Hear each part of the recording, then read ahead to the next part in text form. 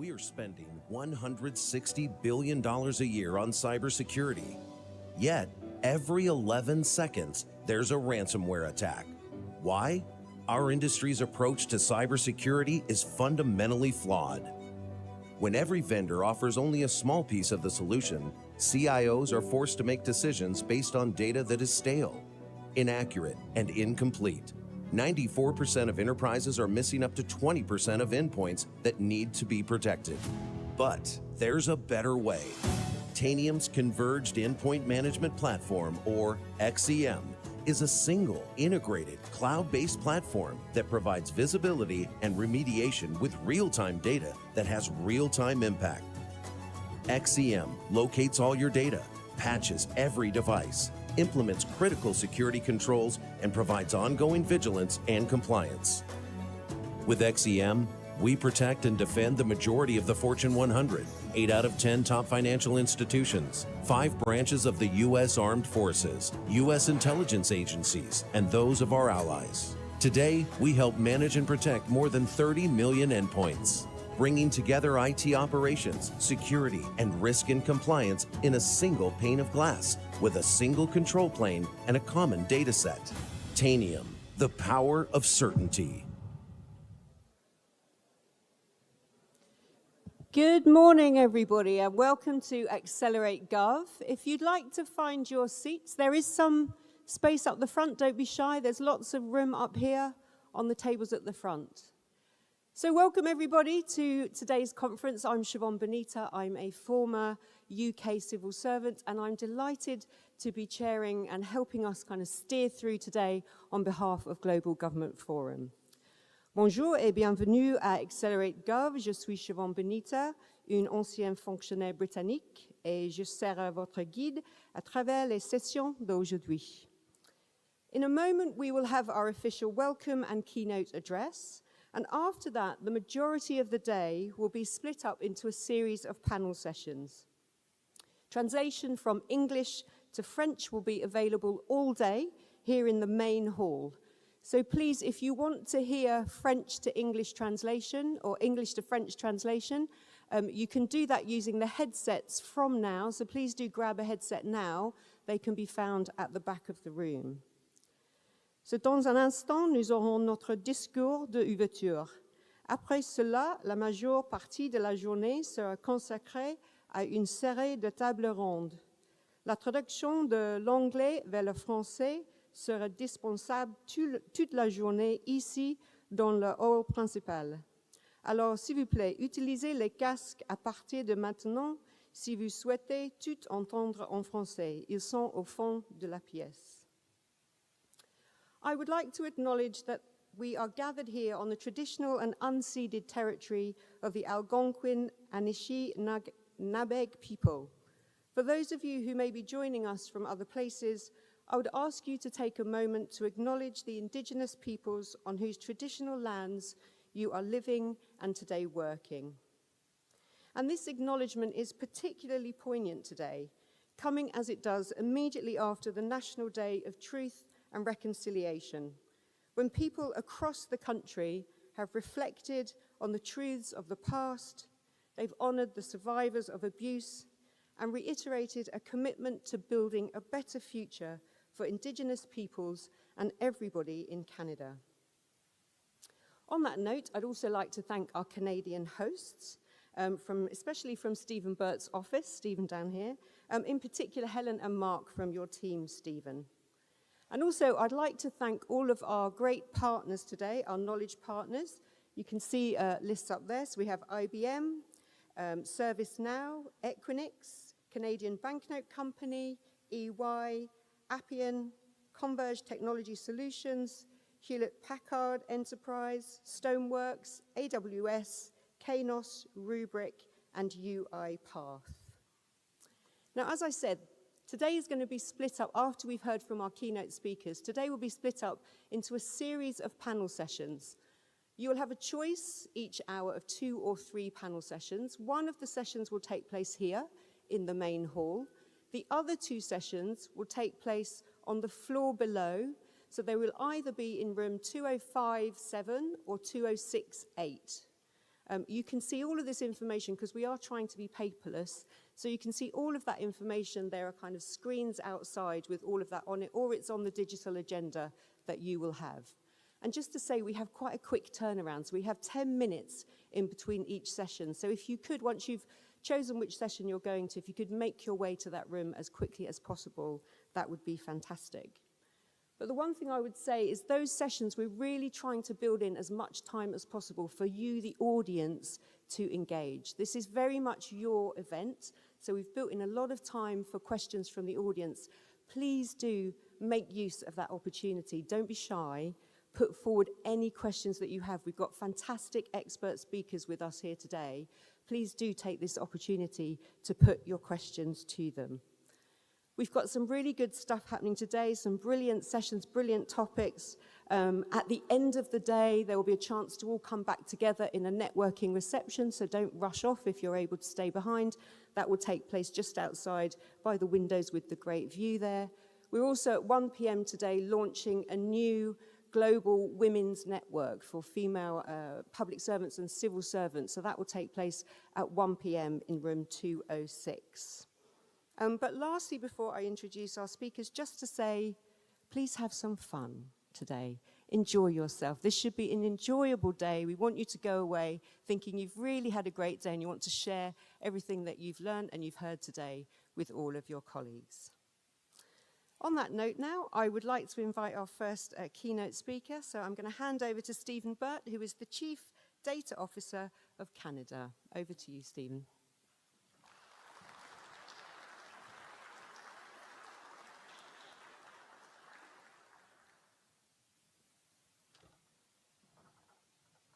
Bon matin tout le monde et merci Siobhan pour votre beau reconnaissance du terme puis aussi pour l'introduction. Mes remarques aujourd'hui seront toutes en anglais, donc je vous encourage tous, tel que dit, de prendre davantage des services qu'on a de traduction dans l'arrière de la salle. Donc si vous n'avez pas encore fait, s'il vous plaît, faites-le maintenant, puis on va aller à partir de là. So thank you all for being here. I'd like to say thank you in particular on behalf of Catherine Lilo, Chief Information Officer of Canada, who would have loved to have been here, but unfortunately is not able to be today. I think we can all agree that in this profoundly globalized world, countries have a greater need than ever to learn from each other's experiences. We have an opportunity to promote success at home by adapting others' ideas and best practices to our own environment. And I want to thank the Global Government Forum for facilitating that exchange and organizing events such as these, which I think are very important to allowing that to happen. It's a great collaboration, and we are very excited to be hosting this event for the second time. I also want to thank you all, senior digital leaders from different levels of government within Canada and abroad, for the work you do and for your commitment to improving public services for citizens in the digital age. This is a place to collaborate, to have the discussions and to learn from each other. And it's a place to learn from leaders and their digital success stories. This morning, I'd like to highlight some of the progress we've collectively made in the Canadian Public Service on realizing the goals of Canada's digital ambition, including with a more in-depth look at one of those achievements, the government's renewed data strategy. The Government of Canada is committed to providing Canadians with modern services that are secure, reliable, user-centric, and barrier-free. The digital ambition is our shared plan to achieve this goal. It represents a government-wide approach, recognizing that efforts and opportunities to implement digital solutions exist across every department and agency. It puts a focus on working with our federal partners and organizations to identify common solutions to enhance service delivery, ensuring the best use of technical expertise and public funds. The digital ambition consists of 4 priorities. First, achieving excellence in technology and operations. Second, building data-enabled digital services and programs to improve client and employee services. Third, setting action-ready strategy, policy, and guidance that enables safe, secure, reliable, and privacy-enabled operations. And fourth, but not least, overcoming barriers in funding, talent, acquisition, and culture change to unlock the full value of digital government. We've had a good year. I'm pleased to report that over the past year, the Government of Canada has made progress in each of these 4 areas. In fact, our year-in review report identified 17 notable achievements. But don't worry, I won't share them all with you right now. I would like to highlight a few of them, however.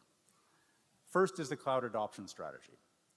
Only 35% of the systems in the Government of Canada are in a healthy state, and cloud is key to modernizing those systems. That said, cloud first does not mean cloud at all costs. While cloud remains a preferred choice for new applications, the decision is more complex for existing ones. Instead, we are adopting the principle of cloud smart.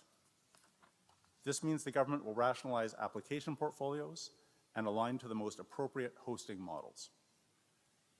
This strategy will help departments navigate modernization decisions while also addressing challenges they are experiencing.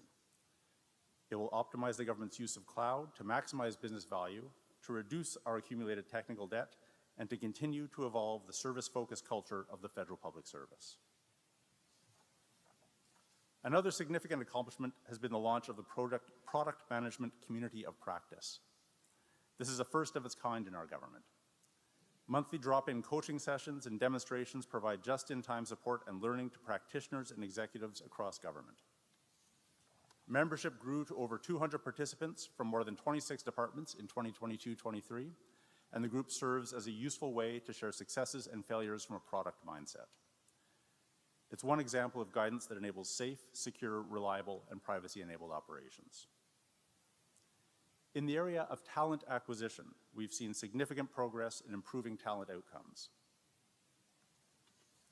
The government has dramatically reduced time to hire in all centrally led digital hiring processes. Earlier this year, a C-suite campaign for CIOs was completed in 10 weeks instead of the average of 28 weeks for staffing processes at the executive level. After evaluating a mix of external and internal candidates from various employment equity groups, a bank of qualified talent was established that departments and agencies can draw on. As well, 34 digital C-suite and non-C-suite placements were completed in that 22-23 fiscal year, delivering on hundreds of mobility and professional development opportunities for executives and aspiring executives. Another process that garnered significant interest in the government includes a cybersecurity recruitment poster, which received more than 1,600 applications, many of them from external candidates. This was the first centrally led recruitment campaign with strong diversity messaging, encouraging all candidates to apply, including racialized and Indigenous peoples, women, persons with disabilities, and persons of the 2S LGBTQIA community. If you haven't taken the opportunity to take a look at the government's digital talent platform, I would encourage you to do so. It hosts an excellent inventory for those of you who are looking for opportunities or as well as some talent management capacities beyond what you would usually find in jobs.gc.ca. I would now like to turn to a fourth example of progress, this one in the area of building data-enabled digital services and programs. I saved the best for last. Why data? You've probably heard it all before. It's the question everyone asks. Why can't government provide the same level of customer service as Amazon? Well, there's lots of reasons. Myriads of legacy systems that are unable to talk to each other, vertical government structures, and many more, but the biggest reason is data. We cannot be digital without data. That's why we need a data strategy that keeps pace with the changing world around us. After months of work, we have renewed the Government of Canada's data strategy to improve data management across government departments and agencies, while remaining committed to its responsible use and the continued protection of individual and organizational information and privacy. The proper gathering, management, analysis, and protection of data is critical to the development of strong policies and the delivery of effective services to all Canadians. It will allow us to transition to a user-centric service access model where clients and citizens can understand how and why their data is being used. As the strategy is implemented, better data management will improve client and employee services, as well as federal programs through cross-government initiatives such as digital credentials and data integration. Better data also underpins the release of high-value open data sets for public and external use. The renewed data strategy groups together existing work and harnesses what's already out there to move us forward. It's about giving existing pieces of work the formality and weight they need to drive home efforts in the data field. So the strategy shouldn't contain any real surprises. Instead, it validates the great work and effort that is already out there, organizes it, and pushes forward the pieces that needed a little more momentum to move from idea to reality. Based on existing progress and work across the public service, the strategy is organized into 4 mission areas focused on concrete, achievable, and high-impact opportunities. The first is data by design. By this, we mean that data needs to be proactively considered when designing new initiatives and programs. To that end, under the strategy, we will clarify data leadership responsibilities within and across the government, embed planning for data activities in policy, program, and service development, as well as in delivery, monitoring, and execution, and provide clear expectations from central agencies about appropriate resource allocations for data needs and operations in program, policy, and service development. The second area is data for decision-making. We must manage data so it allows better decision-making on issues that matter to Canadians. To do that, we will establish a federal data stewardship model for enterprise data and standards, set expectations and implement common practices, and transform data into insights. The third area, and the closest link to the digital ambition, is enabling data-driven services. Data must flow securely to where it is needed to improve user experience while maintaining trust. To realize that goal, we must drive service design, iterative service improvements, improved user experience, and better outcomes through effective data flows. We must also prioritize open and responsible data flow to improve services to Canadians, and set clear expectations for responsible, transparent, and ethical data stewardship to maintain trust.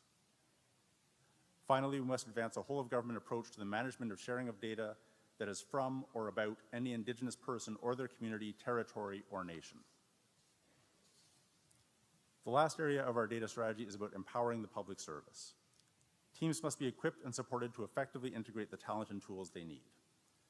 This means promoting and improving data careers in the public service, providing opportunities to improve the data skills of all public servants, and ensuring public servants are equipped with the appropriate tools to support their work. I would also add that while we are working on to strengthen the quality and accessibility of data and the tools and skills available to staff, to realize the full potential of the data strategy, we will need the help of every public servant. You are the real experts in the systems and data sets you use every day, and I know that many of you have ideas for how they could be improved. Like all innovative organizations, the government wants to empower you, our colleagues, to put forward your ideas and to take the most promising ones forward into implementation. That's why last year we ran the Public Service Data Challenge, asking you for ideas on how we can improve the government's use of data. The winning idea, put forward by Jay Conti of Agriculture and Agri-Food Canada, involved applying AI to help employees, people, and businesses find relevant public services. And this idea is now being put into action by our colleagues at AgCan. On the 24th of October, the Data Challenge will open again for entries in its second year, and I would urge you all to send your ideas for how government can make better use of data. Whether or not you have an idea yourself, you can volunteer to join one of the project teams set up to research and develop the most promising concepts. You will get to work in an interdisciplinary team with people from across the public service, build skills and contacts in a field that is becoming ever more important to public service delivery, and present your ideas to our judges panel of senior digital leaders. The Data Challenge is designed to put you in the driver's seat and help you develop your skills while improving services and the tools available to public servants. Whatever your role, profession, employer, or seniority, we want to hear from you. So please get involved. You can find out more on the challenge website, canada.governmentdatachallenge, all one word, .com. I believe that our renewed data strategy with the people and talent we have already got in the system provides the foundation we need for data-driven results and outcomes.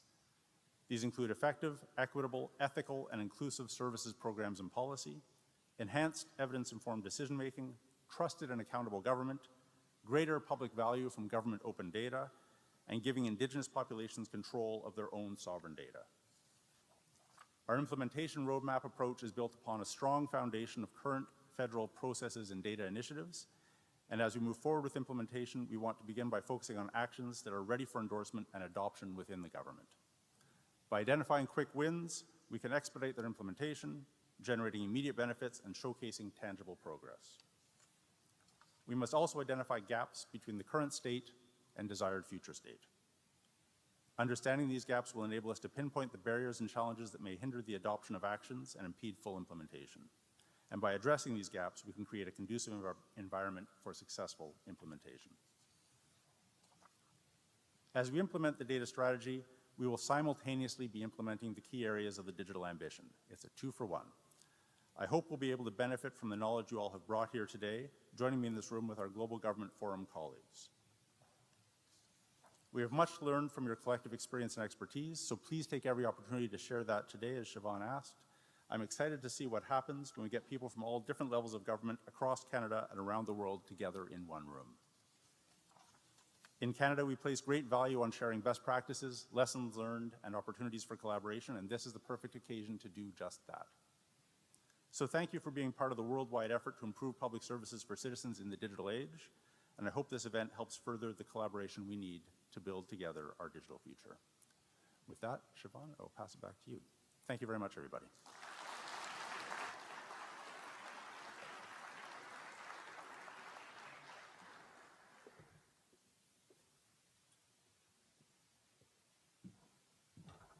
Thank you so much, Stephen. What a fantastic speech to start the day, because I think, Stephen, you covered a lot of issues there which we will be picking up throughout the sessions today.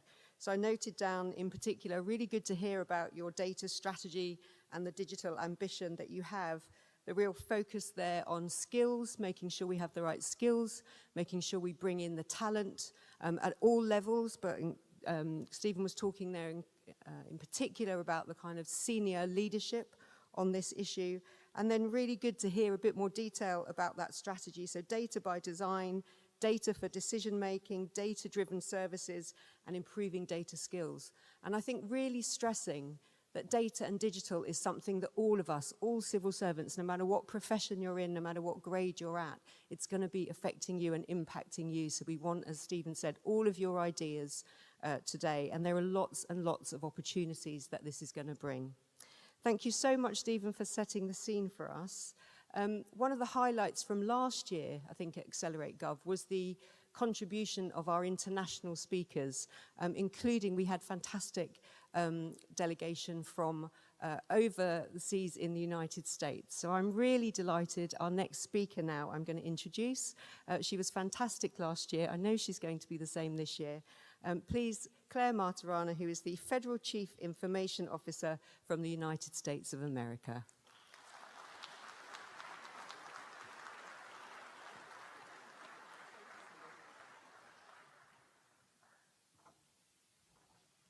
Good morning.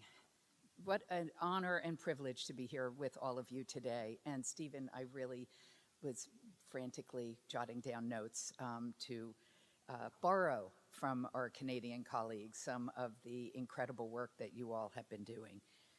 So I want to put up our slides, if we could, and not sure if there is a clicker to move to the first slide, but I will just cue whoever's moving the slides then. So hi, I'm Claire Martirana. I'm the Federal Chief Information Officer of the United States. My office at the White House works to create and modernize tech policy. Thank you so much. No worries. So we work to modernize technology policies across the entire federal government. So I wanted to show you a little bit about the size and scale of the federal government in the United States. So we have about 430 agencies and bureaus as part of our government.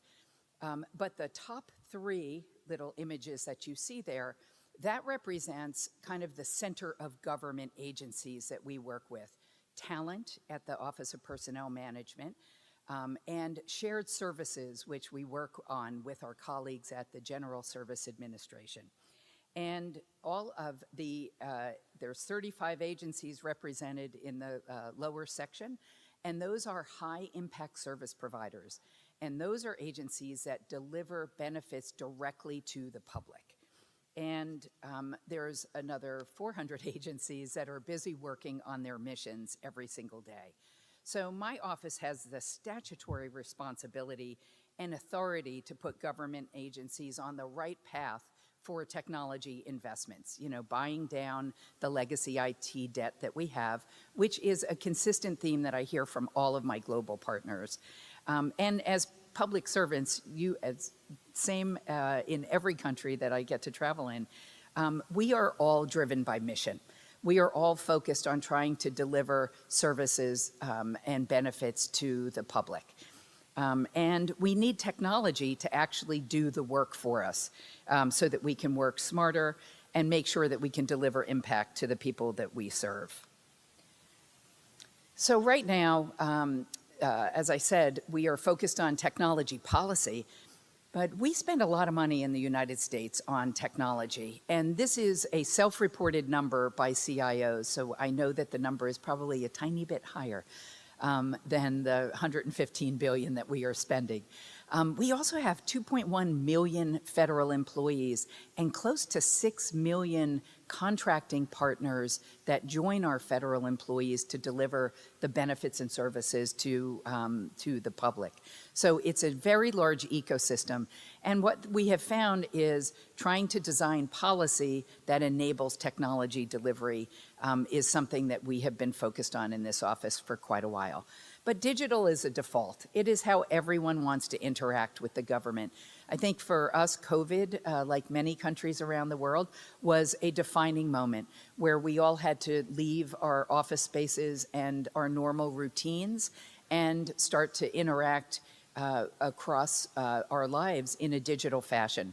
So we have a lot of visits on a monthly basis to federal websites, a lot of hours. That is about 75 million hours is, I think, if we did the back of the envelope math, it's like 3 million days worth of people spending time on our properties. And our numbers in government are actually lower for mobile utilization. A lot of people are doing this work kind of at their desktop or on their laptop, where in the private sector, my companies were all in the almost 80% mobile. So we recognize that there's a little bit of a deficit there. So we are still not meeting the needs of the public, right? We are constantly asking our public what their expectations are of our government. And 87%, as you can see, want to have a digital opportunity to interact, to complete a task while working with the government. We also fully recognize that we need to be multi-channel, right? We cannot just be focused singularly on digital. There are people that still want to call and speak to a human. There are people that want to come to an office to actually work with a benefits manager to help them get access to the services that they deserve.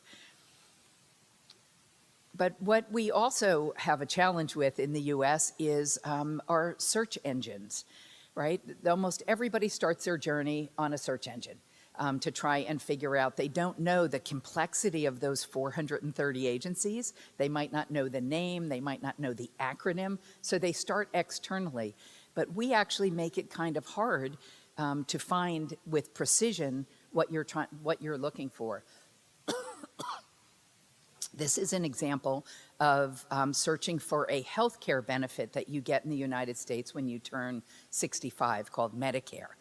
I searched on Medicare. You not only get multiple federal agencies publishing content that is duplicate, you also get intercepted by really clever marketers who are trying to make it easy for you to actually access that benefit. And here's the punchline for this slide. To get to Medicare, to apply for Medicare, you don't go to medicare.gov, you go to Social Security. You'd never know that by doing a normal search. So these are things we know we can fix and we are working hard to fix. Also, federal websites have a very different look and feel. These are 6 of our highest transactional websites in the federal government. And they look nice, right? They look, one of them kind of looks like a private sector company, the one with the woman's image in the middle. They're lovely, but there's no continuity. There is no brand visual identity that actually ties together for someone to understand that they are on an accurate, credible, trustworthy, and verified government website with content that is from the federal government that can be trusted. So this is a really wonderful area of opportunity that we know that we can drive very significant change and increase the public's trust in government. So we're also not meeting the public's expectations. 60% of our websites are not accessible to people of all abilities. And that is a catastrophic failure on our part. In the United States, annually, 60 million people are disabled. Annually, 16 million additional people become temporarily disabled. Could be an accident, could be an illness, injury of some type. So we know that we have to make our websites accessible across the board. We talked about mobile already, and we have a wonderful system that was designed close to 10 years ago in the US called the United States Web Design System. And it's, publicly available on GitHub, but we have not supported that in the way that we should. We are putting some effort that I'll tell you more about in a couple minutes into that effort. Also, this is probably the thing I will be most remembered for in my time in government, is stating these facts out loud. 2% of our forms are fully digitized, and that is a terrible number. It's obviously costing a time tax of close to 10 billion hours for the public, but also we're spending $38 billion on paper, which makes no sense in this day and age for what we can get accomplished. So some agencies do things like have a front-end form, a PDF that you can fill out and you can email it in. So you might think you could check the digital box on that, but you actually can't, because when you get the paper inside at the agency, we turn it into paper. And then we process it through our normal business process. So by moving to a digital ecosystem, we have to actually fully reconsider all of our business process. You can't just, it's just like moving to the cloud. You can't just lift and shift all of your applications to the cloud and not do app rationalization. You have to rethink your business process. In some cases, it becomes incredibly efficient when you actually stop repeating the processes and re-engineer that entire workflow. And this is what we have been focused on. The American public deserves a simple experience, a seamless experience when they transit from property to property, from those 6 websites that I showed you. Numerous people start one place and they have to transit to another to complete a task or to start a new task. And secure. Secure is the focus area that we have had in this administration. We started the administration in the middle of solar winds, as you might be familiar. Log4j followed shortly thereafter. And we have had a consistent, adversaries are attacking our systems millions of times a day. And it is a focus area for every single thing that we do, is focused on cybersecurity. The way that we talk about it is kind of the point of the spear. It is where we have, in a slightly polarized government, you might have heard that we're slightly polarized, it is something that brings us together, because it is not a partisan issue.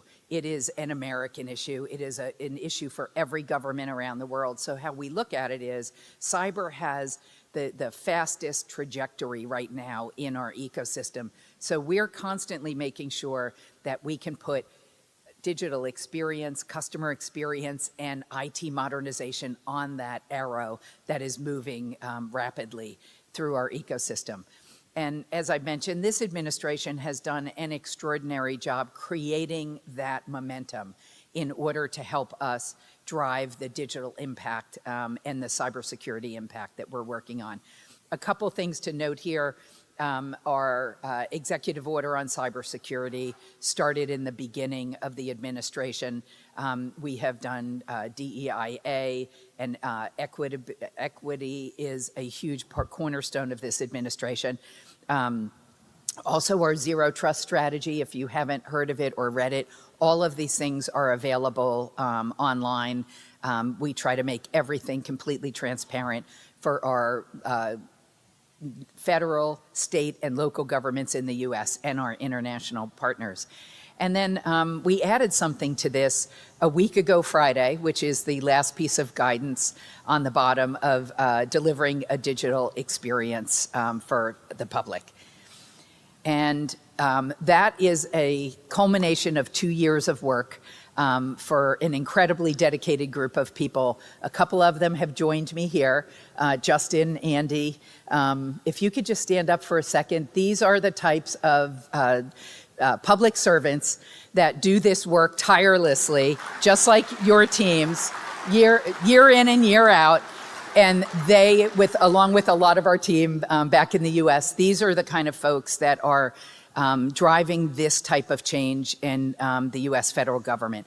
So customer experience represented on this slide, customer experience is the big umbrella, right? It is the global language that we use to talk about delivering benefits. But our digital experience is actually more of the technical infrastructure that is tying together all of the use cases that we are working on.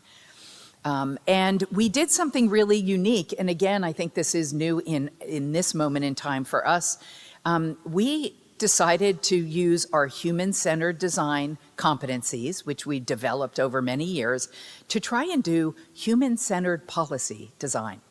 And the reason that that is so important is, I always say, people support what they help create. You have to have subject matter experts informing your policy. Digital delivery teams that are excellent across government. Digital delivery teams that are new, that maybe are not up to speed yet. It is really also important to understand where they are on their journey. So we've created a policy framework by working across the board with our high, medium, and low performing organizations to make sure that our policy can be implemented with excellence across the ecosystem, regardless of how mature a organization is. So these are kind of the framework pillars of our digital delivery. None of them will likely surprise anybody in this room. Going back to some of Stephen's comments, data is kind of that connective tissue for government that is going to help us actually evolve through the ecosystem, but making sure that we can measure and manage all of our data. So analytics are absolutely mission critical, walking all the way through accessibility, as I mentioned, making sure that all of the component pieces are high functioning and that we have not created disharmony by having rules and regulations that are confusing. One of the other things that we're working on is trying to make sure that we are harmonizing our regulations, because oftentimes we will put out new guidance and it kind of piles on top of the old guidance, and we don't rescind older directions, and that causes a lot of consternation within teams. Brand, as you heard me mention, not having that unified visual cue that tells the public that this is a trusted, verified government resource, and that you can take action from the information you're consuming, and trust that you can go on your task-based journey utilizing a trusted government resource. Design, that is kind of, universal, I think, in all of our customer experience. Search, as I mentioned, making sure that starting at an external search engine, you can clearly get to what you need fast and you know that it is trustworthy. Content is something I'm reasonably obsessed with in our federal government. AI is something we're all spending an enormous amount of time on, and it has such incredible opportunity to remove burdensome work from people and really help us accelerate the way that we operate in government and in the private sector. But the way that large language models learn, they learn by searching and scraping the internet so that they can build up their corpus of knowledge. But in the United States federal government, we have been publishing content for 15 years, and we have not taken content offline that is outdated. So the LLMs have actually learned on both very recent, up until 2021, data, but they are also finding data from 2001. And oftentimes it is outdated, so that if you're searching for benefits information, you might not get the right answer from the model because it has been trained on data that is outdated. So we're doing a huge amount of work on reducing duplicate content, making sure that agencies are just cleaning up the things that are public facing so that we can focus on giving you the best result when you search. And then digitization, as I mentioned, digitizing those forms, making sure that our data is clean, it is available, it is trustworthy, and we are doing it with all the right privacy considerations in mind. And I wanted to also, so I gave you some negative stats, but there's also extraordinary work going on across the federal government. I wanted to give you an example of our United States Department of Veterans Affairs, where we care for 14 million veterans. They did a mobile app a couple, I think now it's almost 2 years ago. It has a 4.8 rating in the Apple App Store, which I would get a huge bonus in the private sector if I launched something that had a 4.8 rating. It is really extraordinary. And this example is actually really wonderful because we have a lot of veterans that have, that are blind and that have visual impacts. So they previously had to wait 30 days to get a letter in the mail that, guess what, they couldn't read. They had to have someone read it for them. So in the mobile app, they actually can use full assisted technology. They can get their data so much faster than it being mailed by, normal means. And the assistive technology will read the letter to them. So it's a really wonderful example of a team using the native technologies on a mobile device and actually trying to meet the customer need in this case. The next one is some digital tools. I mentioned Medicare earlier. It's a benefit you receive when you are 65 if you choose to enroll in government health insurance. And the team there has done an extraordinary amount of work modernizing that system. And you currently, there was no real way to compare plans that were available for you to purchase. You do have to pay a supplemental amount of money. So searching for the information is becoming easier. They have designed a plan finder tool, and that means that people can more easily find options that work best for them. So we are doing an extraordinary amount in the US. Last week, I didn't have the right slide here. I think I missed a slide. But last Friday, in order to avert the comms shutdown that was going to happen because of the shutdown of our government, we squeaked out a digital experience guidance that I mentioned on one of those slides. I would encourage all of you to go to whitehouse.gov and search on digital. And you will find a blog post that explains what we've done, why we've done it, and then the actual guidance, which is 31 pages of extraordinarily specific information on the digital transformation plan that we have for our government. The team actually designed the interactions for the guidance that would take you directly to component pieces. But it shows you how we're thinking about it, how we're measuring it, how we're trying to drive this change across the federal ecosystem. And we're really excited, hopefully, to come back next year and tell you all about the initial successes that we've had with this digital experience guidance going live. So thank you all so much for your time. Thank you for your service to your customers and the public that you serve. It is important that we are here to learn from all of you, and it's really an honor to be in Canada. Thanks so much, everyone.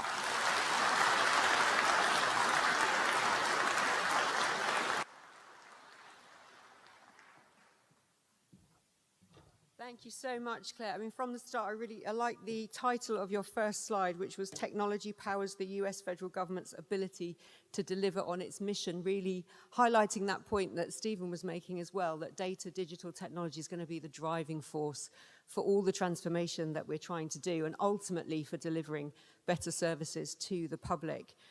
Some other points that I got from Claire there, which I think, like with Stephen's presentation, there are themes that are going to run throughout the day.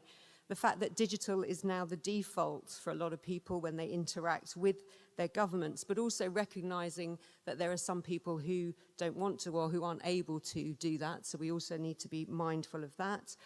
The cost of modernizing old systems, of improving our legacy systems, of moving to new systems as well, and how do we manage that transition.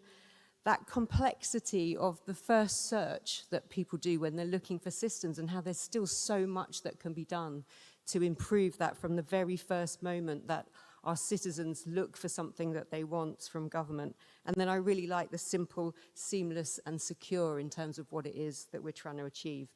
We can probably send a link round to anything that you mentioned there as well to people who registered. Similarly, Stephen, we can do that from anything that you mentioned as well. So thank you so much to Stephen and to Claire for brilliantly setting the scene for today. Lots of food for thought as we go into our first sessions. So on that, don't worry, we're running a couple of minutes late. We will make that up now in our following sessions. But just to say, as you move into the other rooms, so if you are staying in this room now, you will be here for Knowledge is Power Deploying Data. That will be taking place in this room. In 205 downstairs will be Train and Explain, so talking about digital skills for everyone. And in 206, where I will be going, that's Automation for the People using RPA in public service. If you're staying in this room, please do move forward so that everybody's at the front of the room. Thanks, everybody. Enjoy the rest of the day.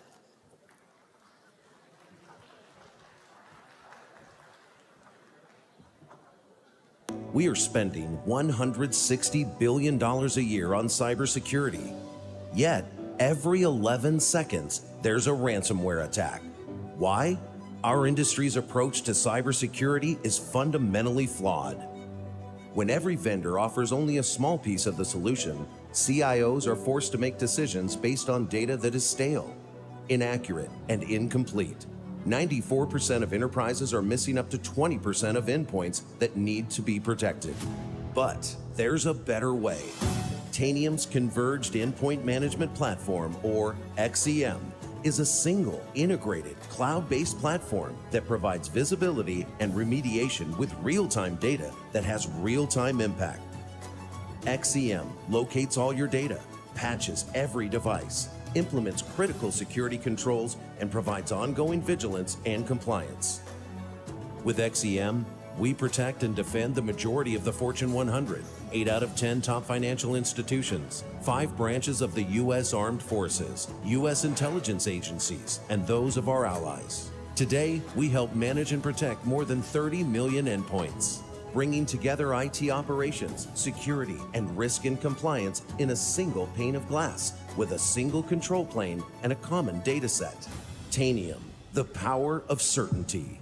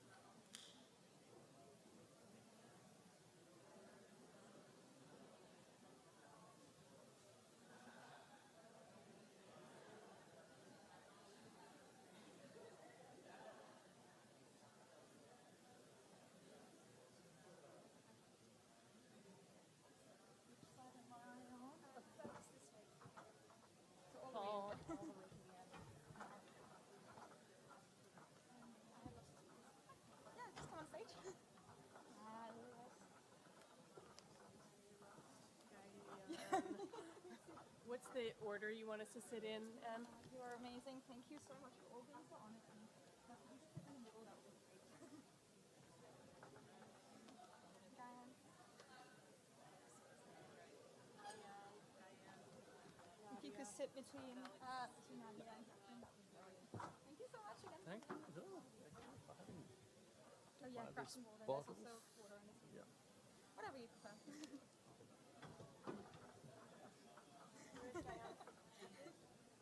Yeah, just over here. Yes. Just here.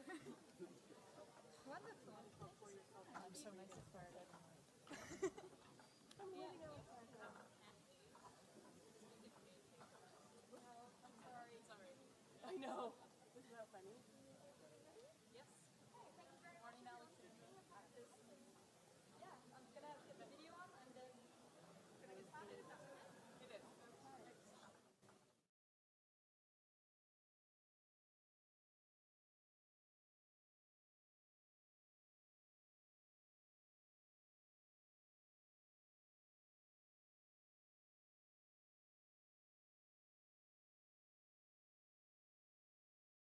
Cybersecurity. Yet, every 11 seconds, there's a ransomware attack. Why? Our industry's approach to cybersecurity is fundamentally flawed. When every vendor offers only a small piece of the solution, CIOs are forced to make decisions based on data that is stale, inaccurate, and incomplete. 94% of enterprises are missing up to 20% of endpoints that need to be protected. But there's a better way. Tanium's Converged Endpoint Management Platform, or XEM, is a single, integrated, cloud-based platform that provides visibility and remediation with real-time data that has real-time impact. XEM locates all your data, patches every device, implements critical security controls, and provides ongoing vigilance and compliance. With XEM, we protect and defend the majority of the Fortune 100, 8 out of 10 top financial institutions, 5 branches of the U.S. Armed Forces, U.S. intelligence agencies, and those of our allies. Today, we help manage and protect more than 30 million endpoints, bringing together IT operations, security, and risk and compliance in a single pane of glass with a single control plane and a common data set. Tanium, the power of certainty.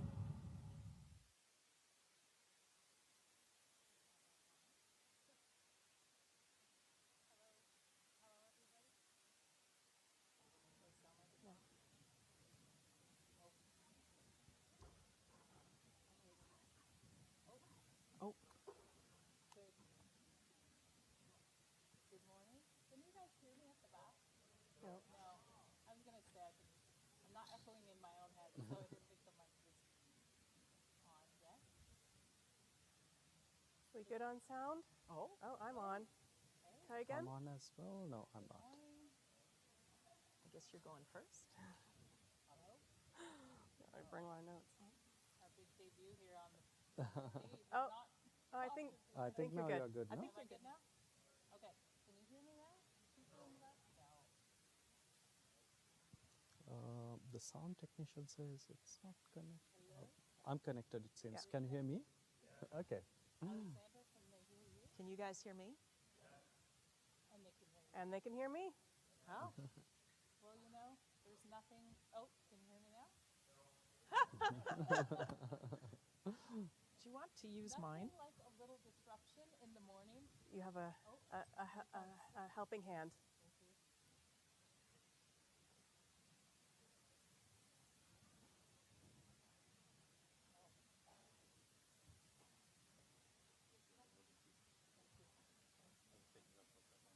Okay.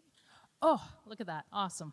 I always prefer the karaoke mic, to be honest. So if we weren't running a couple minutes late, we might break out in song. But it's still early in the day. Stay tuned for later for that, because we have some really interesting concepts and stuff to talk about here this morning. So getting right to it, my name is Catherine Stevenson. I am the director responsible for data integration infrastructure at Statistics Canada. And I have the pleasure of facilitating our conversation for the next 45 minutes. I just want to give you a heads up right now that this is intended to be interactive. There are some microphones stationed around the room, so please don't be shy with your questions. In terms of format, each of the panelists is going to have some opening remarks, and then I'll probably kick off a question or two, or six, but you will have great questions too, so please don't be shy to go up to the mic. So without further ado, on my far right, your left, is Alexandra Dykes, Director of Performance and Oversight, Information and Data all those things, Information and Data Governance, Data and Digital Policy Sector at the Treasury Board of Canada Secretariat. Next, we have Nadia Ahmad, Chief Data Officer and Head of Evaluation at Global Affairs Canada. And close to me here, we have Guyan Perez, Head of Data and Technology, Chief Digital Office, United Nations Development Program. So without further ado, I'll pass it over to you, Alexandra. It's a good job because I put my name up there. They gave me the button. That was a bad idea. So welcome, everyone. So what can I tell you about a little bit more about what Stephen Burt talked about, which is our data strategy for the Federal Public Service. So first and foremost, this is not a new layer of burden that we're putting on all of our Canadian government departments and agencies. In fact, what we're trying to do is enable all of the work that was already done to be elevated and pushed out to the rest of, well, everywhere, actually, in the Federal Public Service. So we had an original data strategy in 2018 that really set us up to talk about this slide actually gives you sort of an overview. Data as an asset, and what do we mean by that? So if you think about all of the data that we have, certainly in Canada, a lot of it is in silos, whether they be provincial, municipal, and within departments, within programs. We find that we have little packages of data, and they all have value to individual programs or services, but how much more value could they have if we could share that?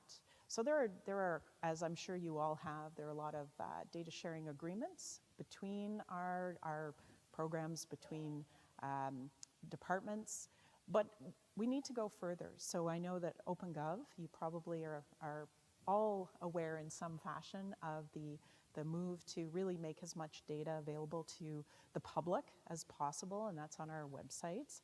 And that goes only so far. Really the data strategy, as you heard earlier, are those 4 missions about data by design, data for service delivery, data for decision making, and talent. But it really is they're kind of all 4 pillars of the same thing. They're all about using our data better. The big thing for us in the first year of the 3-year plan is developing data standards, because without data standards, we can't have interoperability. We can't link together data sources that can then tell us more about the big picture. So that's a big focus for us. And I had 1 to 3 minutes, and I could keep going on, but instead, I'm just going to turn it back over. Thank you for that. I love the way that you inserted that you're not here to be a burden. For those of you who don't work in the Canadian Public Service, that is the tagline for the Treasury Board Secretariat that you must state at every one of these types of events. And I always hear that, and it reminds me to be nice, to be a little nicer for things coming out. So over to you, Nadia, to talk about what's going on at Global Affairs. Thank you so much. I'm really delighted to be on this panel with such esteemed colleagues. So in response to this theme, knowledge is power, deploying data, I really couldn't help but quote the Spider-Man comic book, right? With great power comes great responsibility. You got it. So as public servants, we're entrusted with this unparalleled opportunity to harness data for the greater good. Yet with this power, as we were just saying, comes great responsibility, a responsibility to ensure that the data that we wield reflects the diversity and complexity of the communities that we serve. I think that some of you are probably familiar with the concept of data feminism, which was first championed by scholars Catherine D'Ignacio and Lauren F. Klein in their book by the same name. If not, don't worry about it. You just have to look it up. The entire book is available for free online. But this approach, data feminism, a data feminism approach demands that we recognize voices that have historically been marginalized or silenced and amplify them through the data that we collect and analyze. Data feminism prompts us to question not just the data itself, but the very processes by which it's collected and interpreted. Are our methods inclusive?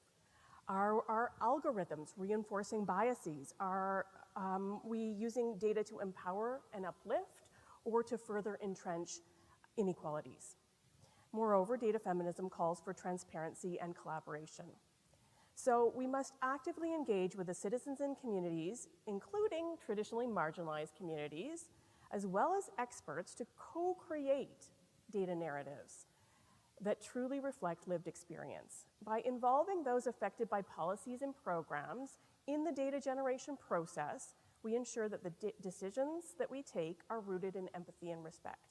So, as you can see on the screen, in addition to being the Chief Data Officer at Global Affairs Canada, I wear the hat of Head of Evaluation.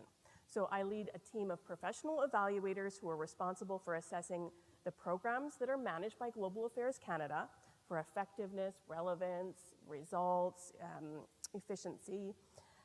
And to their credit, this group of evaluators is blazing a new path in evaluation by applying these feminist principles to their data collection and analysis methods. For them, the principle of do no harm is a floor and not a ceiling.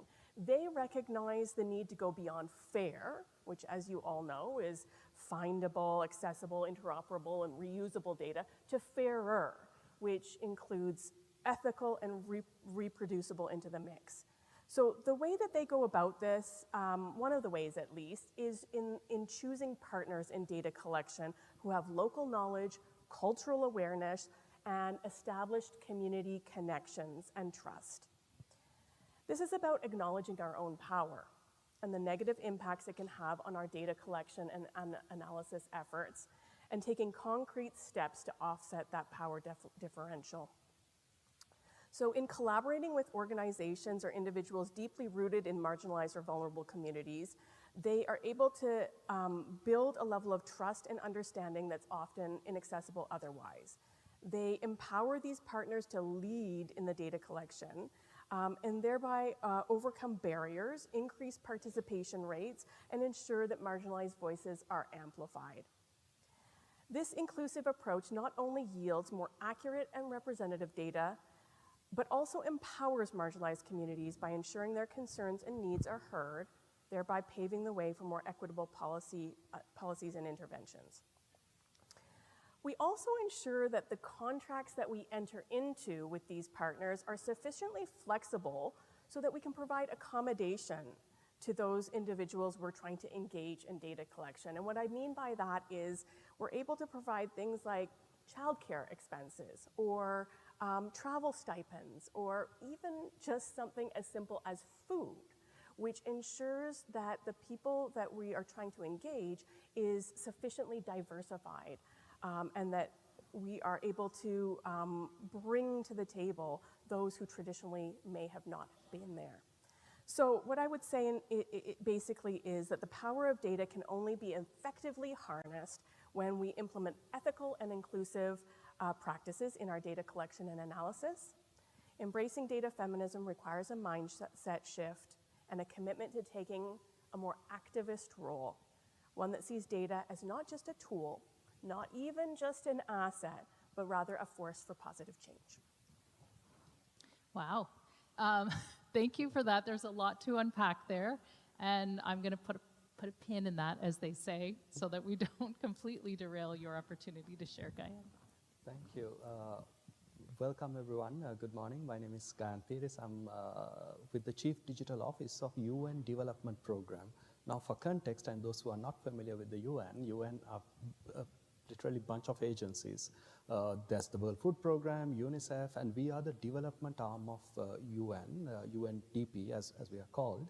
And we are present in over 170 countries. We say we have boots on the ground on 170 countries. So I'm going to talk about data from that vantage point.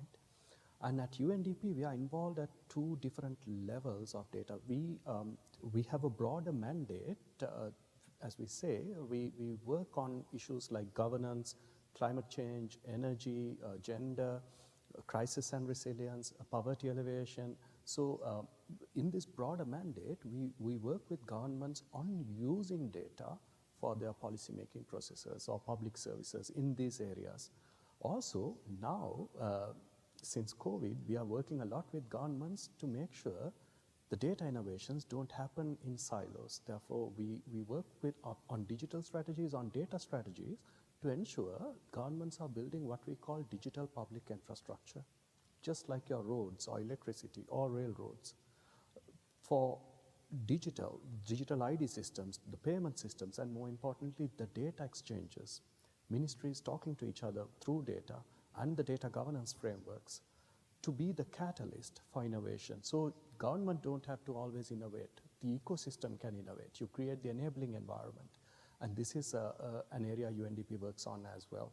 So I lead a project called a Data to Policy Navigator, basically encouraging policymakers to use data as evidence in their policy. And as a part of this project, we interviewed 19 different national statistical officers, specifically in the low and middle income countries, spread across regions. And the research was sort of complemented by 15 different global experts from World Bank, IMF, to civil society, to some private sector, including the big tech as well.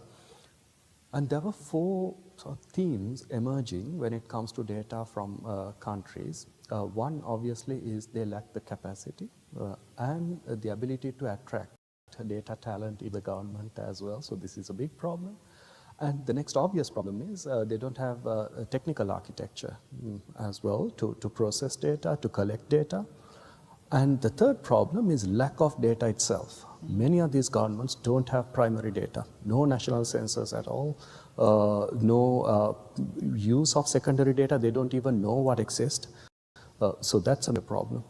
The fourth area is common across countries, across regions, which is a behavior change, a culture change in the government, as a whole of society, a culture change. And if I may quote one of the interviews, I was told, we've been doing this for 20 years. This is how we do it, and this year it won't be different. We are doing the same. We have our models, we have our people, and it'll be the same. So a culture change, a behavioral change is a big issue in this area as well, and UNDP is working on addressing all four of these, all the way from strategy level to programmatic response to actually helping countries to find financial instruments on building their technical infrastructure as well. I can go on, but I'll stop there for... Yeah, sounds very interesting. And I don't know, for those of you in the audience, when you hear this feedback from a study of how many countries did you say? 19 countries.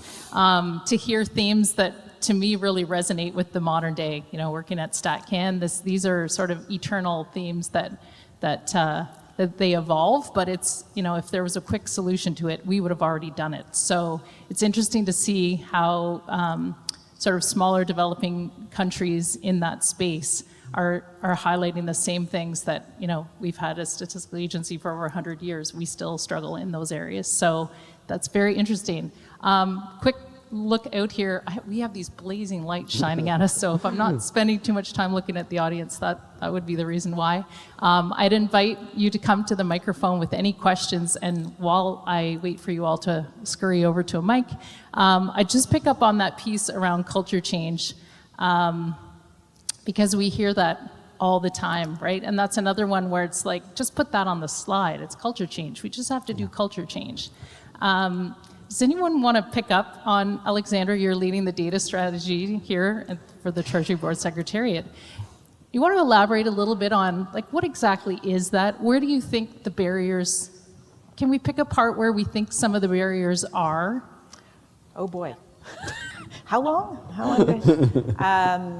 Actually, that's a very good point to link it back to the data strategy. So one of the pillars that I talked about very briefly was talent. I didn't actually talk about the pillar. But we all know, we're all humans, change is hard, and therefore it's a lengthy process. So I mentioned we were working on data standards. We're actually also proactively working on the talent piece. And culture change is a big part of that. It's how we think about everything. So, I mean, culture, when we talk about data culture, I should say, because culture change, we're not talking about that one. That's way bigger than this discussion. But the data culture change is about taking a minute at every level and saying, do I have this data? How do I get this data? Does somebody else have this data? What could I potentially use? What would improve my ability to actually see the full picture? What data could I leverage? And for our senior managers, it's about giving the time and the space to do that analysis, because that is not easy. If we, if it was easy, we would have already done it.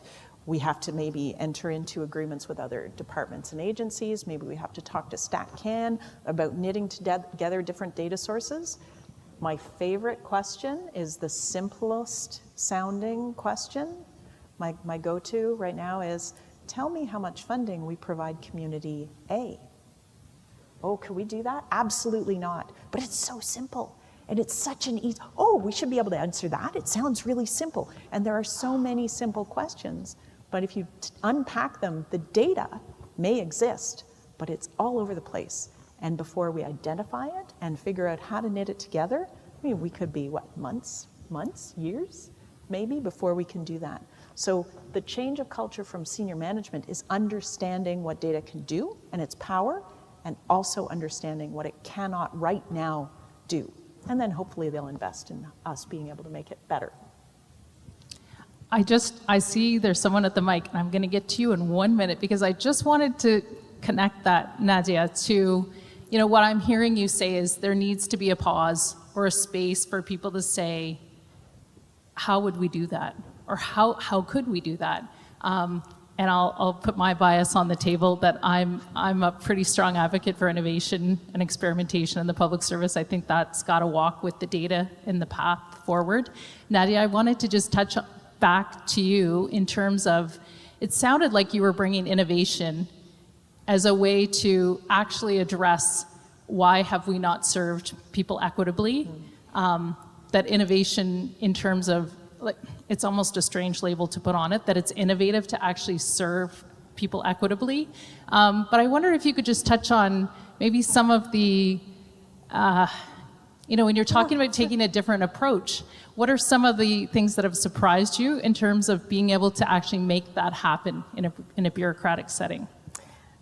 Well, Catherine, I think it's the way you phrase the question is really interesting, because you say, is it really innovative? I don't think the what is innovative, right? We all know what we're supposed to be doing in this. I mean, we've come that far at least, right? To know about the what. We know we're supposed to be more equitable. We know we're supposed to have good data governance standards, good, we kind of get the what. It's the how that is mystifying for many of us across public services, I think. And I think that's where things need to, we need to refocus our attention on the how, because understanding the how is the key, I think, to unlocking the culture change. Everyone has great intentions and is really kind of aware of the moment in time we find ourselves, and ready to, and poised, to take action. It's understanding how they're supposed to go about doing that. And I think that's what my team of evaluators has kind of broken down in a way, is how we knew we were supposed to be more inclusive in our data collection. It was the how to go about it that was key to unlocking our success, I think, and coming up with standard operating procedures, coming up with things, speaking of innovation, coming up with things that are these online self-reflection tools that prompt you to ask yourselves the right questions, right? They're fairly simple innovations, but they're super effective at moving the dial in terms of behavioral change, which I know is the top of mind. Yeah. Okay, I'm going to pause there because I'm going to come back for behavioral change.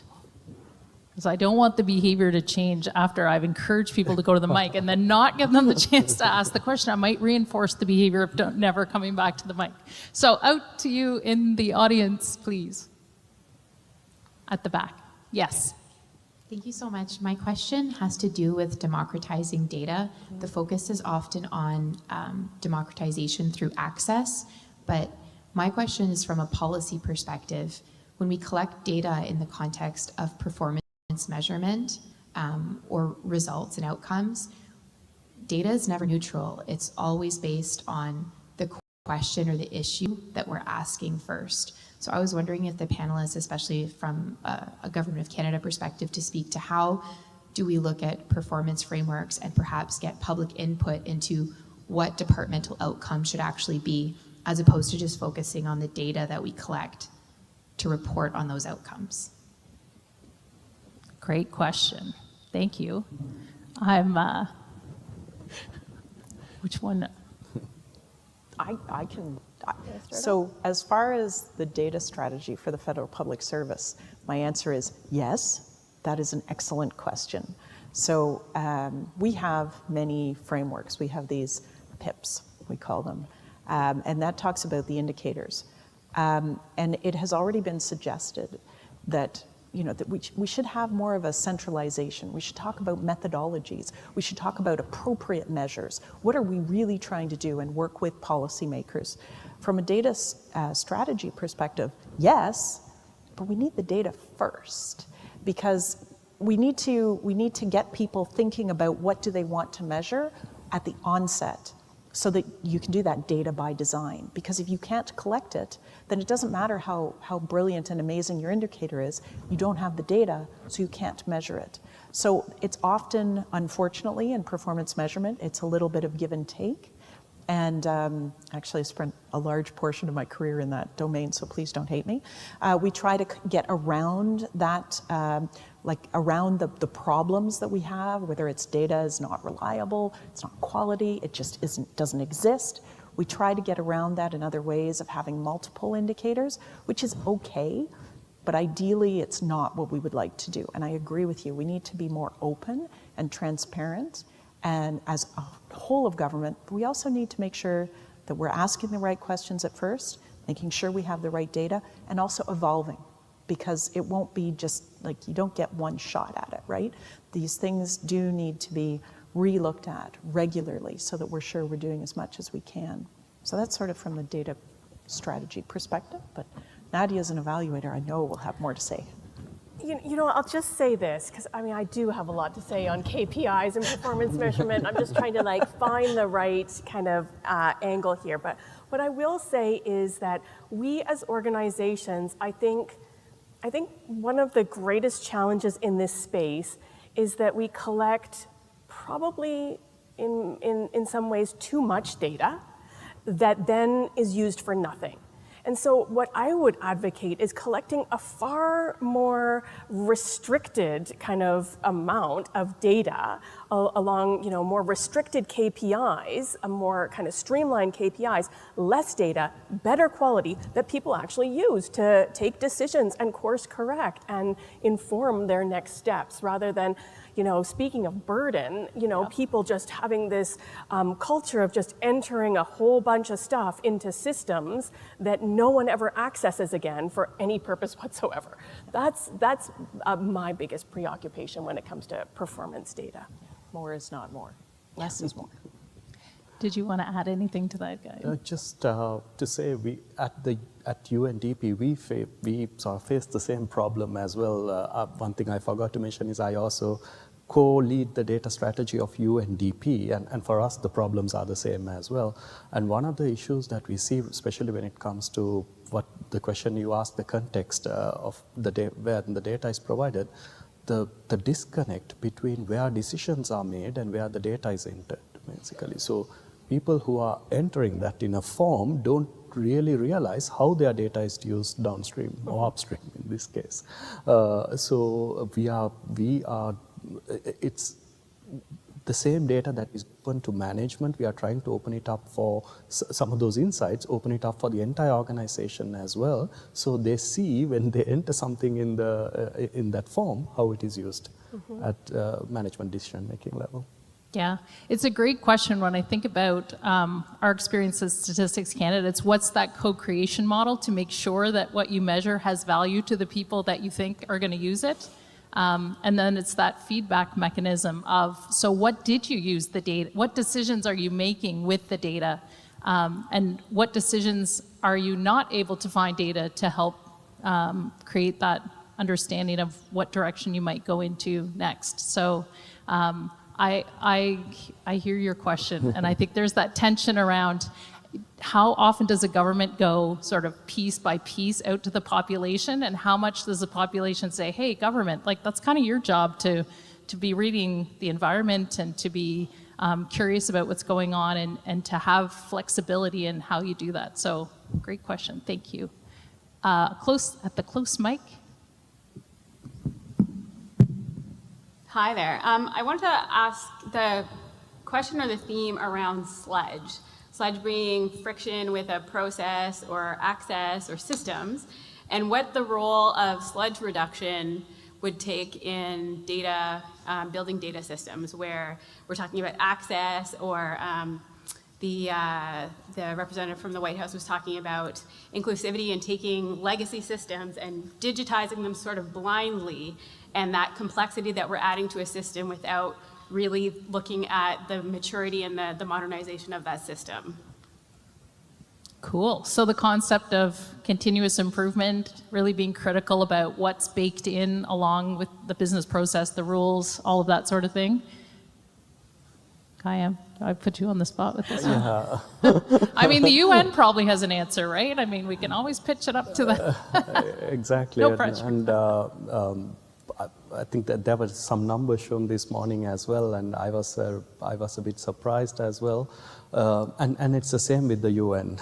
I'm surprised in a way that we are sort of in the same boat as well. And like you said, some of the data that exists, a direct digitization of that data doesn't help, basically. And we have instances where that is even, it works against us as well, because some of the documents that I've seen, instances where people attach a copy of their passport to the payment request that they do. And if you simply digitize this data, some of the data that has privacy concerns get into the systems as well. So when we think about digitizing data, you need to think about what you said, less is better, and that's the key basically. The less we digitize, only the data that we need are fed into our systems is the key, I think. That's my short answer. You get it. I see we have, 10:40. I was going to say we have 5 minutes left, but that was my internal cue to not talk past 5 minutes. So I'll take another question, please. I think this one will be quick. Hello, bonjour. This question is for Nadia. I was delightfully surprised to hear equity and inclusion brought into this conversation. And I know that Canada is a leader in this in many ways. So I would be really curious, in your efforts with feminism, do you consider trans women as women, and is that a part of your efforts for feminism? It's a really great point. Our view of feminism is very broad and has really, it's not necessarily restricted to women at all. It's marginalized communities, and that is all marginalized communities. It's a GBA plus, if that resonates with you, GBA plus use of the word feminism. And so really just it creates an opening to engage with all vulnerable and marginalized communities, including all the LGBTQ2 plus communities. Thank you. There's another question at the back. Hi, everyone. Thank you so much to all the speakers. This question is also for Nadia. I was also, as my colleague Andy was saying, pleasantly surprised that you were really bringing up data feminist principles. I am a big fan of ensuring that, we're always working towards data feminist principles, but, at the working level, I find that there are a lot of challenges of bringing this within a government, bureaucracy. So challenges such as, even being able to pay appropriately people that were equity deserving groups that we're working with to make sure that their time and contribution to the data that we're kind of working with is, properly compensated. Challenges of, I work at CBSA, so like when we're working on secret kind of portfolios of how to manage that and how to ensure that, we do have kind of long, mutually beneficial relationships with diverse, equity-deserving communities. So I'm wondering, if you can speak to some of the challenges that you face, how you've overcome them, and any kind of like maybe advice you have for those on the working level who are trying to bring these principles to senior leaders, that this is necessary for our work. So and I want to reiterate that I'm so happy to hear someone in your position, a senior leader, really advocating for this, but want to know how your team, it's like people under you, have advocated for that and some of the challenges you face. Thank you. Yeah, I appreciate the question. And on the issue of challenges, we're still being confronted with some, and I'll give you one example. So when we undertake data collection as evaluators, we engage with a partner to do that data collection with us. We have to enter into a contract to do that. Our contracting experts push us towards entering into contracts with Canadian companies for good reason, but that's the direction that we're pushed. And we have to, at every stage of the process, kind of resist this push to say, you must contract with this, finite list of Canadian companies in your data collection efforts, to say, no, we want to collaborate with experts or entities in the global south. We want to collaborate with people who have links in these marginalized communities, who have built relationships of trust, because without that, we're approaching these communities in data collection from simply this position of power and authority, and that differential creates barriers to being able to collect that data effectively.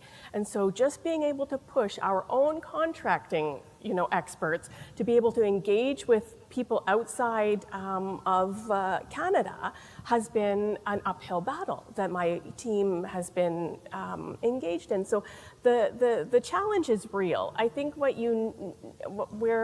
things start to become unblocked is where you're able to demonstrate the benefits of taking the harder route, right?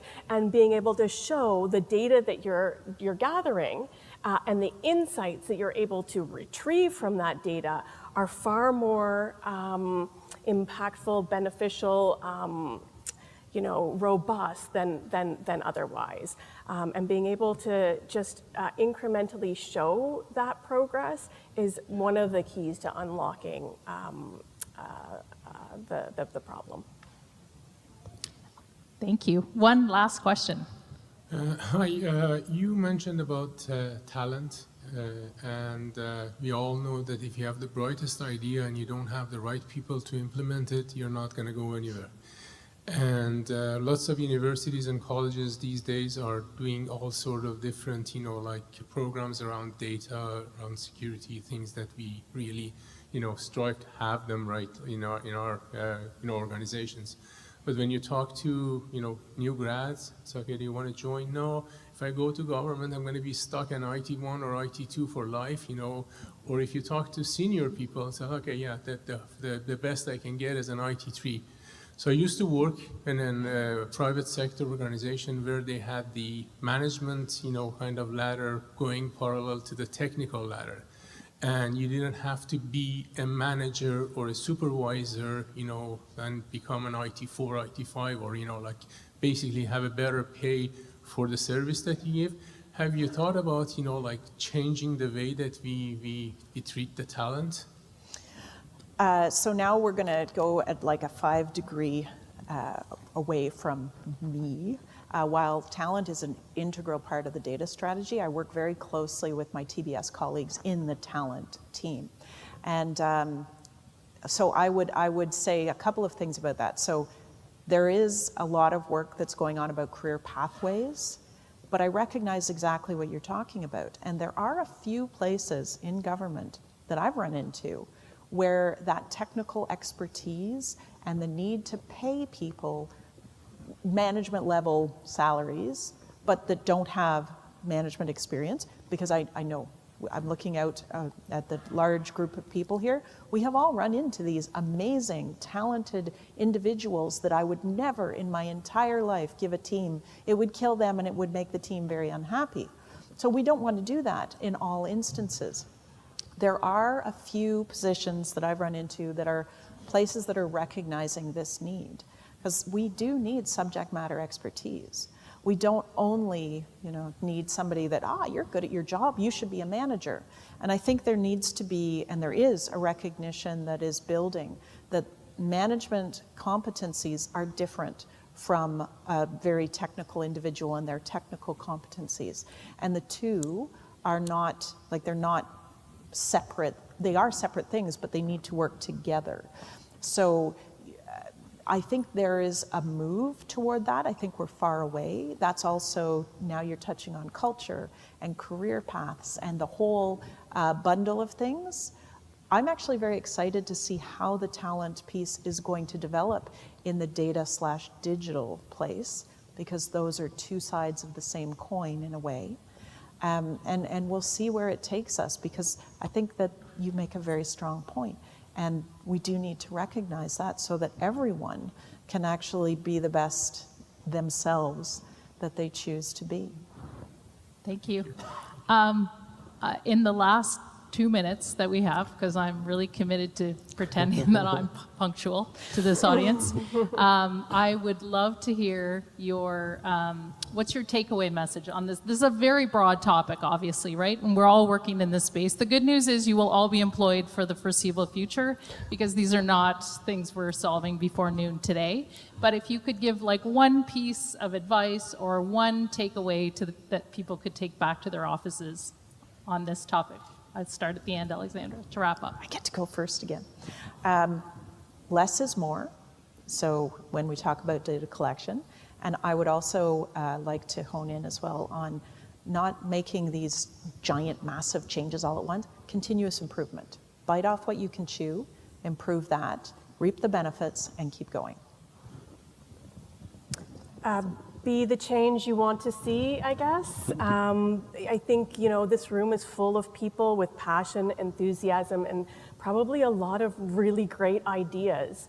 I mean, I can feel it already just by the questions that are being asked, and I would say, don't sit on your hands. Make sure that you are someone who is bringing your thoughts and perspectives forward, and that you are helping to prompt and precipitate that change, that culture change that we all want to see.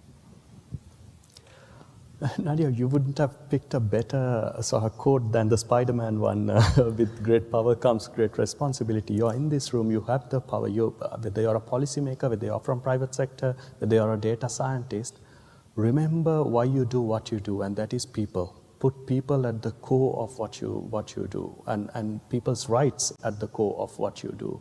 And measure your success not just by numerical values, but the development you make, the equitable access people get for education, social protection, the democratized societies. That should be your benchmark in this journey. So put human development at the core of it. Thank you. That's a great note to end on. These three will be around, so please feel on your behalf. I'm inviting people to come up and have a chat in the next 10 minutes. And I don't know if it's going to be there, but in terms of what's coming up for the next, oh, there it is, just like that. Love this power. please feel free to make your selection for your next session and have a great day. Thank you, everybody. Well done. No, it's okay. I think.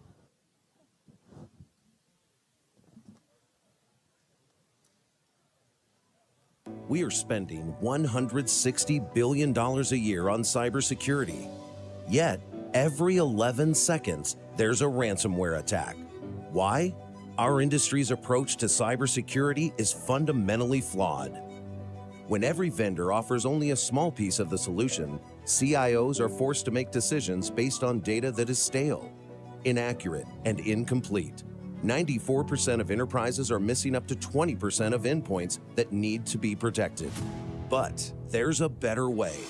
Tanium's Converged Endpoint Management Platform, or XEM, is a single, integrated, cloud-based platform that provides visibility and remediation with real-time data that has real-time impact.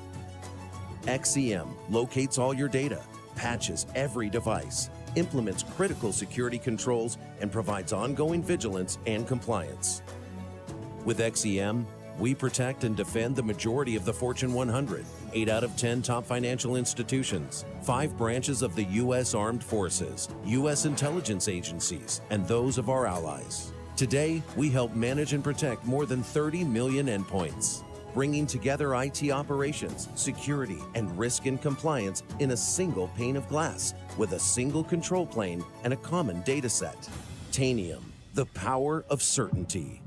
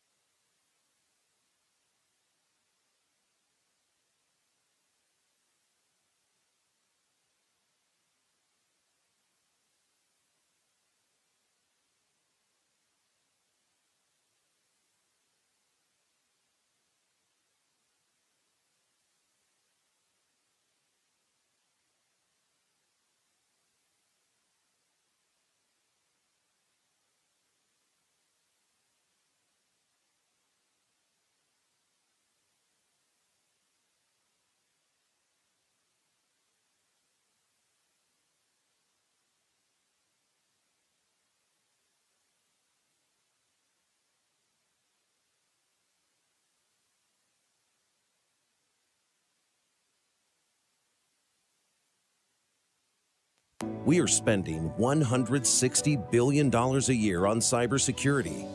Yet, every 11 seconds, there's a ransomware attack. Why? Our industry's approach to cybersecurity is fundamentally flawed.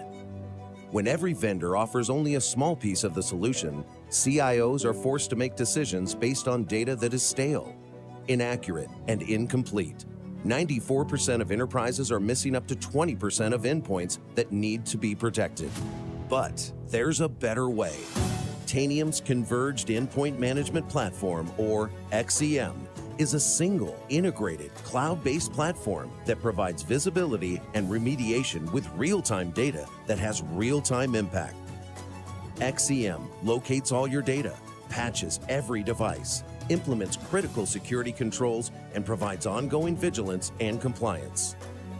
With XEM, we protect and defend the majority of the Fortune 100, 8 out of 10 top financial institutions, 5 branches of the U.S. Armed Forces, U.S. intelligence agencies, and those of our allies. Today, we help manage and protect more than 30 million endpoints, bringing together IT operations, security, and risk and compliance in a single pane of glass with a single control plane and a common data set. Tanium, the power of certainty. Welcome, everybody. Can you hear me at the back? Jensman at the back's got his arm up. Fantastic. If you do want to move forward, please feel free. We're all friends here. There's lots of space here at the front. Welcome to the second kind of panel session of the day, the second series of panels. The topic for this panel is applying AI intelligently, use cases and risk management. So I've just come from a great session on RPA. We had lots of questions from the audience. Please, from any point, think about the questions that you want to put to the panel. We do want this to be as engaging as possible, as interactive as possible. So once I've invited all of our fantastic speakers to give some very short opening comments, I will be coming to you, the audience, to put your questions to the panel. In terms of our panel, we have Benoit Dehaye, who is Director of Responsible Data and Artificial Intelligence at the Office of the Chief Information Officer here in the Treasury Board of Canada Secretariat. Then we have Xiaoshong Chang, who I'm really pleased to say has come all the way from Singapore. Xiaoshong is the Deputy Chief Executive at the Government Technology Agency. Then we have Trent Gray-Donald, who is the Distinguished Engineer at IBM Data and AI. And also come from America, we've got Brian Epley, who's the Principal Deputy Chief Information Officer, Department of Energy at the United States. And then we have Ima Okene, who is Assistant Deputy Minister and Chief Data Officer of Employment and Social Development, Canada. So the topic all about using AI, the potential huge benefits that might bring, but also how do we manage some of the risks that are associated with the use of AI as well. So without further ado, I'm going to invite Benoit to give us some opening remarks. Thank you. What an honor to be opening this. So I wanted to talk to you about the federal government's approach in Canada to using AI responsibly. And we have a really long history of doing that. It started over 50 years ago. It started with our scientists using AI to make sense of the huge amounts of data that were becoming available through remote sensing technologies like satellites. But more recently, we've seen an expansion across all business lines, including in service delivery. So in 2018, along with another set of countries called the Digital Nations, we adopted guiding principles to guide our approach to using this technology within the Government of Canada. And the approach revolved around 3 main themes. The first one was transparency. We wanted Canadians to be aware of where and how we use this technology in significant fashion that impacts them. The second aspect was noting the importance of understanding the impacts of the automation and then taking steps to manage those impacts. And the last approach is around the education of our public service. So we want to ensure that employees that are using or deploying these systems have the skills to do that responsibly. So that's a set of guiding principles, but guiding principles are not enough. So a year later, in 2019, we adopted a set of mandatory rules. That's the Directive on Automated Decision Making. And we targeted what's potentially the most significant and impactful use case for automation, which is when we automate assessments about clients in the context of service delivery. And it seeks to address two main issues that can come with AI system. The first is fairness, or the lack of fairness that can come from bias in the data or the systems themselves. The second aspect that we were seeking to address was the black box problem, where these systems can be very complex sometimes, and it's difficult to explain how certain decisions were made. And in the context of service delivery, that's problematic. If you deny service to someone, you need to be able to explain why you're doing that. So since the release of the directive in 2019, there's been 12 systems deployed that met the directive requirements, and they've been very successful.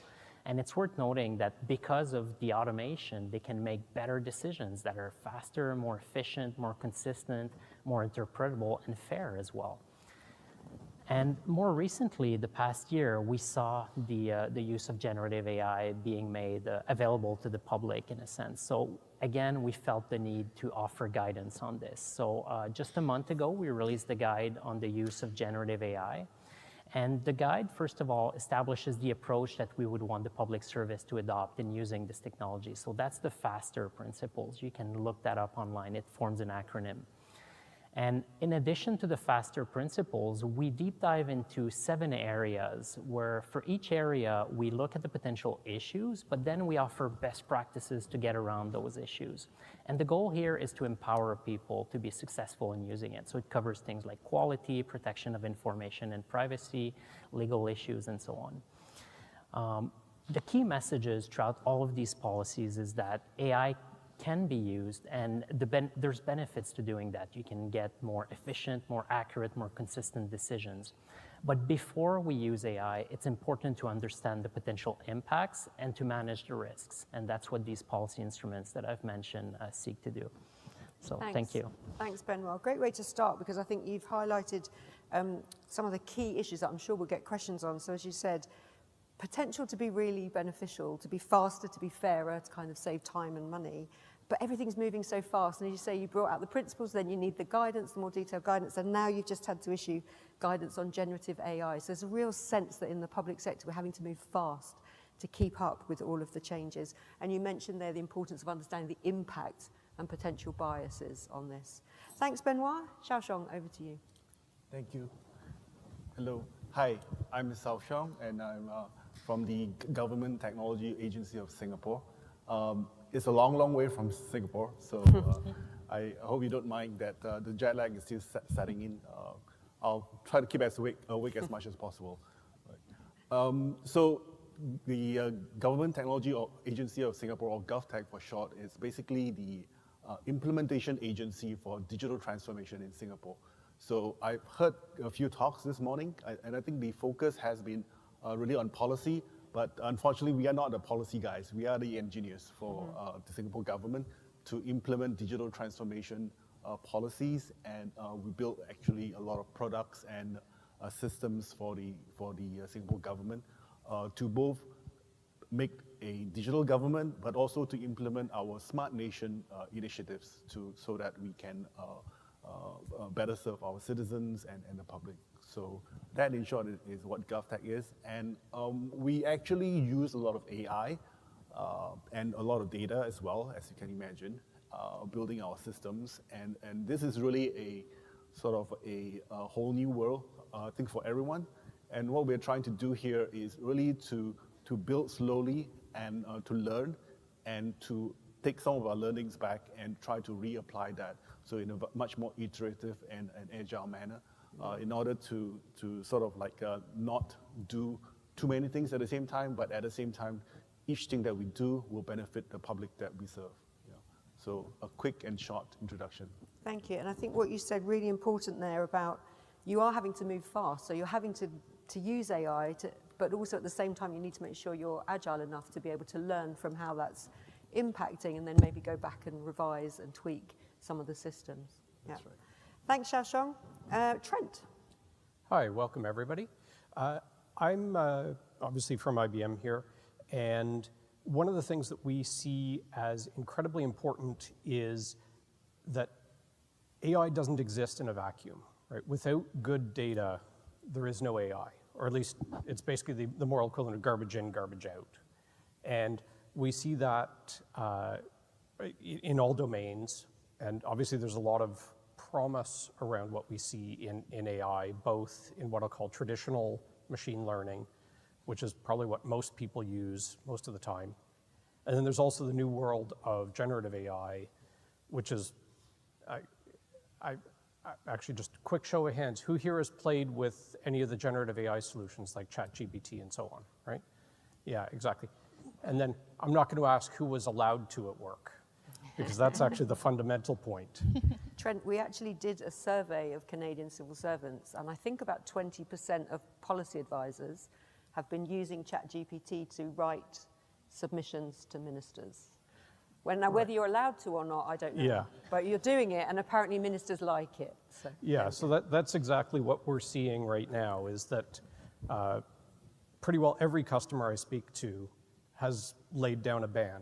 No Gen AI in the cloud, because literally you're giving your data to that vendor, and they are now training their models and improving the models based on what you did, whether you wanted to or not.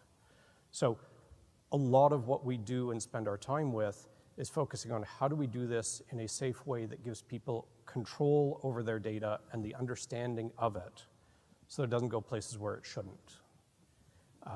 Anyway, the possibilities here are amazing. It's figuring out how to do so in a safe, governed, and frankly, cost-effective way. Because the number of times that we've seen customers they use one of the big vendors, run up a big bill, show the POC to their superiors. The superiors love it. Green light. They look at the budget, red light. Anyway, excited to talk today.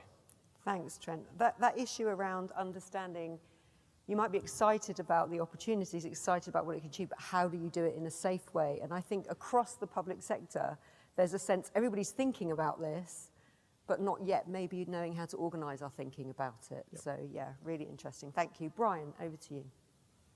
Thank you, Siobhan. Good morning, everyone. My name is Brian Epley. I'm the Principal Deputy CIO for the United States Department of Energy. And there's a common theme that my peers here on the panel that I'll echo, but I want to give you a unique and distinct perspective from the Department of Energy. Our mission is to ensure America's security and prosperity across energy, environmental, and nuclear security challenges, and balance of how we deploy or develop scientific and technology solutions in that space. So the two themes that I want to echo or really highlight today with you in the open discussion is that AI is core to the priorities within DOE in those areas of energy, environmental, and nuclear security. And then secondly, it's really about collaboration, what we do across the public sector and how it impacts you, the end user, and the public at large. The Department of Energy has made material advances. We've been doing this for many years. As Benoit mentioned, not quite 50 to record for me, but what does that mean? We've made investments in high-performance computing. We're advancing in software development. We're looking at how we're going to advance not only mission focus within DOE, but it's really a balance that, and I want to echo for you all, take this home. Nadine referenced in the previous panel here in this room, Hall 1, the balance between profound power and the responsibility, and that's a play on the Spider-Man theme. That's key to AI. It has profound opportunity and power, but with that comes a balance of responsibility, and that's why collaboration is key. So aside from the high-performance computing in terms of those investments, the advancements and developments are a broad spectrum. Within the DOE, I'm talking about weather modeling. We made 2 advancements in 2 labs, our Pacific Northwest and Berkeley labs, and we looked at how we could manage incident and response on the cybersecurity. In the last few years, we've leveraged our high-performance computing to evaluate the COVID-19 genome, and that's a shift from the human side. So I'm moving from a cyber perspective to the energy and the environment and the broadest aspect that AI comes into play. The risk that we have with that is, I think I heard my colleagues mention it, how fast these things are moving. And we don't want to contain that, but what we've done in my office is we created an AI Tiger team that was across the Department of Energy with those different facets of focus to look at and define how the use cases that are unique and specific to their mission are going to balance out with that risk, the potential risk, I should say, and trying to keep up with that. So the outcome, the result of that Tiger team so far has been guidelines. The first thing that happened when the latest ChatGPT release, LLM, came out, we need policy. I don't think policy was the answer. What we needed to do was balance the use cases with that potential risk so that we could, as my colleague here, Trent, said, govern guardrails to protect us, but enable some of that acceleration. So I'm excited to be here and talk through some of the topics and get the audience engagement, but I would also encourage you to reach out to myself and Duncan, the CIO for the Department of Energy. We'd be happy to partner, collaborate, and engage with you. Thank you, Siobhan. Thanks, Brian. And great, as Brian said, you'll be around, won't you, in the kind of refreshment area and network and everything, so people can ask you other questions afterwards. Same for all of the panel. But again, you raised other issues there. AI, not just like a nice thing to have, but actually it's going to be core to delivering on your mission. So as kind of security risks get larger, as resources get squeezed, we're only going to be able to achieve all of those things if we're embracing all of these new technologies. But with that profound, as you say, power comes these big responsibilities, and we have to be addressing all of those. And I love the examples that you gave and the idea that you've kind of created a Tiger team that can actually focus just on this and maybe carve out some time to be meeting some of that speed with which it's kind of coming towards us. Thanks, Brian. And then last but by no means least, Emma, we'll hear from you. Thank you so much. Thank you for bringing us together. Thank you, TBS and the organizers, for really bringing us to sit down and discuss this extremely important topic. This topic is extremely important for multiple reasons. One, just want to take people back. A few days ago in Canada, we celebrated, or we reflected, we sat down and reflected on reconciliation. For those of you who are not from Canada, we mark this day as a date of truth and reconciliation. Canada is a very diverse country. Our population just marked 40 million people. We welcome immigrants from across the world. And when we talk about AI, it is extremely important that AI reflects Canadian values.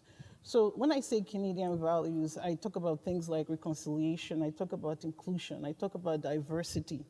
I talk about the importance of ensuring that whatever we're doing in terms of embedding those technologies into our everyday operation reflects policy intent. I come from a department that really focuses on how we can enhance services to Canadians, so people across this country, regardless of where they sit, whether in the rural areas, the urban areas, reserves, wherever they are in the country, we need to be able to ensure that they're getting to that optimal outcome. And as I look at things and reflect on artificial intelligence, like you said, there's extreme power in terms of leveraging it to reach some of the people who are most at risk, who are not getting some of the services, people who are underserved across this country. But there's also enormous risk. And when I talk about risk, the risk of leaving people out, leaving women out, leaving youth out, leaving people who are at the margins of society. And one of the things that we take very seriously is really making sure that we also meet some of the Privacy Act. We have very strong privacy laws in Canada. We need to make sure that we're meeting some of the legislative requirements. Benoit spoke very well about the TBS directive. Make sure that we're following some of those, the guidelines, the directives around automated decision-making. Make sure that we're following the intent of the law. We have very strict law about how we do our programs, how we move operations around the system. So to me, it's an art and it's also a science. It's about technology, but it's also about people, and people are at the core of everything we do. And we should not forget that. We should not forget that ensuring that we do not leave people out as we implement these technologies. You said the word fast a lot of times. I didn't count it, but you kept saying fast. So as we move fast, we also have to ensure that at the core of that is our humanity. And I think that is how we are working to implement artificial intelligence within my department in a way that's very intentional, in a way that's reflective of the population we serve, in a way that really ensures that we're embedding some of those practicalities in terms of looking at the research. Research, you talked about COVID. Research clearly showed that there were populations that were disproportionately impacted by COVID. We looked at people in the service industry. StatsCan, I don't know if StatsCan Canada is represented in the room. StatsCan has done excellent research around the implications of impact of COVID on our populations. And there were significant differences. We were not all impacted the same way.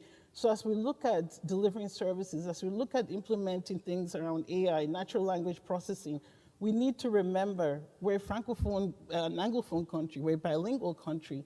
So when you look at things like natural language processing, we found that there's some biases in terms of how it treats language. It treats Anglophone text different from Francophone text. So how do we ensure that we're treating people fairly in terms of using some of those applications, in terms of making decisions, in terms of processing applications? So these are some of the things that keep me up at night, and really looking forward to digging into it and some of what we're doing in my department. Thank you.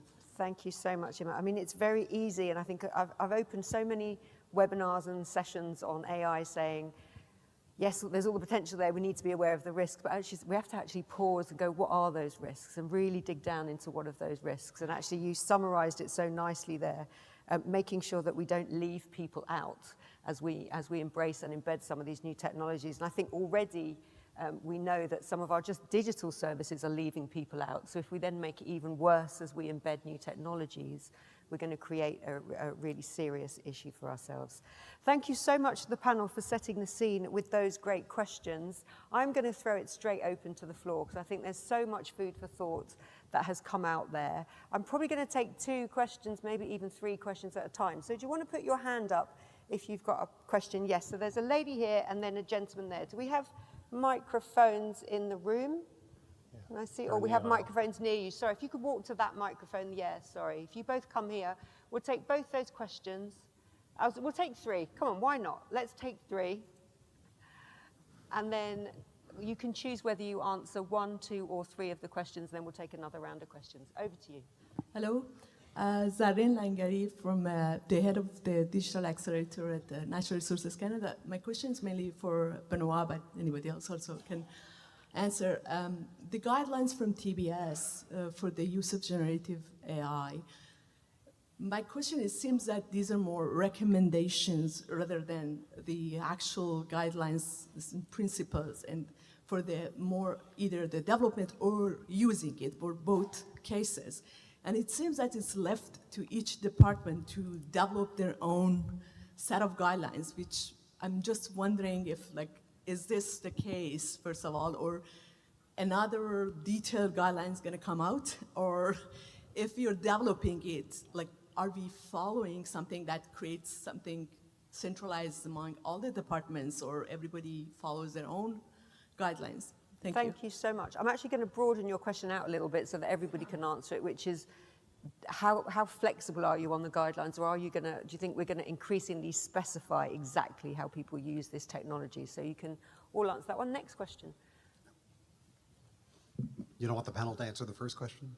No, I'm going to take 3 and then we're going to give them a choice. So Alain Gauthier, I'm part of VSDC. Hi, Emma. Same department, the IT branch, and I'm leading the team that's doing our research on generative AI. My question is not to you, Emma, but to your colleague at Treasury Board. In a former role not that long ago, I was responsible for vendor management.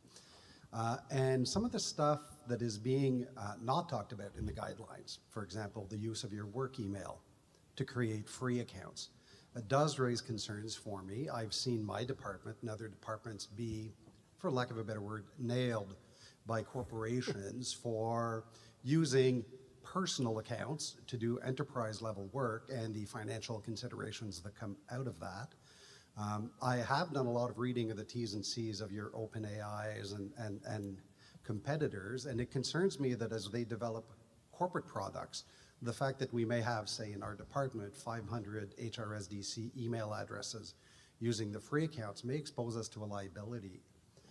Is Treasury Board looking to do anything about that in the next iteration of its guidelines? Benoit, as that, you've had two questions directed, can I, because that one's very specific, can I ask you quickly to answer that one, and then we'll take your question, okay? Certainly. So on the use of personal emails, if it's for official business, the direction should be to use an official email, not to use a personal account. Now, some sites require a login through, let's say, a Google or Facebook account, and that's the only mechanism. So my recommendation would be to create an account specific to your organization in that way. But to your point, and I'll speak more to that, to the future plans of the guideline, but that is something we've heard from many stakeholders, the question as to which email do we use, and we do plan on adding a note to that effect in the next version. Thank you. Thanks. Sorry, the next question. Hi, my name is Saif from Statistics Canada.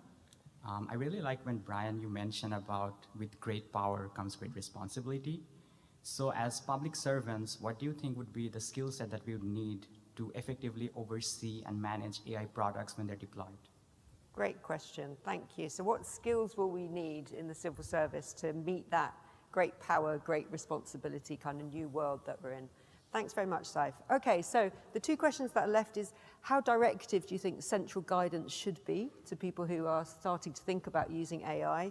And then secondly, what skills are people going to need to be able to kind of oversee the implementation of AI? I'm going to mix up the order a little bit. Ima, I'll start with you and we'll go that way.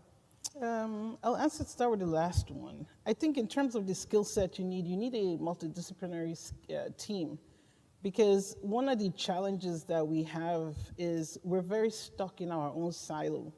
So in terms of ensuring, and I'll speak from my context, because my context is about delivering services across this country, you need to understand the populations you serve. And to understand the populations you serve and to also understand the context in which you're operating, you cannot do it from a purely technical perspective. You need to bring the contextualization piece into your work. So one of the strong intentional focuses that I've looked at recently is ensuring that the team is not just diverse in terms of the thought, but also diverse in terms of the context that they're bringing into the conversation. So working closely, with the subject matter experts, making sure that you're also bringing pieces of the law into whatever you're doing. So don't just go and build an app or build something. Sit down with your legal, your privacy colleagues, make sure you're bringing them along on that journey.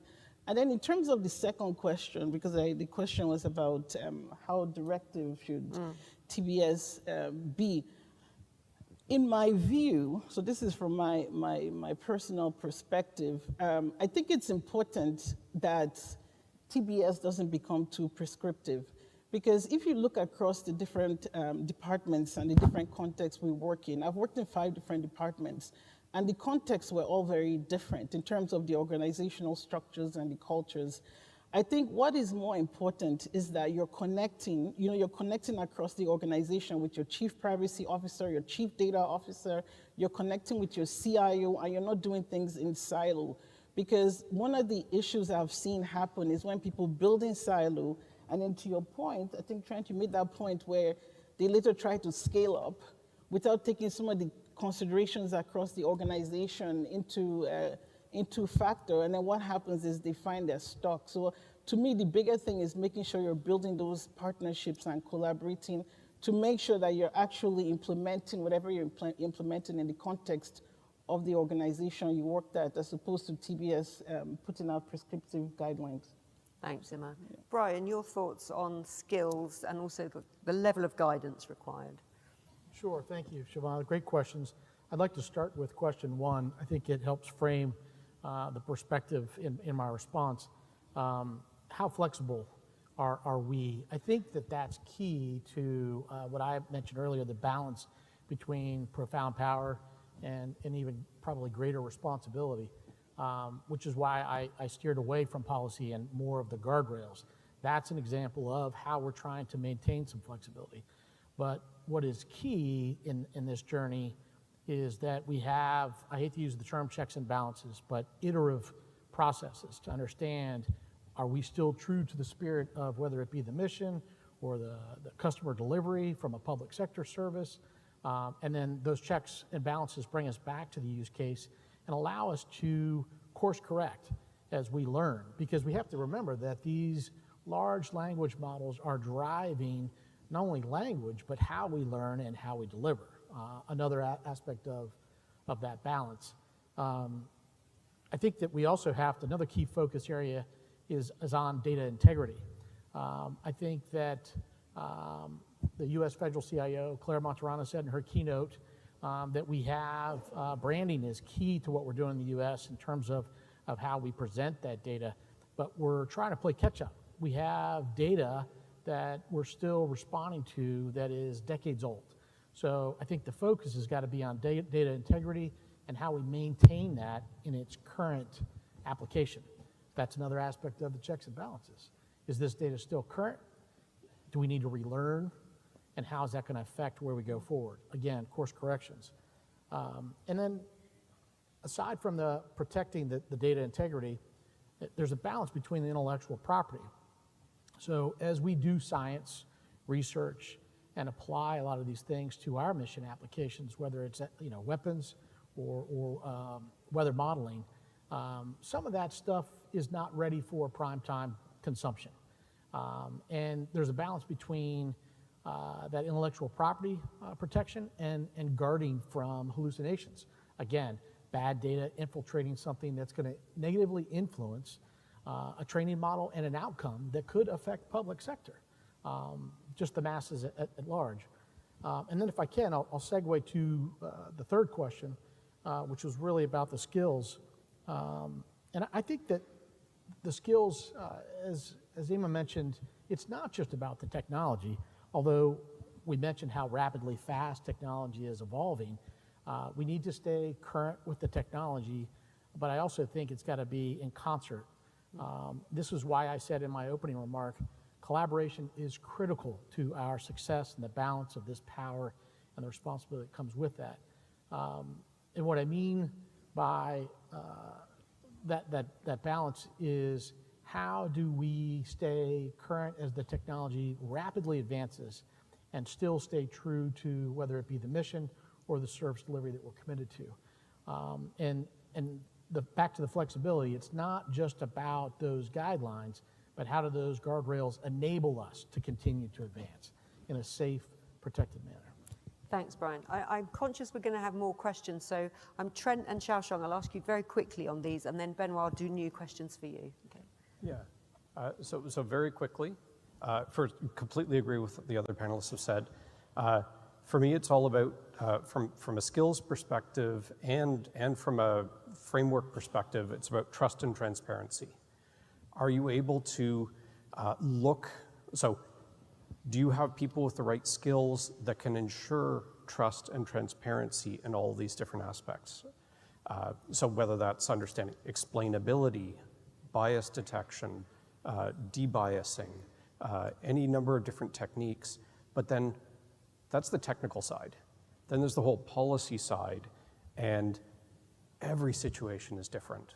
You can't expect a thou shalt at a very specific level. So for instance, generating thank you notes is very different than generating code, is very different than generating output to a public-facing chat service, right? Each of them has very different reputational concerns or trustworthiness concerns, or frankly, intellectual property.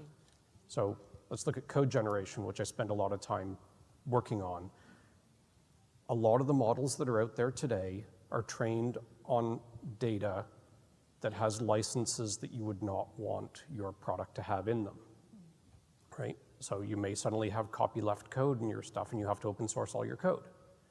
That's very different than other situations. So the impact and decisions at each point is incredibly important, and that every use case is different in that case. Thanks, Trent. Xiaoshang. Yeah, so again, I totally agree with the rest of the panelists as well. And it's a very similar approach that we use in Singapore as well. But I just wanted to add that actually the technology today is still so new and it's changing so quickly. There are a lot of unknowns. So in both cases of skills as well as the policies, it's very often that if you decide on something or you think that something is necessary as a skill, it changes totally tomorrow. And that is the world we're facing today. So we probably need to be a lot more agile and a lot more iterative in dealing with things. And at the same time, I think a lot of people look towards the engineers, the software engineers, to solving a lot of these problems. But fundamentally, I think even the software engineers do not realize the scale of the change that has happened, the fundamental change in paradigm in software development. That is on the base technology, but if I look at it on a higher level, actually a lot of the applications that we use are still very similar because we are still going through a phase of digital transformation for a lot of our systems. The base skills and capabilities are still needed. The skills that are using today does not change fundamentally, but the understanding of the effects of the systems that are produced, those are the things that change. So I would say, from my point of view, we do need to be a lot more agile in doing things, but I think we don't need to throw away all the skills and capabilities where we have in the past, but continue using them to deliver the systems that we want. Great, I think that's a core point. Don't lose the good stuff, but we need to be more agile. I think that word keeps coming up, doesn't it? Benoit, I'll come to you for the next question. So we've got a lady there waiting at the microphone, and then there's a hand up there. Yes, gentlemen, do you want to come to this microphone, and I'll take your, yep. I work in military procurement, and my question is actually for the panelists from Singapore and the United States.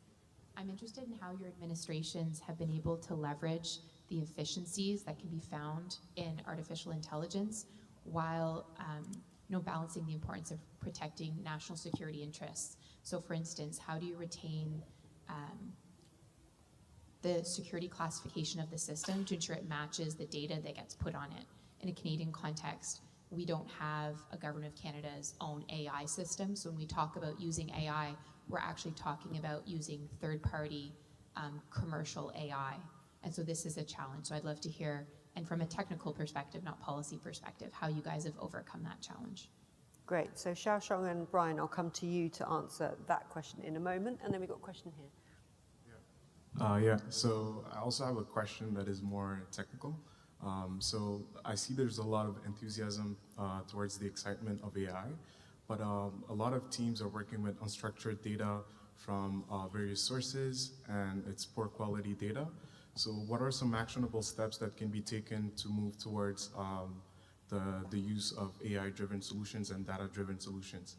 Great, thank you. And I think, Trent, it was you that said the data was the key thing, so I might start with you on that question in a moment. But Benoit, your thoughts on data, maybe, and then we'll come on to the security one after.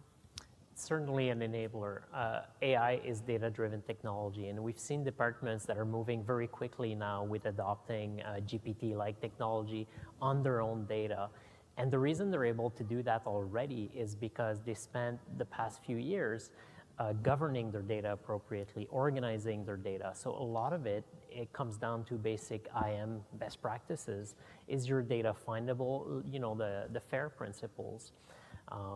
So that's really key in this. And of course, we can take the approach of looking forward, where as we generate new data, we integrate that in AI system, but that's such a missed opportunity of your historical data. And the power of these systems will really come when we make that data available to the system so that they have your context, your organizational knowledge available to them to generate responses. And the key there is really to manage the data appropriately so that there's the right security controls, the right metadata around it, so that you can deploy it in the system. Thanks, Benoit. Trent, I'll come to you on data. Sure, absolutely. I completely agree with what Benoit just said. It all starts with understanding your data, governing your data, basically discovering the data, and then going through it, stuff that people think, oh, geez, we're still doing this in 2023, but the fundamentals of data management still hold true and have been for many, many years. what we see a lot of customers doing is they try to skip right past the hard work, basically the blood, sweat, and tears of organizing your data and say, okay, I'm doing AI now. And it never works out. So it's really lining up those, I mean, it sounds dull, but it's cataloging your data, it's classifying your data, it's building up the ontologies, it's building the business glossaries, all that stuff feeds directly into more successful AI outcomes. So that's the short version. Thanks, Trent. I think that really resonated with people, the data issue. Emma, quickly on data, and then we'll do the security question. Yes, no, I'll add to that. So what I would say, I'll give you a practical example from an ESDC perspective. In terms of our data strategy, we put a lot of focus on the data foundation. So remember the iceberg. Nobody wants to look under the iceberg, but that's what we focused on. So a lot of that work really entailed working with our program departments and then just integrating and curating that data to make sure it made sense. The other piece of this that I wanted to come at this was the unstructured data. There are also ways of leveraging some of the tools we have to really build intelligence and insights out of that unstructured data. So we're also working in terms of looking at it two ways. How can we curate that data to make it sound quality, to make it usable, to leverage some of the new tools that are coming up. Today is AI, tomorrow it might be something else. And then we're also looking at unstructured and the poor quality data in terms of what patterns are we seeing in that data. And can we go back and re-engineer some of the processes we have in place today to make sure that we're not replicating that as we build new systems. So that's how we're coming at it. Thank you. And then Brian and then Xiaoshong, this question of how do you balance bringing in maybe third-party AI providers in a kind of national security or military policy area? Brian first. Sure, thank you, Siobhan. Great question. I want to go back to the other question. I think that it really relies incredibly on the data management. And the reason that's so important is that data management is what we use to learn and build intelligence to make informed decisions. So back to the second question, procurement, specifically military applications. As I said, DOE's mission is really focused on ensuring America's security and prosperity, but the three core areas are science, energy, and national security. So that third part is, I think, core to your question. And the data integrity and the learning model by which we use that to generate that intelligence leads to supply chain risk management, software, bill of materials. These are a couple of things that highlight in regulations, back to policy. And the challenge that we face today, which is why we have to look to third-party AI and other tools, is because while the technology is accelerating, we're not able to keep up with the data that's necessary to learn and build and accelerate some of those deployment models. So in many ways, things are moving almost too fast, or we're not able to keep up with what's happening. And the reliance on third parties' applications and their development is key. It comes back to the balance in terms of learning who is mature and how do we balance the risk that comes with that. And that's really the unknown. Thanks, Brian. Xiaoshong. Yeah, I think in terms of data security, there is definitely a concern when you start using third-party AI providers. I think that's kind of universal because you are sending data to a provider you don't really know and you are not quite sure what they're going to do with it. They can promise you a lot of things. They can put it in their terms and conditions. They would touch it. They would use it to train their models and so on. But you don't really know what they're going to do. So at the end of the day, it's about the risk level that you are accepting. If you create a system that uses a provider, then you must be able to accept the risk that eventually some of the data that you put there might get lost or might get intercepted by somebody else. But I would say from a technical perspective, in recent developments, there has been a number of open source models that you can actually deploy both in-house, on-prem in terms of your own servers, but even down to local machines like your laptops and so on. So I think the development is definitely very promising. I think there are a lot of things that are going to happen that will change the way that we think about how we look at data. Thanks, Shashong. I've been given the 5-minute warning, so I'm afraid we can only take 2 questions. So I'm going to take the gentleman here and then the gentleman at the back, sorry. And then very quickly, could you answer just one of the 2 questions? So, yep. This is the fun question. Cesare from ESDC.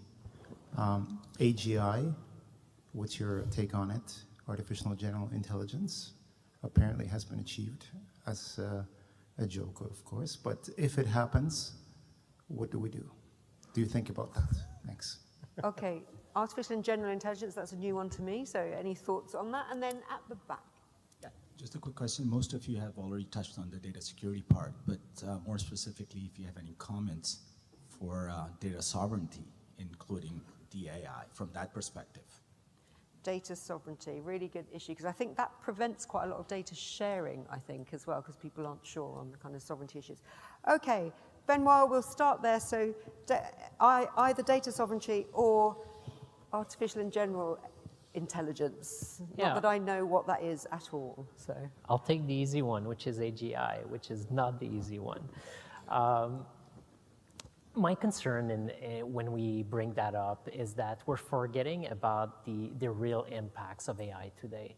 And certainly AGI, you know, we need to think about it. Like, let's not ignore it, but we're not there yet, and it's not on the short horizon. It's a much longer horizon. In the meantime, there are AI systems deployed that impact, you know, all facets of our everyday life, whether it's online or through interactions with governments and all this. And I don't want the debate to lose track of these very real impacts that exist today.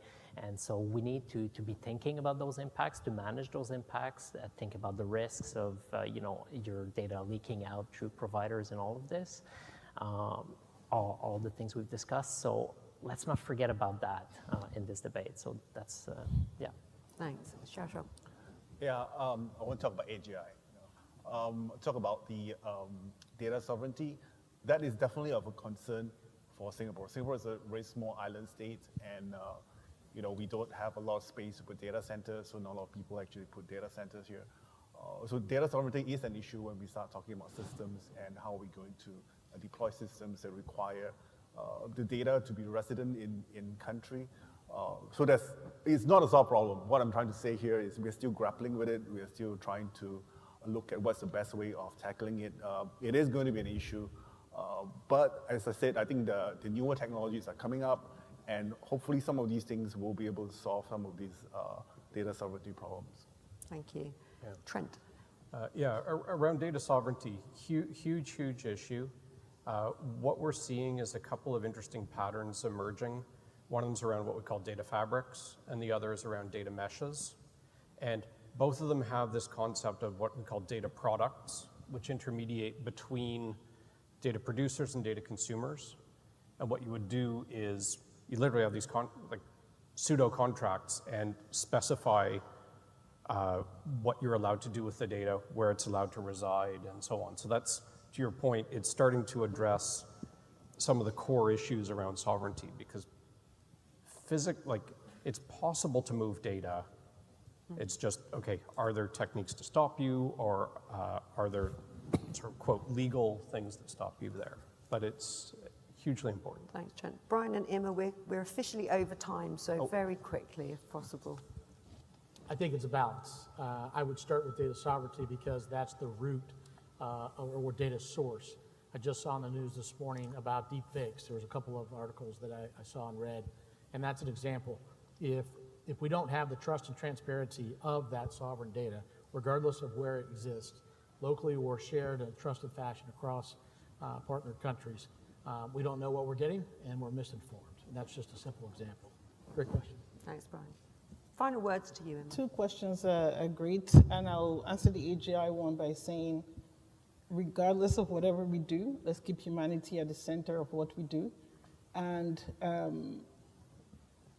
I'm less concerned about AGI than I am of us being more intentional about humanity today. Great answer. I think that's a perfect final sentence to summarize this panel. I'm sure you will join me in saying a huge thank you to our fantastic panel. Thank you so much. Just to let you know, if you are staying in here, The next session starting at 12 is Transforming Together, Managing and Commissioning Digital Projects. And then in 205 downstairs, it's Safe Investment, Cybersecurity as a Catalyst of Business Transformation. And in 206, it's A Helping Hand, Access for All. And there are other AI sessions running today if you didn't manage to get your question answered today, so please do join those. Thanks, everyone. Thank you so much. Great session. We are spending $160 billion a year on cybersecurity. Yet, every 11 seconds, there's a ransomware attack. Why? Our industry's approach to cybersecurity is fundamentally flawed. When every vendor offers only a small piece of the solution, CIOs are forced to make decisions based on data that is stale, inaccurate, and incomplete. 94% of enterprises are missing up to 20% of endpoints that need to be protected. But there's a better way. Tanium's Converged Endpoint Management Platform, or XEM, is a single, integrated, cloud-based platform that provides visibility and remediation with real-time data that has real-time impact. XEM locates all your data, patches every device, implements critical security controls, and provides ongoing vigilance and compliance. With XEM, we protect and defend the majority of the Fortune 100, 8 out of 10 top financial institutions, 5 branches of the U.S. Armed Forces, U.S. intelligence agencies, and those of our allies. Today, we help manage and protect more than 30 million endpoints, bringing together IT operations, security, and risk and compliance in a single pane of glass with a single control plane and a common data set. Tanium, the power of certainty.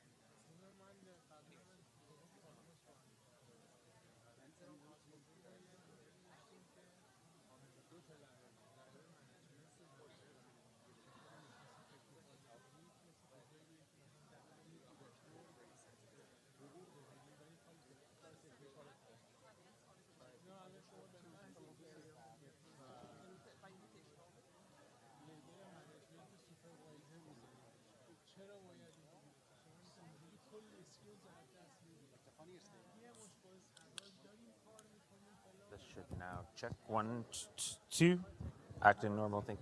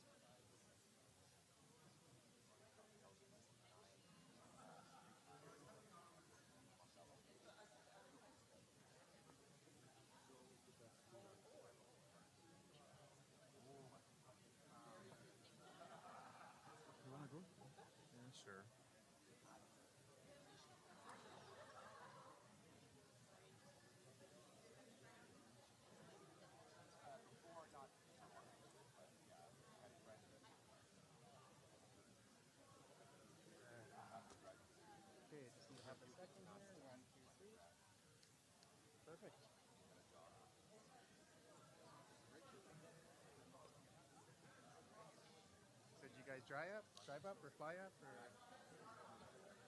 Oh, okay. Just kind of.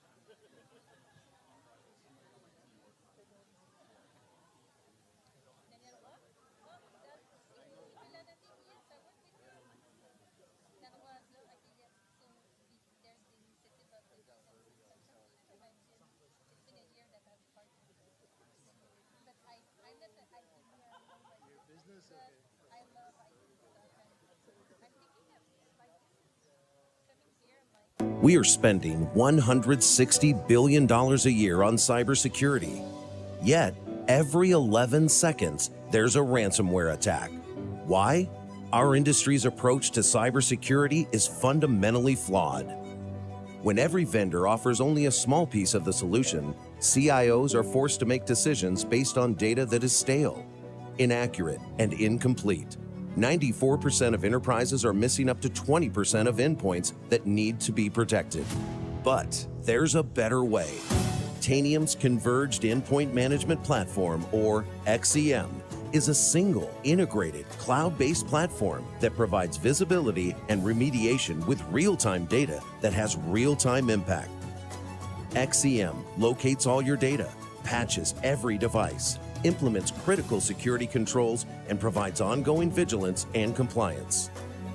With XEM, we protect and defend the majority of the Fortune 100, 8 out of 10 top financial institutions, 5 branches of the U.S. Armed Forces, U.S. intelligence agencies, and those of our allies. Today, we help manage and protect more than 30 million endpoints, bringing together IT operations, security, and risk and compliance in a single pane of glass with a single control plane and a common data set. Tanium, the power of certainty. Good afternoon, everybody, and welcome to this session called Transforming Together, Managing and Commissioning Digital Projects. My name is Catherine Stevenson. I am the Director of Data Integration Infrastructure at Statistics Canada. I was just looking over the panelists because we didn't actually talk about this before, so I'm a bit of a data nerd from StatCan. And we're here to have an integrated open, facilitated, informal chat with all of you out there. So just to give you a heads up, I'll introduce these three. They'll each walk through some opening remarks. And I invite you to think of your questions. Please don't be shy to go up to one of the microphones so we can have as interactive a discussion as possible. I will launch right away to introduce the panelists. On my far right, your left, Sylvain Bélanger, Executive Director and Chief Information Officer, Information Management and Technology Directorate, Treasury Board of Canada Secretariat. Next is Marc Brouillard, Chief Digital Officer at the Department of Fisheries and Oceans, Canada. And right here we have Anthony Sheehan, Chief Digital Officer, Courts Administration Service Canada, here in Canada. So I will turn it over to you, Sylvain, for some opening thoughts. Perfect, thank you. Really, today we're talking about transformation within government. The main message I always give is digital transformation is not about the technology, but it's about the people and making sure that the people are taken care of as much as the technology when you're implementing those processes. And for that, I look at it in three ways. So it's about unlearning certain approaches, adapting and innovating together, because you really have to bring the groups together and move forward. And I'll touch briefly on those three. So the unlearning habits is really number one.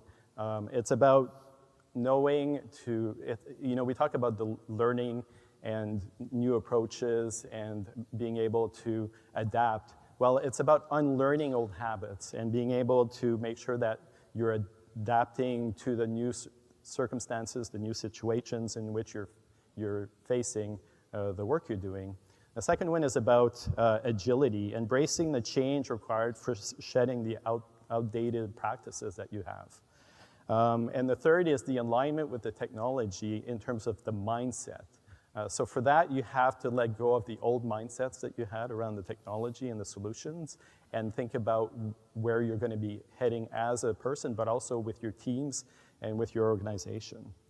The second one is about change management practices. I'm very strong on that approach in my previous organization, and now I'm starting to see where the change management approach would be key for us, because you have to prepare people for the change, you have to reinforce that change, and you have to really maintain that change over time. Change is not something that ends tomorrow morning when you have a new solution in place. It's continual change, and you need, as an organization, to have a practice of change management to make sure that the people can continually adopt and evolve with the circumstances, whether it's change around the technology, change around the environments. A good example was COVID, where we started working remotely, and that was a big change. Being with your family 24 hours a day, that was a big change. And then the technology that we brought in to help support us, that was a big change as well, and being able to do that. And this is not something that now that we've gone through the pandemic, we're starting to return to the workplace. Change is continuous, so we're adapting to the new approaches within the workplace. The solutions are improving, the way you work with people. And this is something that you have to reinforce. Change is continuous, and you have to create that mindset. And the last one that I'll touch on briefly is building capabilities for the workforce of the future. If we're talking about unlearning habits, then building new capabilities is very important. If we're talking about change management, then building capabilities for the workforce of the future, again, so all three link really well together. And it's being able to adapt to the business planning processes, the resource efficiencies, and training and development will support that workforce of the future. And all three of those do not work independently. They are interconnected, and you need to make sure that you really pay attention to that. From whatever seat you have within your organization, you all have a role to play. Great. Thank you, Sylvain. Over to you, Marc. Thank you. Good afternoon. It's officially afternoon. Good afternoon, everyone. So I couldn't agree more with what Sylvain said about it's always about the people, and the people are going to be the key enablers to making those changes.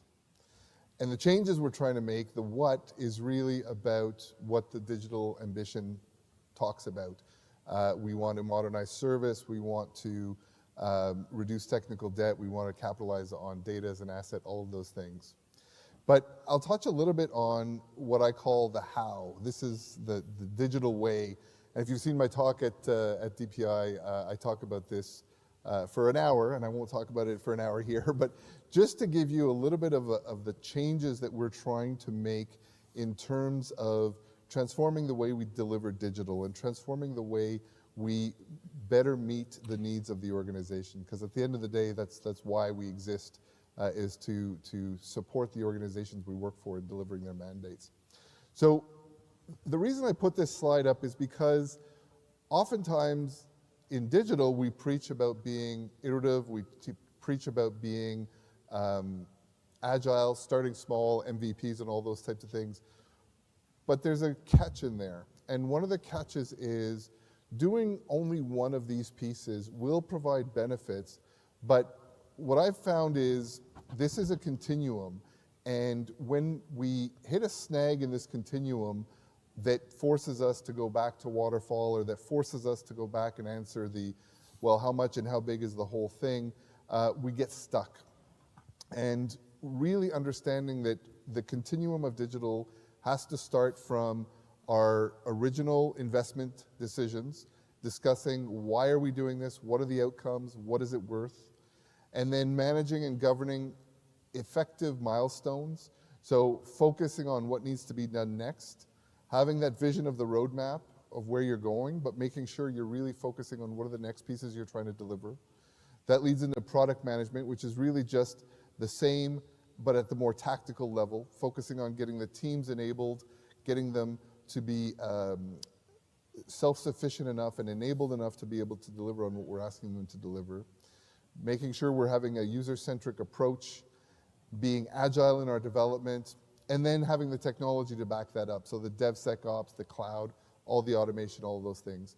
When we put all of those things together, it's really amazing how quickly we can deliver change and how agile we can be to be responsive to the needs of the organization. Someone said it this morning that you really need to build a partnership with the business. And that's really what it comes down to, is taking the stakeholders from the digital organization, the business organizations, and the folks who are actually going to be using or impacted by those changes, and make sure you have their inputs into everything that you're trying to do. So this is our guiding roadmap, and what we're learning is you can't boil the ocean, you can't do it all at once, but at the same time, you have to sort of start chipping away at all of these to make sure that you're not hitting places where you're going to roadblock or delay your capabilities because you're not entirely digital end to end. Just want to share that. Thank you. That's great. I always love the visuals, so it helps really contextualize what you're talking about and all those pieces. Anthony. Yes, thanks for the opportunity to be here. I will take just a little bit of time to explain, because even Catherine was like, where do you work? Courts Administration Service. What is that exactly? So I just want to position things a little bit. So I don't know if you've heard, but the former Premier of Newfoundland is suing the government of Canada over the vaccine mandate, stating that it intruded into his privacy. That case will come before the federal courts. So Courts Administration Service, we support 4 federal courts. Okay, so that's one example of the cases we hear. The merger of Rogers against Shaw, the Commissioner of Competition wanted to block the merger. That ended up in front of the Federal Court of Appeal. Every time Indigenous peoples make a claim for land against the government of Canada, that ends up in front of the federal courts. When there's an appeal of the behavior and conduct from one of the members of our Canadian forces, that can end up in front of the Court-Martial Appeal Court, which is another of our courts. If you have a claim, either individually or from a business standpoint, against the government of Canada, you can end up in front of the Tax Court of Canada. Anytime CSIS wants to put someone on the no-fly list or get a warrant for their duties, they have to come in front of the federal courts. A refugee that wants to bring some of their relatives in Canada, and they're wondering if they will be able to talk to them in a day, the next week, the next month, because their life is at threat. They can make a claim against the Immigration and Refugee Board against their decision, and that ends up in front of the federal court. So you can understand that in a world of increased polarization, the independence of the courts and ensuring that we can have accessible and high-performing judicial services is an underpinning of our democracy, okay? One of the issues is that, like many other departments, the courts rely on old systems.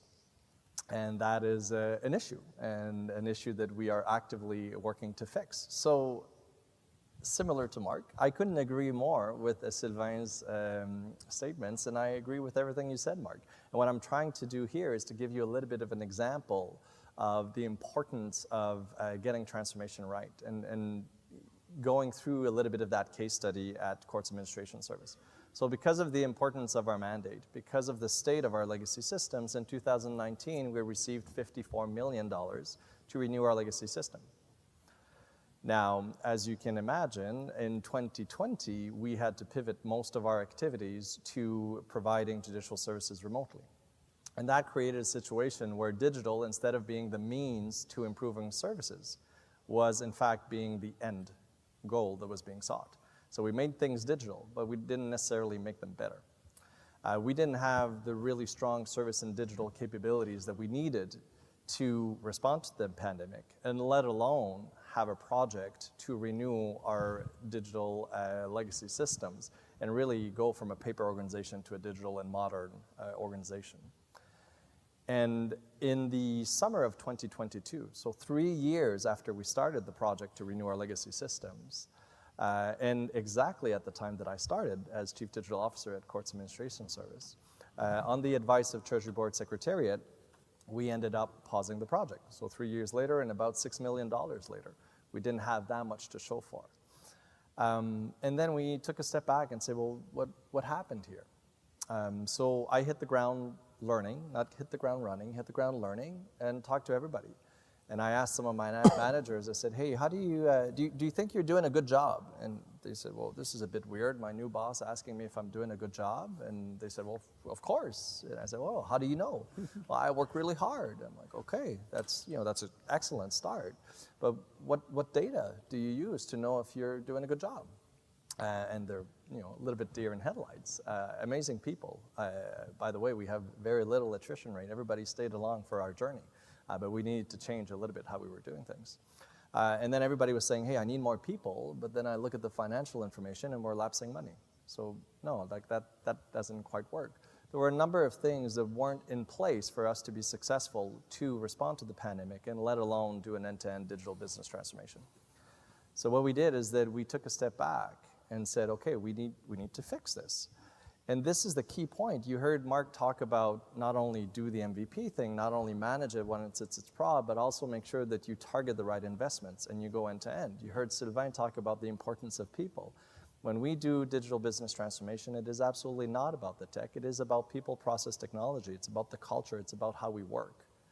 So what we did is that we said, okay, we need to rethink all of that. We need to rethink our governance, our engagement, our demand management frameworks. We need to get contracts in place where we can access talent as and when required, professional services. We need everything. We need all of that. All of that service and digital foundation is what keeps the lights on. If you have a cracked foundation, running your business, keeping the lights on, will consume way more money than it needs to. If that happens, then you don't have enough money to do projects. And those projects, the realization of those projects also rely on the same broken foundation. So what happens? You don't deliver on the intended benefits. And then what happens? Well, you accumulate technical debt. And then you have to go to the center and say, hey, sorry, I need a TV sub, or I need more money to replace my legacy systems. So the key problem here is not that you failed at your transformation, is that you have to transform in the first place. So let me be clear on that. If you need to transform, it's because you're already behind. A good, high-performing organization with the right enablers, and this is not because of lack of intent that public services across the government of Canada need to transform. There's a number of other issues that we're going to talk about. But the main problem is not our inability to transform successfully. I think it's the fact that we have so many transformations in front of us because we are not able to keep up. And that is what we need to fix. It is how are we embedding the ability as an institution, as an organization, to keep up with the expectations and needs of citizens and the market in which we operate. So I'll leave that as a few intro remarks. Thanks. I'm like, I don't know about you in the audience, I'm like, whoa, that was like a whole thing from I now understand the federal court to perhaps a story that many of us can relate to, which is this idea of there's no shortage of projects we can see and no shortage of things we believe could be better digitized, could have better flow to them. My question, I guess, back to you three, while I wait for someone in the audience, anyone in the audience, to feel free to come up to one of the microphones, is the reality on the ground. I have to deliver. I have to deliver today, and I have to carve out time to explore what that project looks like to transform some piece of the business, so we avoid what you said, Mark, of the boiling the ocean. Can you guys share an experience you have of a successful team that was able to do that? I keep delivering, I got stuff coming out as expected, and I've been able to carve out that time. That's a deep question. So I can give one example of our Canadian Fishery Information System. And by the way, boiling the ocean is my favorite DFO pun.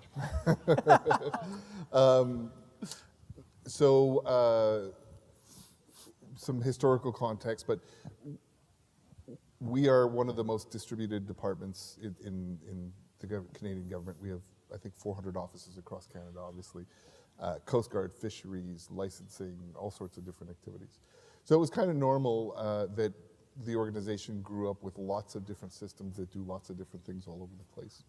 And an example of that boiling the ocean was trying to consolidate a bunch of different licensing systems, a bunch of different capabilities into one new system. It made a lot of sense. We want a national enterprise system. There's nothing wrong with that. But trying to figure out all the permutations of all of the different requirements across the entire organization and doing that as one release was just very, very prone to failure, was very, very prone to significant challenges that always added a different layer of complexity. And so you were never getting out of that. You were never getting ahead of it. So one of the things we did is we transformed that team into a product management approach. We partnered with the business. And when we say we partnered with the business, the way DFO is organized, there is a national team that manages those policies, but then there are regional teams as well that manage the actual activities that sort of happened on the ground. We said we're not going to do that national approach anymore. We're going to take one system in one region and focus on that. And we will modernize that. And we recognize that by modernizing one at a time, we may not be getting all the business rules, we may not be getting all the complexities, but we will get there and we will add to it. And when we do a second and a third and a fourth, we will address those issues. As long as the mindset that you're going into the project with is you need to build the thing that is going to be changed often. And it's built into the process and it's built into the mindset of we're just going to keep adapting as the business changes. Well, now all of a sudden you have agility, you have the capability of reacting. And in fact, so much so that when we demonstrate the system and we talk about the system, our business partners are there with us and they're showing it, and you can tell they're really proud of it, and that they understand how this is making their business better and helps them individually as well. So that's the type of progress that really we're able to build on. So I really, really encourage that approach to not boiling the ocean. Boiling the ocean bad. I see a couple of people ready to ask questions, but I'll come to you two quickly if you want. Yeah, and it goes to not trying to do everything at once when you're going into those types of initiatives. So I'll give an example. When I was at Library and Archives Canada as the CIO, we implemented a digital asset management system which will, in the long run, transfer the archival information from departments to Library and Archives Canada. It also manages all the publications that come in from publishers across the country. And with, as we were implementing the system, we started with a library component because it's so well structured that we could gain the experience. But we also knew that from a change management perspective and people perspective, this is an area where we would have to put in place different approaches to the change. And so we used a human-centered approach, and we brought in experts that worked with the teams directly to develop the journey of the work they do, the publications, the type of publications, so that they could see the journey of the objects across the organization at the current state and then future state, so that they could see, as they were putting in place this new solution, what the changes would be for them. And rather than then changing it and letting them use it, we had them learn how to use the technology and do the change themselves, so that they would be part from the foundation up, as Anthony talked about the foundation, really building it with them so that they own it from the beginning. So that's one of the examples that I can give. I love that example, the idea of, the walking people along the journey, or that idea of co-creation, so that you can, you don't arrive with the product and then figure out how to do the change management. It's embedded in the whole journey. Did you want to share something? Yeah, sure. A few quick comments. I mean, I'll just reuse the same example. So when we got the money initially, 2019, the plan was basically to pick, a COTS product, pick a systems integrator, and plug and play, and we would solve world hunger. And you obviously know, how that finished. So we went from basically trying to shove a watermelon down people's throat, and instead saying, hey, here's a bowl of grape, you can pick some when you're hungry. If you go from a push model to a pull model, which is, maybe not in those words, but a little bit what Mark described, whereas instead of changing the system end to end, say, look, let's find a win, let's make it work, and then people are going to talk about it, you're going to create momentum, and then, someone else will come along and someone else will come along. So instead of having to convince everybody up front about the target state and how amazing it is, pick something small enough where you can actually manage the complexity of life, because you all know life is unpredictable, and then you get a win, and then you build momentum, and then people will come to you as opposed to the other way around. Love it. Okay, out to the microphone. Yes. Good afternoon. So some of the panelists have talked about some of the amount of transformation that we have to do and the obstacles that kind of derail us. What are one or two things that the central agencies, TBS, PSPC, SSC, need to be doing better to support the whole of government and all the transformation initiatives that have to happen? Can I give it a shot? Sure, go for it. Yeah, I mean, there's tons. There's tons of things, but I think that, and there's been some talk about the following, which is basically instead of funding projects, you can either fund products, which is one way to put it, but you can also fund teams.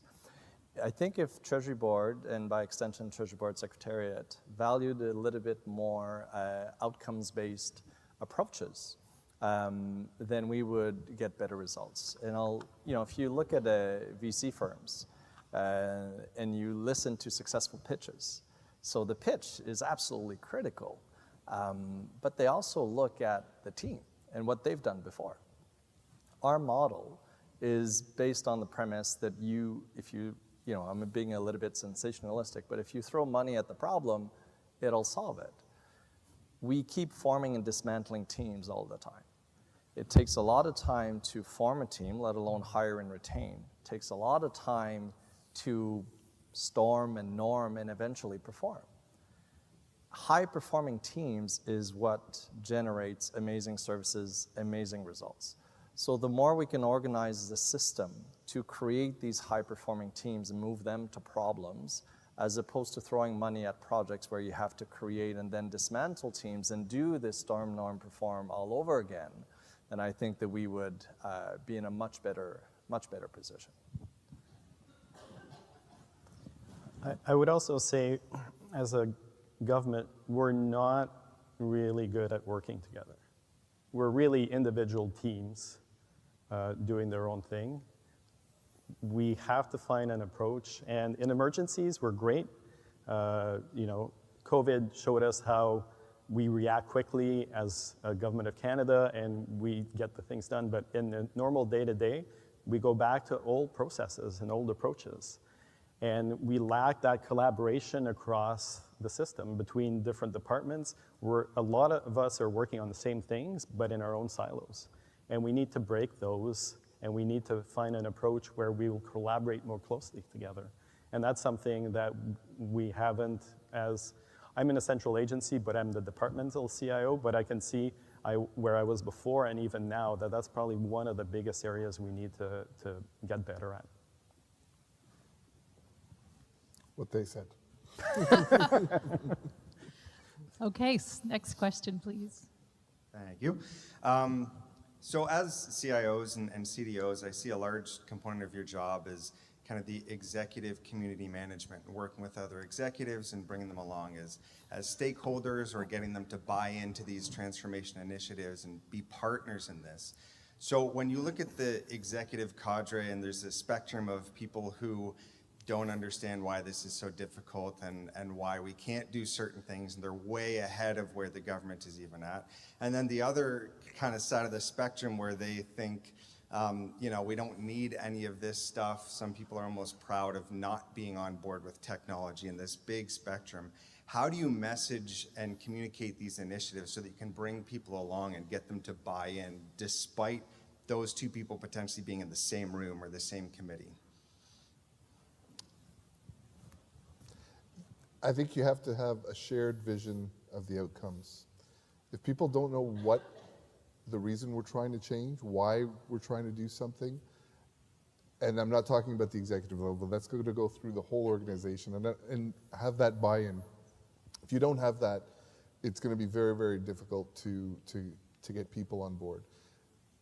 Now, sometimes you go through that process at the end of the process, at the end of the change, and you know, you want to engage and you want to build training and you want to communicate with the folks that are impacted.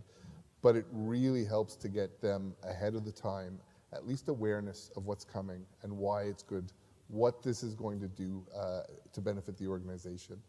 Most people, once they see why we're doing something and want to see those changes, become very, very supportive.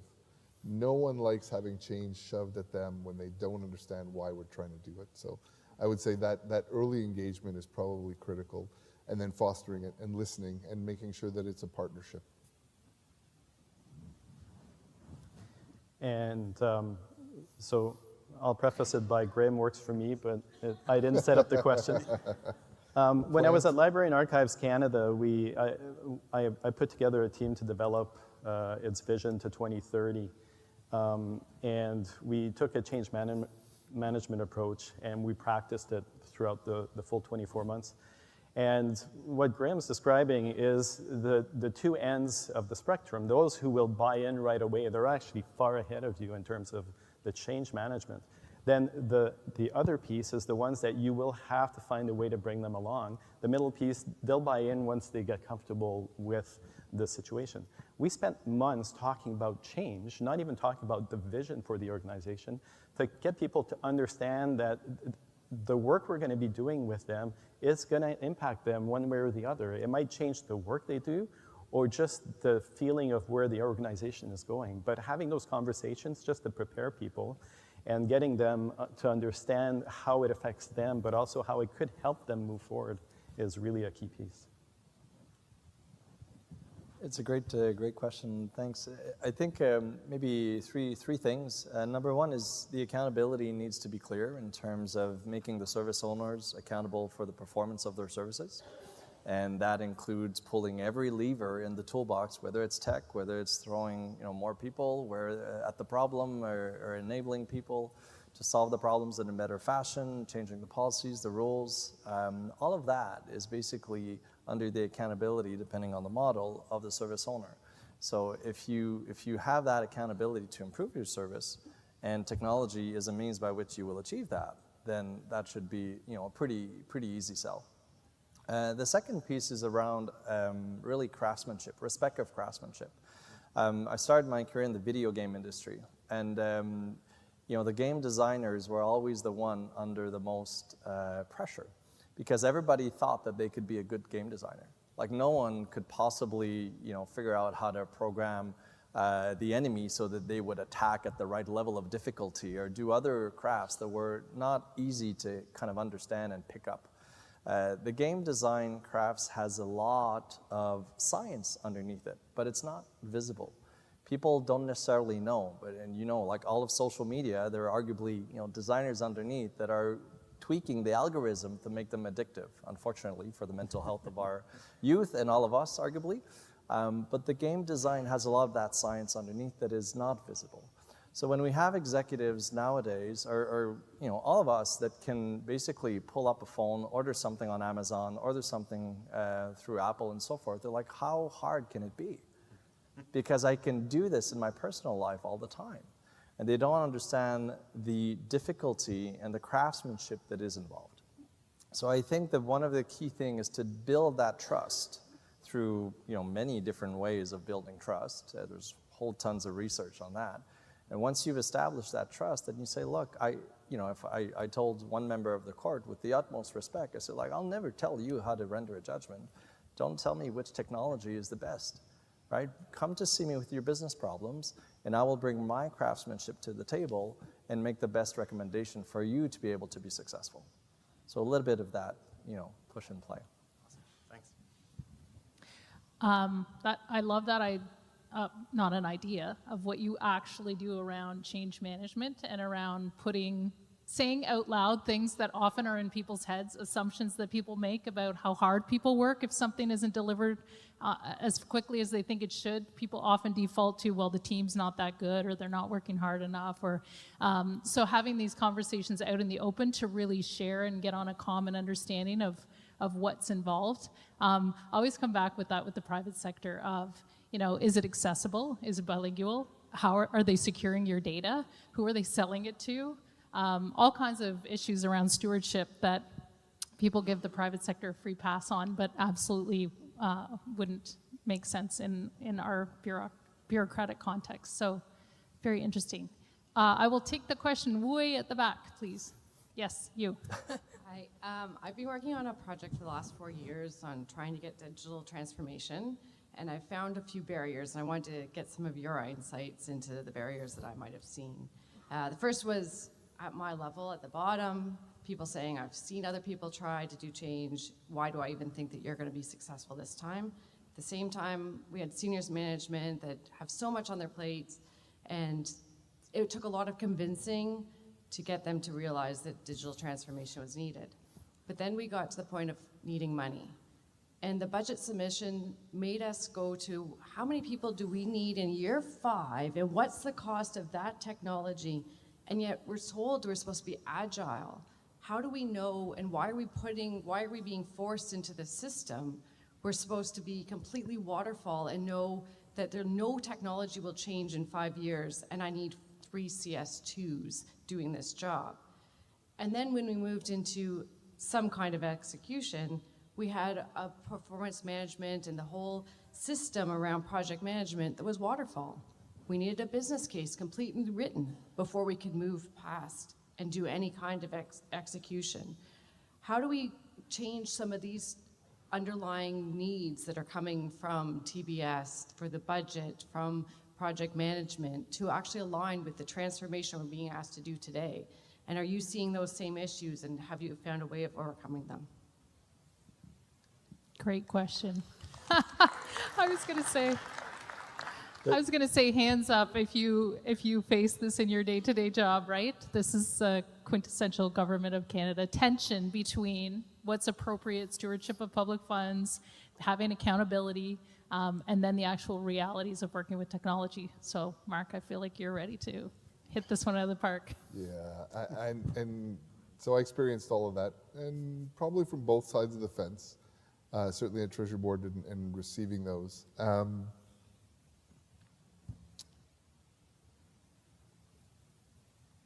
If you have to go to Treasury Board, you're probably too big to, I don't want to say to succeed. You can succeed, but you're too big to succeed in an agile fashion. Our governance, our government, our oversight, our policies just don't allow it. And there's some pretty good reasons for that. Not saying there wouldn't be other ways of doing it, and I know that those discussions are taking place, and I haven't been at Treasury Board for a while, but those discussions are valid and they're alive, except that there's also very, very good reasons why we don't give out billions of dollars without asking, what are you going to deliver for that? Those are probably bad ideas. So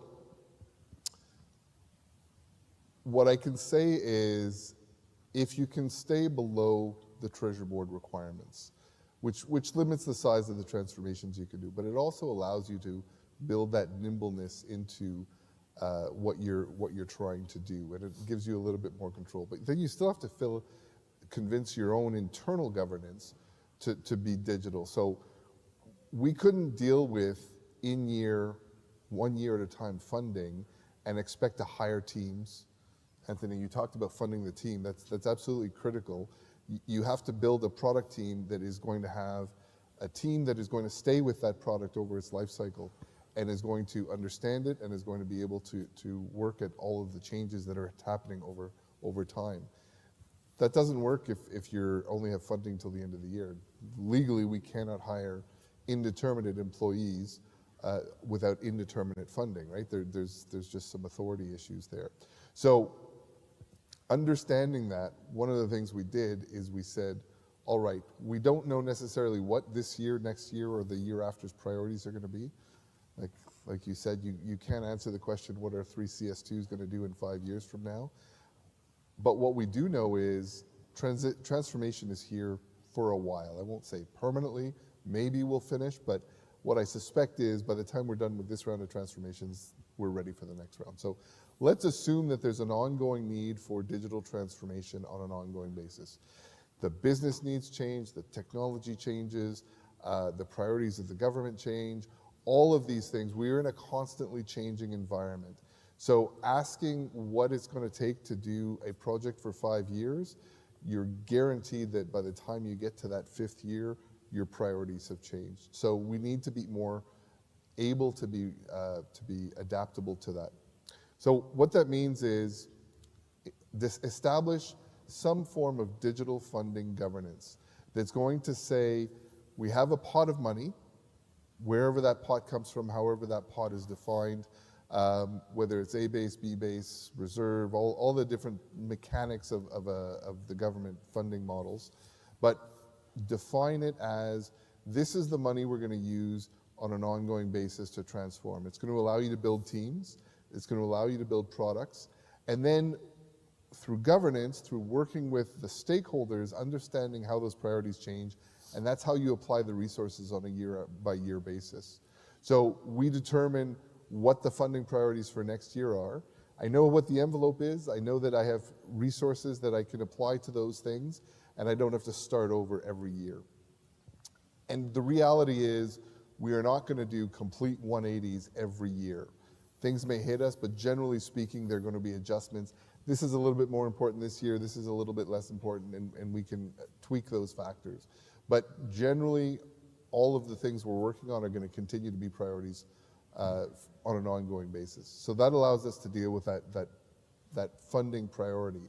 And then we just focus on enabling the teams, getting the work, having regular governance to demonstrate. I always say, show the thing.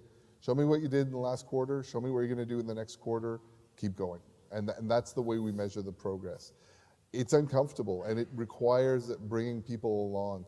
It's very different, and it's very hard to say, we don't know what we're going to be doing in 3 years. We don't know if this is going to be the same priority in 3 years. But what I do know is, I'm not going to be the one that's going to decide that, sorry. The business is going to tell me if their priorities are changing, and I'm going to be responsive to the needs of the business. That's sort of the focus and the mindset shift. So I hope that was helpful. Yeah. We've got about 5 minutes left. Do either of you two want to add anything to that? I'll take more questions as well. Sounds great. Okay, you're next. So I wanted to ask how we can, you mentioned transitioning to COTS products. So I wanted to ask, what do you think we can do in transitioning all of our legacy systems, which were mostly built in-house, to COTS products, easier from a management perspective, project management perspective, product management perspective, given how complex our government department and agencies needs are that COTS products aren't necessarily developed to address, in the hopes of avoiding Phoenix debacles in the future?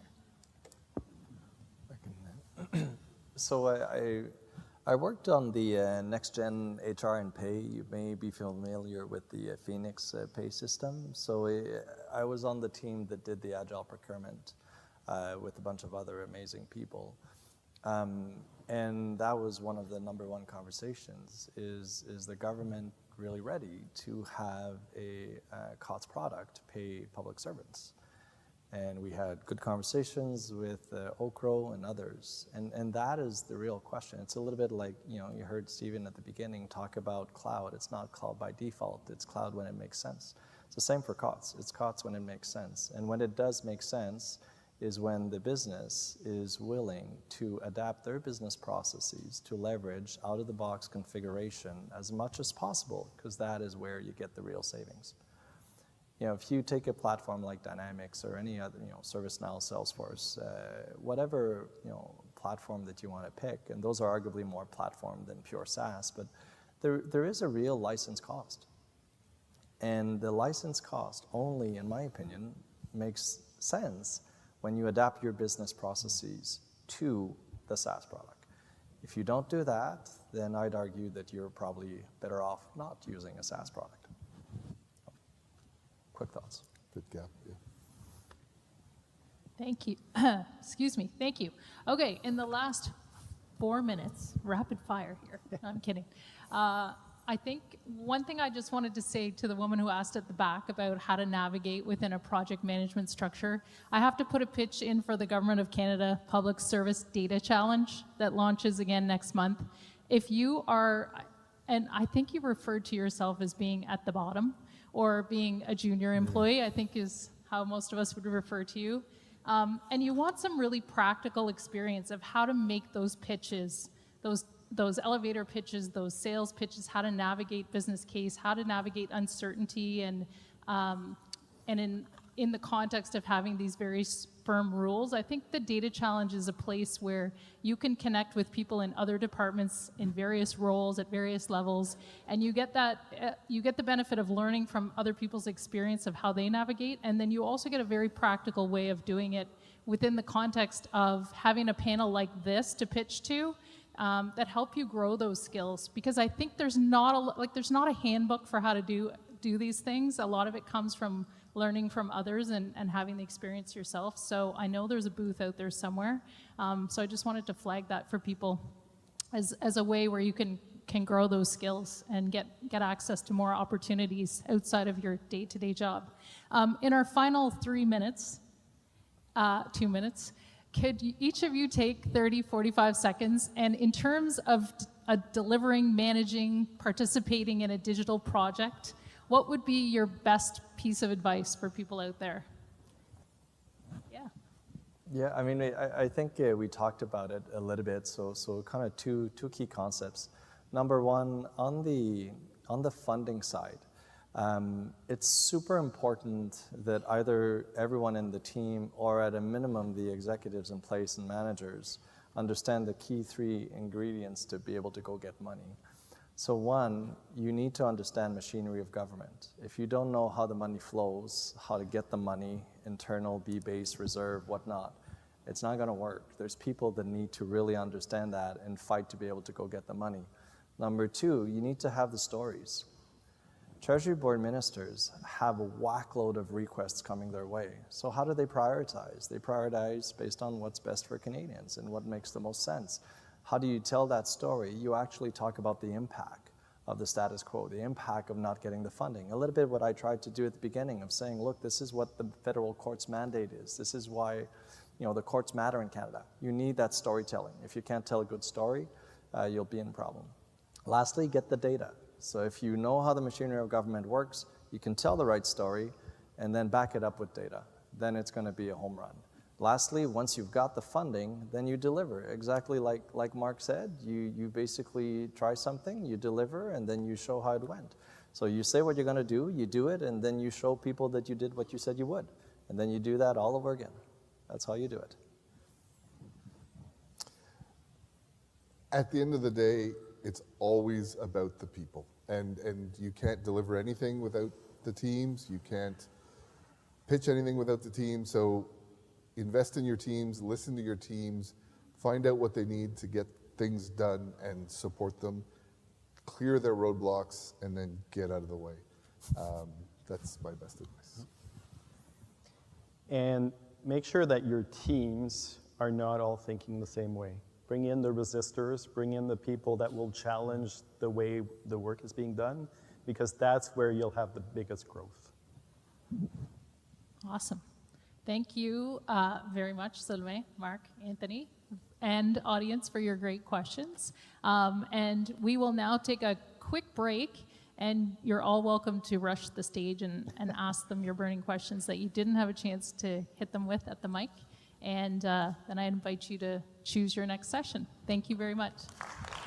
Thank you. Thank you very much, Ben.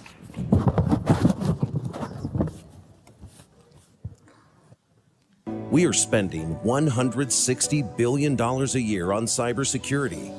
Yet, every 11 seconds, there's a ransomware attack. Why? Our industry's approach to cybersecurity is fundamentally flawed. When every vendor offers only a small piece of the solution, CIOs are forced to make decisions based on data that is stale, inaccurate, and incomplete. 94% of enterprises are missing up to 20% of endpoints that need to be protected. But there's a better way. Tanium's Converged Endpoint Management Platform, or XEM, is a single, integrated, cloud-based platform that provides visibility and remediation with real-time data that has real-time impact.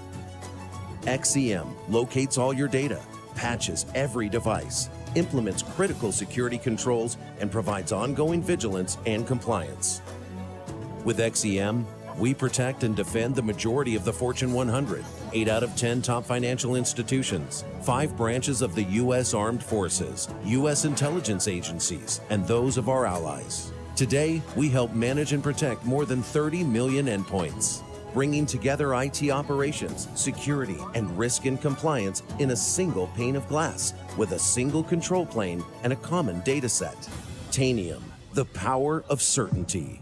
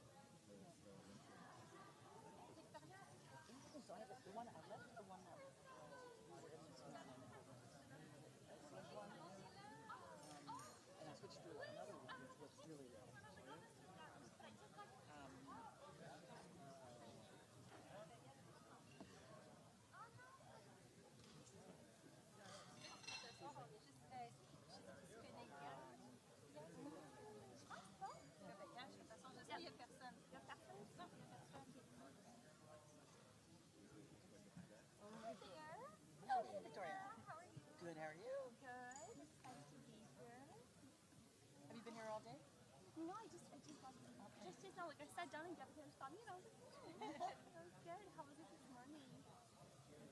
Was it good this morning? Like, I really like the introduction part. There was like flares, something. Hello, ça va bien? Oh, well, that's nice. That's it. If you need like reassurance, you can just look our way. We were about to say the same thing about the speakers. We got good news.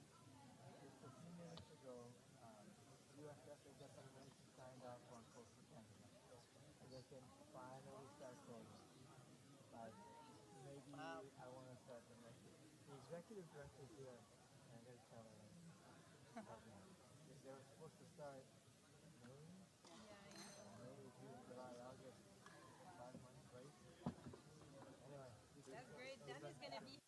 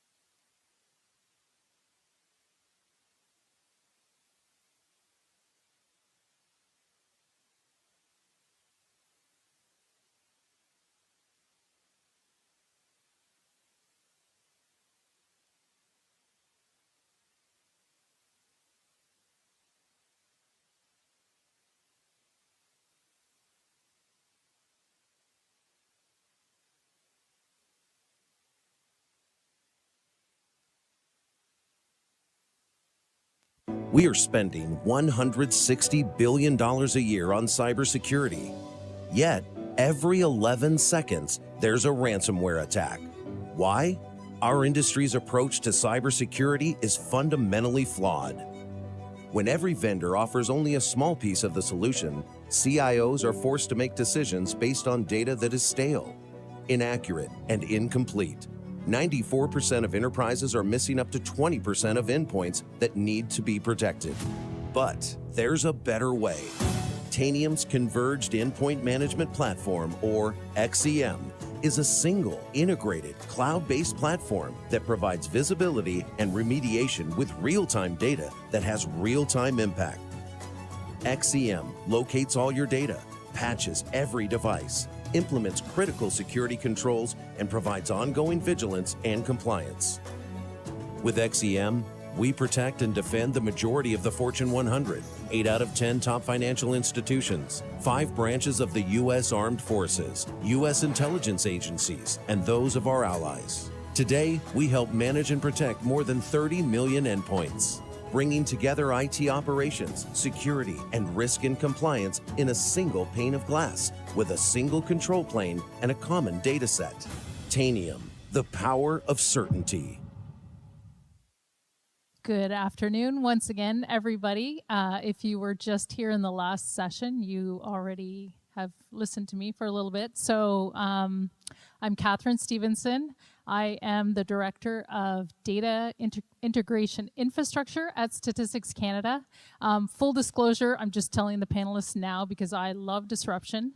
I changed jobs about 3 months ago, and before that, for the last 4 or 5 years, I was building and leading the innovation program at StatCan. So I love the innovation space. I actually miss it dearly. My new colleagues in the data integrated infrastructure world are tired of hearing me talk about innovation concepts. So this, I expect, will be a very friendly panel. No pressure to my fellow people up here on the panel. Quick note on the format. So I'm going to introduce these 3 colleagues. They're going to give you some opening remarks, and then we're going to have some questions, a question and answer period. So please, if you have questions already, awesome. If you think of them, please don't hesitate to come up to one of the microphones in the middle aisle here. I would be pleased to invite you to share your question with the audience and have their reflections so we can have a really interactive session. So once again, the title of this session is Adapt to Serve, Supporting Public Sector Innovation. On my far right, your left, we have Franco Kirikeli. Thank you. President and Chief Executive Officer at Innova Post Incorporated and Chief Digital Officer at Canada Post. In the middle, we have Innocent Mahizi, the Chief Executive Officer for the Rwanda Information Society Authority in Rwanda. And over here, right beside me, we have Brandon Lee, who is the Director General for Grants and Contributions Transformation Bureau at Global Affairs Canada. So I will invite you, Franco, if you would like to start with some opening thoughts. Sure. Good afternoon. Everybody can hear me okay? It's good to be here. Good afternoon. As per the introduction, my name is Franco Kirikeli, and I am the President and CEO of Innova Post. Innova Post is the IT shared services organization for the Canada Post group of companies, which is Canada Post, Purolator, and SCI Logistics. But we predominantly support Canada Post and its complex and critical IT landscape for Canada. We have one of the largest e-commerce websites in CanadaPost.ca. We have one of the largest mobile deployments. We have about 40,000 PDTs across the country. And we have one of the largest retail networks that we support at over 6,800 sites. We often like to say we have more retail post offices than we do McDonald's and Tim Hortons put together, if you're doing the math. We at Innova Post have been doing IT for about just over 20 years. It was first initiated through a joint venture between Canada Post and CGI. And over the years, as the business has evolved, so we, as an IT shared service provider, has had to have evolved. And I would say the single greatest milestone in that journey was back in 2018 when we went fully agile as an organization, not only in all of our application delivery, but across the organization, all functions went purely all agile. But that in itself has not brought us to a level of performance we are today. That was just yet another activity. Because I'm sure you all appreciate, achieving those aspired end goals, those outcomes, is never one particular spectacular activity. It's a combination of many things that you do consistently and you do well. In saying that, just in the interest of time, I'm just going to cover on a few quickly, and then we can get into them to the extent of questions that you like. So we, as it relates to fostering a culture of innovation, we really focused on three key things: how we approach innovation, how we support the organization in growth and learning so they bring the right tools and solutions to the problems, and the last one, how we come together. And on the first one, it's quite simply, we do not do IT for IT's sake. We make sure that we are fundamentally aligned to the business, identifying the business problems, and then make sure we're positioned to bring the solutions, whatever modern, latest technology solutions out there, to those business problems. It's not always a popular strategy, but I'm sure through questions we can get into why it isn't.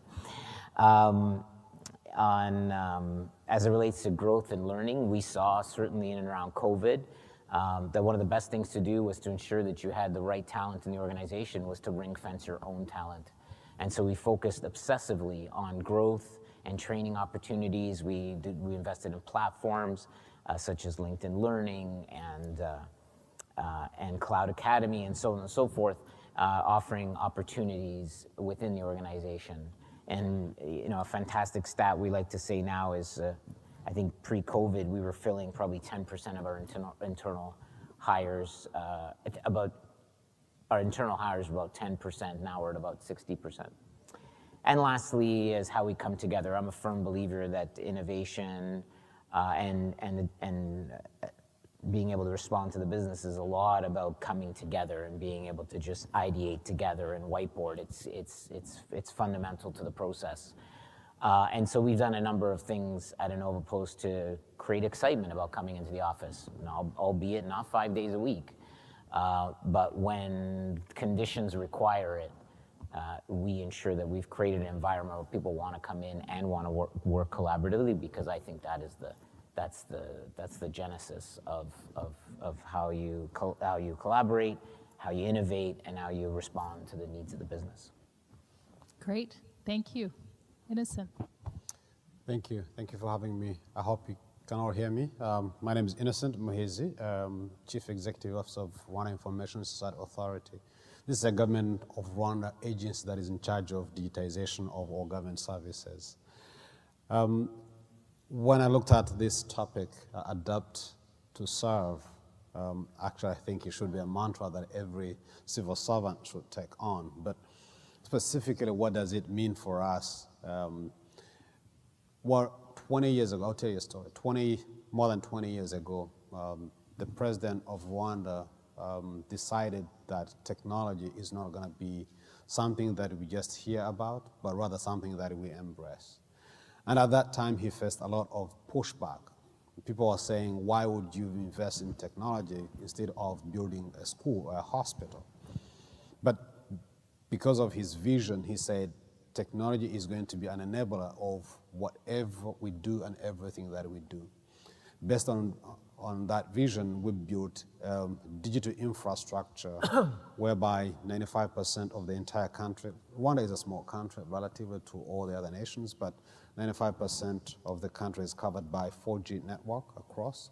We have more than, actually every single district and every single border of Rwanda is covered by fiber optic cables across. Then on top of that, we started deploying services. What was challenging at that time, and that is where the topic speaks to what we were doing, is that nobody really understood how technology can be applied in the day-to-day lives and able to be able to offer services. So at that time, we formed a public-private partnership with a private company, and we started, offering all the government services online. And by offering services online, you would wonder, what does it mean actually in the literal meaning of it? For example, if I want a death certificate for my deceased loved one, you would have to wait for months and actually years to be able to get it. Leave alone that even just a birth certificate, it would take months to really be able to get your birth certificate. But right now, from wherever you are in your office or home or whatever, you can be able to get a birth certificate, you can be able to get all these services that the government offers. We have more than 109 services online. But that took a lot of convincing. It took a lot of deliberate and intentionality to really be able to deliver them. And along the lines, we really faced a lot of pushback, especially, because budget was an issue. Be able to, how do you convince to invest $2 million in developing a platform when actually $2 million could be able to build, 10 schools or, 10 hospitals? But really along the line, it really came out to really prove a point that with these investments, they're really going into really credible use and really a lot of things are happening. So based on that, along the investments, the president also said, you know what, we really need to send our really bright students to really top universities. And it's way back, I'm actually a product of that because in 2001, I graduated from the United States, one of the universities in the US. Can you hear me? Okay, I guess you can. And then I had to go back and, went around the journey. So talent is critical. And, we really had to invest intentionally in developing digital talent. Right now, we have actually a school that actually where kids from, I believe it's grade 9, we call it senior 3, grade 9, they've started programming and that focus on software development and nothing else. Well, you teach them other things like mathematics, English, and what have you, but they do software development, and we've seen really the benefit of that. And the final thing that maybe I want to mention here, maybe get a chance to talk a little more on that, is actually rethinking the mode of service delivery. We took on all the services as products, not necessarily as a service per se, but rather look at everything that we do as a product. And based on that, we've been able to actually reduce more than 100 million hours of, people were spending in offices, really saying that they're delivering service when actually they were not. So millions and millions of hours were saved, and also along the way, millions of dollars were saved as well, and people are able to get services online. Nice. Thank you. Over to you. Thank you. Merci, c'est un plaisir d'être ici avec vous tous. A quick question, a quick show of hands. How many of you are familiar with what a grant or a contribution is? And if you could keep your hands up, how many of you have ever received a grant or contribution from the federal government? Okay. And so the innovation that I'll be speaking to today is at Global Affairs, we are looking to completely revolutionize how we manage all grants and contributions. So just for scale, Global Affairs, of course, is Canada's foreign ministry. We give about $6 to $8 billion per year in grants and contributions. We have about 1,200 to 1,500 active grants or contributions at any given time. And per year, this is about 80,000 contracts or contracting actions that we manage. A quick show of hands, those of you that have received a grant or contribution, how many of you believe it was an efficient, well-managed process? I think this is the general the general experience with people on grants and contributions. So what we are looking at, and I'm really looking forward to the discussion here, our goal is threefold: more effective, more efficient, but trust-based. And we're talking about innovating the federal government. Effective and efficient, of course, faster and better.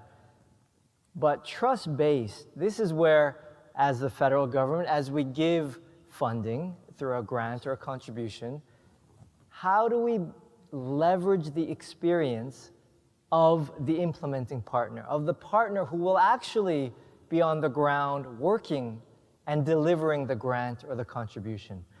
Right now, I would say it's not a balanced process, so how do we even it out to leverage a co-design, collaborative process that's open, transparent, honest, and as you can imagine, we're talking about fundamental culture change. So we can unpack what that means later as well. With regards to how we're managing this transformation, in the federal government, we're working towards data-centric. We're working with product management frameworks. We're working to be iterative. In government, we often like to get almost perfect before we share a draft or share something. Iterative means 75% there and we share. And we are open to receiving the feedback as we iterate. We are, of course, agile as federal government can be. We are also looking to integrate LLMs, AI, machine learning as much as possible. But then, from a policy delivery perspective, we want to, this balance, what does it mean to balance? I would say this is where equity, diversity, inclusion, feminism, decolonization, we are looking at from a policy perspective so that our new processes, we don't have to talk about decolonizing, they're already as decolonized as possible. So it's a multi-stage reform and innovation that is quite ambitious for global affairs and the federal government. So I'll leave it there. Wait a minute. That was like the mic drop there, but I'm the one with the mic because I was like, you just made that seem very hard. That sounded very hard to me. So I'm wondering, and my invitation still stands for everyone to please feel free to come up to the mic with a question. I wonder if you could share some thoughts around failure in the experiences that each of you has in creating an innovation culture, a culture where people take risks, or where sometimes people want you to guide them through that risk. How is failure viewed in a government context where you work?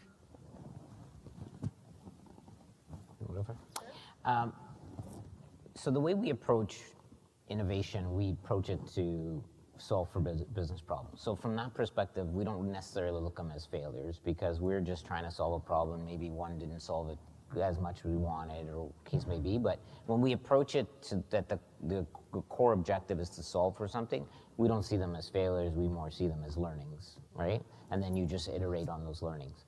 So if it's, I would say, a recognized, funded work stream, and we're working on solving a business problem, they're not necessarily seen as failures from that perspective, right? I make the differentiation because, again, we don't focus too much on saying somebody comes into my office and says, I want to try something with AI randomly. I'm going to go look in the organization and find where I can do AI. And they come back and they say, well, I failed to find a use case for it. To me, that's where I define it, like, would be a failure. Because in one way, you'd argue it's misguided, because you had a hammer and you were looking for the nail, right? Where for us, it's we try to focus on, we're trying to solve a business problem. We might apply many different technologies and approaches. Some fare better than others, some don't. Either way, that's all learning, right? To get us to our ultimate destination. So those ones there, we don't consider them as failures per se. That's, yeah, super interesting to see how the focus is really on solving the problem as opposed to, yeah, what often happens, which is look at this cool shiny thing. Couldn't you use this? So very interesting. Innocent, what's your experience? I must say that I envy my friend here, Franco. He's a very lucky man because failure is, from a perspective, criminal, almost so to speak. Because if the government has funded a particular project or a system, millions of dollars have been invested in it, and then it fails, actually some people lose their jobs, others even go to jail. So under that, actually, from an innovation point of view, it's a big problem. You are meant to fail in one way or another. So if failure is criminalized or is punished, then how do you innovate? How do you become agile? How do you try things out? So for me right now, for example, I have to really balance being able to take a risk on a particular project and a system, and really making sure that tomorrow I don't lose my job or somebody does not get in trouble. And it is a very delicate balance because you have to understand this is public funding. The treasurer is there, and there is an auditor general of public accounts who is going to see how did you use public funds that you were given as an institution to be able to deliver to citizens. And this is really the fundamental problem that we really have to deal with. Because a little earlier somebody said that you have to really follow the waterfall model, which is in today's time and age, it doesn't work. It's really failed. And COVID really proved it. By the way, during COVID, we were able to move a lot of things. From a digital point of view, we are really able to develop. I had a couple slides, but I didn't want to use them. We had to develop a system within 5 days where people would really dial in using an old technology, USSD, to really give the vital signs they are seeing, and they're able to be referred to go see a doctor, or you say that you're okay. And we had to do it in 5 days, and really able to, for example, during lockdown and where people had to go for essential services, we had to develop, we called it a movement permit system, where you had to apply, be given permission to travel, to move around. Either you're going to go to the hospital or you're going to to buy grocery or do something else. If you didn't have that authorization, you couldn't do it. And if we didn't really take a risk and say, let's try out this system, we couldn't do it. But from a public point of view, risk is a big issue. So right now we're trying to figure out how do we balance that delicate balance. And maybe just to amplify, I think words matter. And so failure itself in federal government is a very hard word to use, but it's our approach to risk and our culture change to allowing our teams to embrace risk. So we're moving from risk averse to risk aware.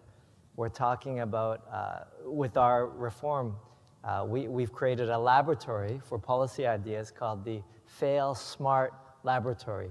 So we're trying to use the word failure in a different way, but our political capital that we have to actually pass big failures is very low in government.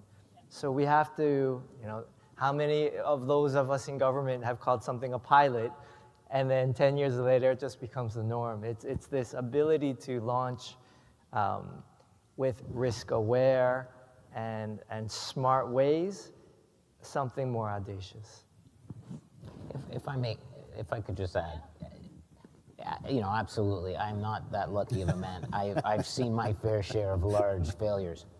But in the context of responding for innovation, we try to keep them very tight, right? So a perfect example would be so everybody knows the shipping and delivery space is intensely competitive, right? I'm sure all of you in here enjoy deliveries from our main competitor, right? Fair to say. And so one of our biggest business problems is how do we differentiate ourselves against those giants, right? Like what capabilities can we bring that differentiate ourselves? And we had a team of individuals that came forward and said, hey, we go to street assets, we go to CMBs, we go to delivery houses, we go to them with far more frequency than our competitors. So if we were to apply AI and machine learning, when you track your package, Canada Post can propose you a far tighter delivery window. Or if we're picking up a return, we can do a far tighter return window. That's advantage over the competitors, right? And so that's just a perfect example where the business was saying, I need competitive advantage. I need capabilities that prove that I can compete with that scale of a provider. And these teams came forward with not low tech, it's AI and machine learning, but low investment in type innovation that said we can do something here. And it may not have worked, it did in this particular context, but it's not a $40 million let's see if this thing works. We iterate, we try it, we proof of concept it, and that's. So you're touching at that space. Go ahead. Yeah, if I can just, one of the approaches that we've taken on as a government to really be able to mitigate against all these risks and be able to do, because we're cognizant of the fact that technology is risky in itself, and if you're going to work on a project, then it is meant to fail, or you're going to hit a bump somewhere. So, and from a policy point of view, and also to make sure that it is backed up by a legal instrument, we've come up with something that's called Public Procurement for Innovation. Right? We have a procurement authority that reviewed and put out a piece of legislation that really allows, create a safe space. You have a particular problem here, let's put in, people to look at it, let them give us ideas on how to fix it. And if one emerges to be able to address the problem correctly and effectively, then that person or that company gets a contract. Right? And that has allowed, it is still in its infancy stages, but it is really proving to be able to allow us to really adapt and in an agile manner be able to address some of the issues. Otherwise, we would have taken years, because our process is that you have to have a feasibility study, say, yes, I'm going to invest, however many millions of dollars. I've studied the problem. This is what the issue, and then you prescribe what the solution is going to be. And I tell my colleagues, like, guys, this is a joke. It is never going to work. If we knew what the solution is, we would have fixed it a long time ago. Why don't we allow, creative minds out there to really come forward and tell us, actually, you're fixing it the wrong way, or you're fixing a wrong problem. Actually, the problem is on the other side. So that has allowed us to really be able to move forward a little bit. Love it. I think, it comes back to that idea, as you all mentioned on the top, about really understanding the environment in which you operate. What's that competitive advantage, or where's that value for the end user, where they become the ones, as you mentioned, they have a good experience. They're going to become salespeople for not only what you produce, but the culture of how you operate. And it is definitely tricky. I always have to ask the fail question, because you hear this all the time at a very high level in the government of Canada. Oh, we love failure, and it's like, that's so not true. We don't actually. A question from the audience. Question is, how do you enhance capacity building for public servants, especially for innovative projects? So we talked a lot about agile change, but we often forget about balancing adaptability and change, capacity to change. So how do you enhance capacity building when we are talking about innovative projects? Very interesting. Actually, it is one of the biggest challenges that we have right now. Two actually, I will combine to one, hiring the best talent. As a government, we cannot attract the best talent. And if we do get whoever we get, how do you keep them, or how do you, give them tools?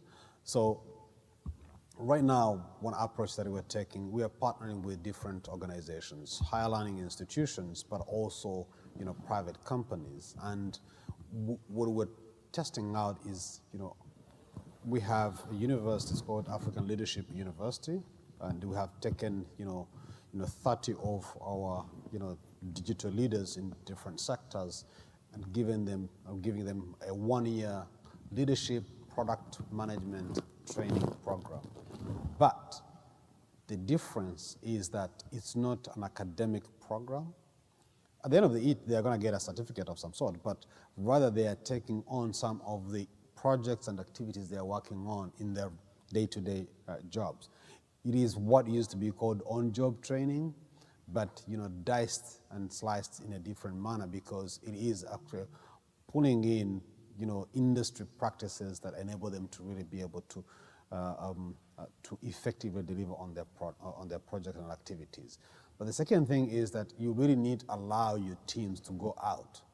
What we're doing, we encourage them, go talk to your colleagues in the private sector. How do they deliver what they deliver? How are they working? What are some of the methods we can be able to pull back? And the final thing is that I think this is where public sector is terrible. You hire someone, but letting go that person becomes a very big issue. So we're trying to now make sure that if you don't deliver, we'll let you go. But I must tell you, it's a mountain to climb. And maybe to add on to Innocent's comments, your question is a core one at the center of innovation. And I think for us, we're taking an interdisciplinary approach. So of course, there's professional services, which the government is very well known for. But for us, we're looking at bringing talent in directly. We have to look at sustainability. The ambassadors of the change will have to spread the new way of working throughout the department. So we're looking at interchanges, so bringing in organizations, partner organizations. On the IMIT side, we're partnering with Code for Canada through Interchange to bring in private sector IMIT experts into global affairs to help with this change. So we're also looking at, I think they've rebranded, but there's a program called Indigenous Talent Cloud to help Indigenous young IMIT professionals get employment at the federal level. So we're looking at all levels to create as diverse a team, so then we're truly interdisciplinary to create sustainability and strength.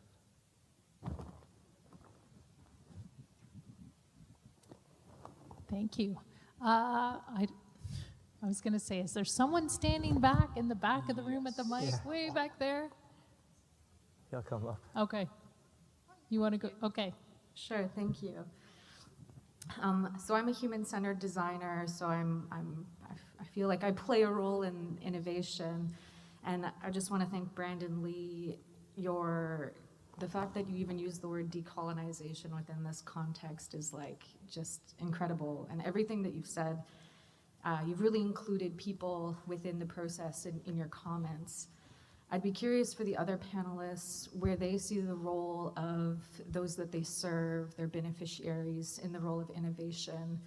In particular to our panelists from the Canada Post, you made a lot of comments about being business-centered.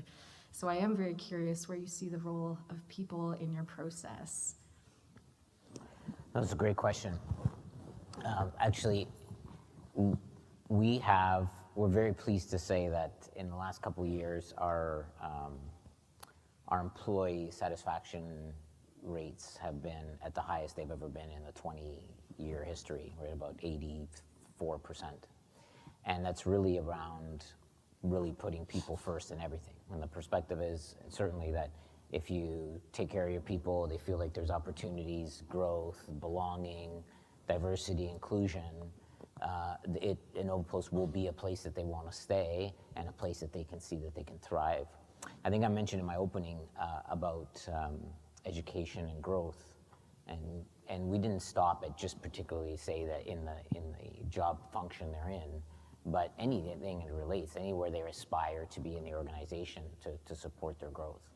So, Sorry, I mean like the public that you serve, people who are receiving mail, how are they involved? Oh, my apologies, Okay, so when we develop solutions, we do all sorts of ways to canvass Canadians to understand the products and features that we're putting out there are the things that they're wanting to do. Everything from surveys to we have our designer communities, they'll go into the malls and they'll canvass Canadians.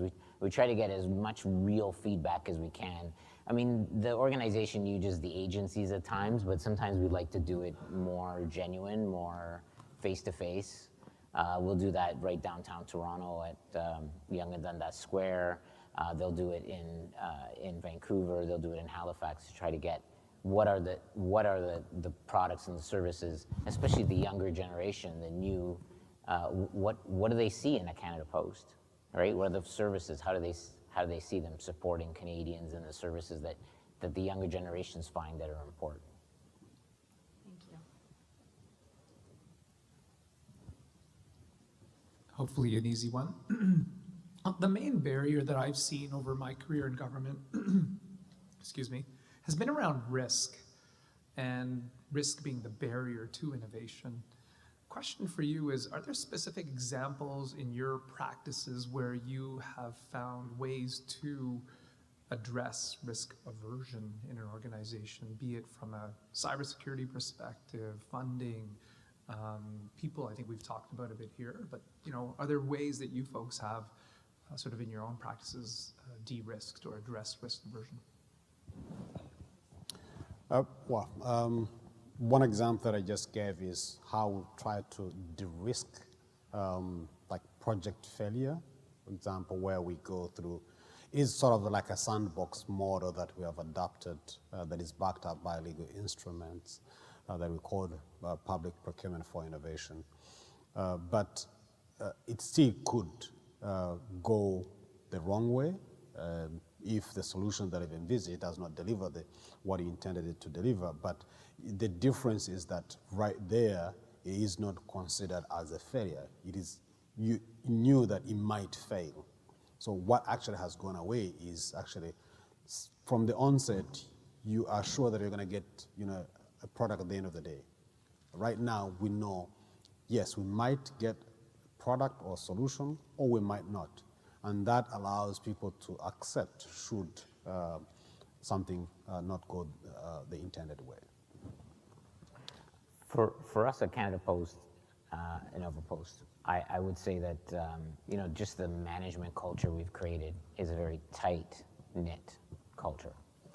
But we overlay that with I would say an appropriate amount of governance to say that if things are done and they don't go as planned, really the perspective is we were all part of that, right? And so we try to dispel that risk aversion, because usually the risk aversion is because you personally think you're going to be penalized or take the brunt of that. But when we collectively feel like there's a bit of risk, but there's opportunity there for the organization or even for IT's sake, we have the structure in place. They go through architectural review boards, security review boards, and not to give the sense that these are these big bureaucratic long processes, but they're just quick checkpoints in the process to make sure that everybody's aligned. Now, if somebody goes and puts something on the network on their own in the middle of the night, right, then that's probably not a good thing, right?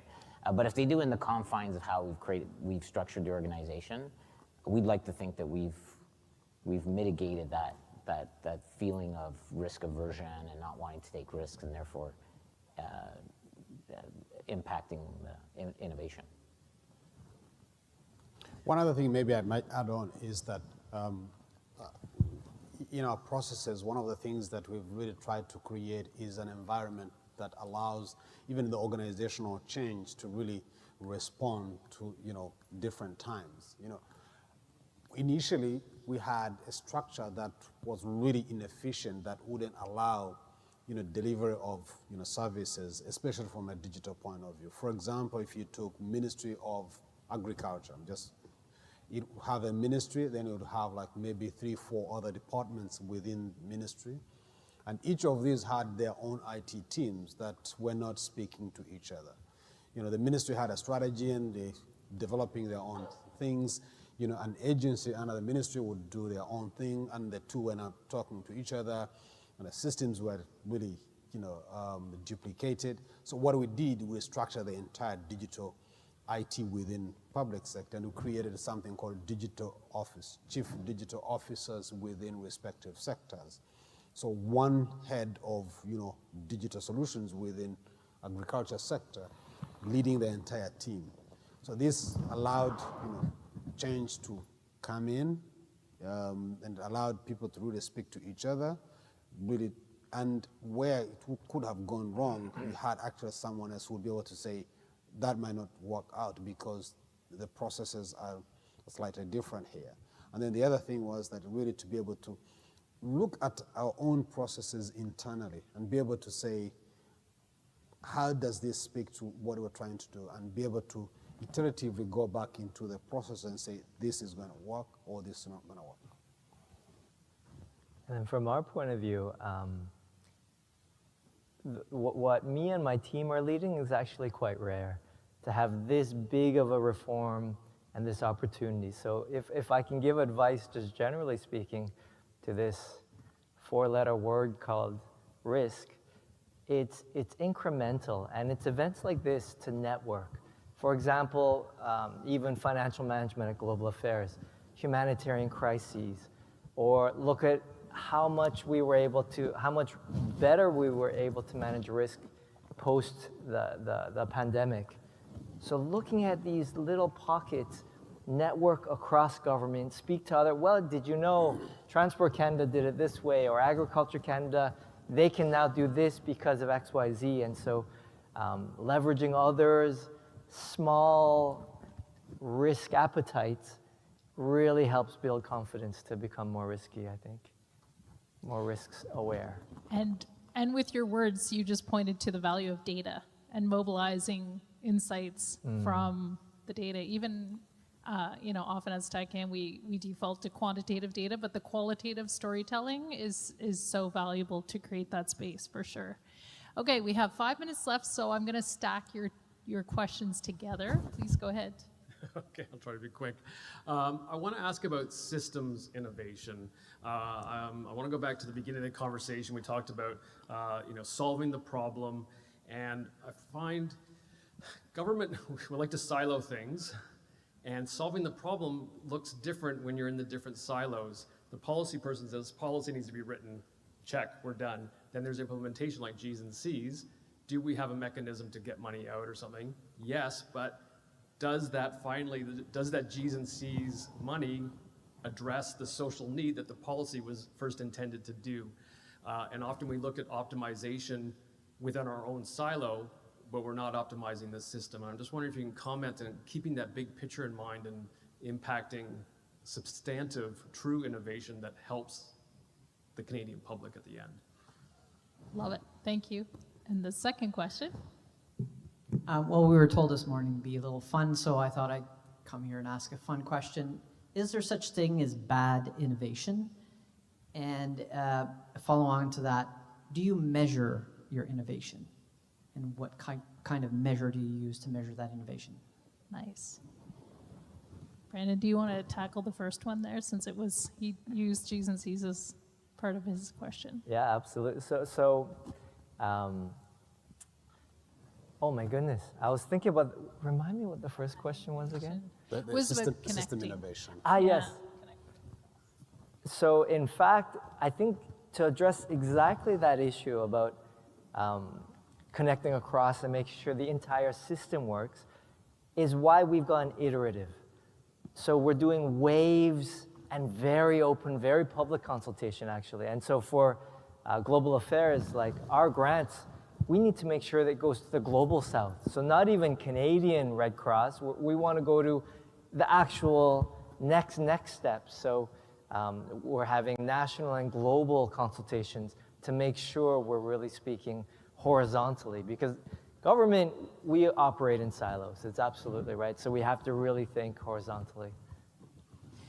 Thank you. And in the last 3 minutes, no pressure here. I was going to say the bad innovation example may be just that. I'm developing some solution to a problem, but it's only the problem that I see in front of me, and I haven't engaged a diverse group of people with different experiences to really understand what their experience of whether it's in fact a problem, what their experience is. But that's me trying to take over the mic. So I will invite you to share in a minute or less, if you can, do you believe there's bad innovation? Innocent, I'll start with you, then I'll go over to you, Franco. I really don't think there's anything like bad innovation. I think it all needs to be contextualized. What might seem really bad, but might actually be addressing someone else's problem. So I don't think there's something like bad innovation. It all needs really you need to be in that moment to look at it from that lens. And the second question you asked, which is very important, is that do you measure that? You actually can measure, and actually you really need to measure your innovation. And how you do it is really, there are a number of metrics they can be able to use or to look at. For example, is it creating any impact on the other end where it is, whatever you're doing, is it creating an impact to the society, to the people you're serving, or to your constituents or your audience? Number two, how are you able to deliver it? What did you spend? How much did it cost you? Or how long did it take you to be able to deliver it versus what you were doing before? And I think for me, those would be the metrics, and that's how you'd be able to measure it. So in terms of how I was going to answer it, is there any bad innovation? From a business sense, I would say no, right? Because if you're in pursuit of solving a problem, it was a good effort try. Some of the questions, though, did make me think, and I don't know if this was the intent of your question, but can innovation be bad from who you think you're innovating for, Canadians? I think that probably needs an extra hour, so I won't even go there. But if you were going there, I was going to get caught on that question twice. But so internally, no, innovation's not bad. It's assuming you're trying to solve for something. It's all effort in pursuit of a goal. But sure, I'm sure there's innovations that can be done. I mean, there's probably a panel somewhere in this forum that says AI is not good for society, but I won't go there. Do we measure? We did many years ago. We had a funnel. How many came in? Did they come to fruition? How much money? We ended up measuring too much, people debating it too much, so we dropped it. And if innovations come through and they hit the mark, they are widely celebrated, and that's how we measure them. Love it. Maybe Last word. a Yes. very quick, to create some healthy tension on the stage. I think there is bad innovation. I think it's definitely possible. Like, look at the federal government. Well, I don't want to call out any people, but we've had innovations that have created way more problems, that have made the front page of the newspapers. And government, we can make things way more complicated than they need to. So I think this is why the measurement question is the most important. We have to make sure that we measure and see what we want to achieve is being achieved. I think the how, we can definitely trip ourselves up. I think it's a great question to end on. Thank you. Thank you both. Thank you all for your questions. I always come back to around innovation. There's like individual people like we see sitting around in these tables, and what kind of agency do you have, and how empowered are you, and do you have access to things, including the permission and the encouragement to do it. But then people operate within systems. There's governance, there's bureaucracy, there's policies and directives, there's the culture, the dominant culture when risk comes in, and thinking about how do we structure, feed, nourish, or kill those non-human parts of an organization. So lots to think about. Thank you all for your attention. Thank you, Brandon, Innocent, Franco. Thank you very much. Please feel free to come up during the break as they try to make their way out of the room with other questions, comments, feedback, and have a great rest of the day. Thank you. We are spending $160 billion a year on cybersecurity. Yet, every 11 seconds, there's a ransomware attack. Why? Our industry's approach to cybersecurity is fundamentally flawed. When every vendor offers only a small piece of the solution, CIOs are forced to make decisions based on data that is stale, inaccurate, and incomplete. 94% of enterprises are missing up to 20% of endpoints that need to be protected. But there's a better way. Tanium's Converged Endpoint Management Platform, or XEM, is a single, integrated, cloud-based platform that provides visibility and remediation with real-time data that has real-time impact. XEM locates all your data, patches every device, implements critical security controls, and provides ongoing vigilance and compliance. With XEM, we protect and defend the majority of the Fortune 100, 8 out of 10 top financial institutions, 5 branches of the U.S. Armed Forces, U.S. intelligence agencies, and those of our allies. Today, we help manage and protect more than 30 million endpoints, bringing together IT operations, security, and risk and compliance in a single pane of glass with a single control plane and a common data set. Tanium, the power of certainty.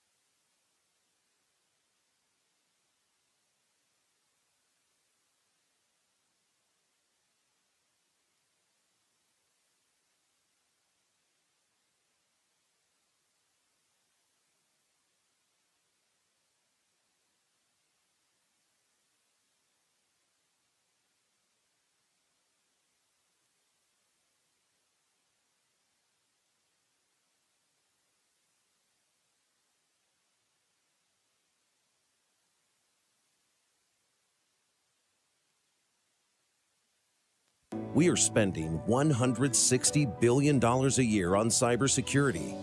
Yet, every 11 seconds, there's a ransomware attack. Why? Our industry's approach to cybersecurity is fundamentally flawed. When every vendor offers only a small piece of the solution, CIOs are forced to make decisions based on data that is stale, inaccurate, and incomplete. 94% of enterprises are missing up to 20% of endpoints that need to be protected. But there's a better way. Tanium's Converged Endpoint Management Platform, or XEM, is a single, integrated, cloud-based platform that provides visibility and remediation with real-time data that has real-time impact. XEM locates all your data, patches every device, implements critical security controls, and provides ongoing vigilance and compliance.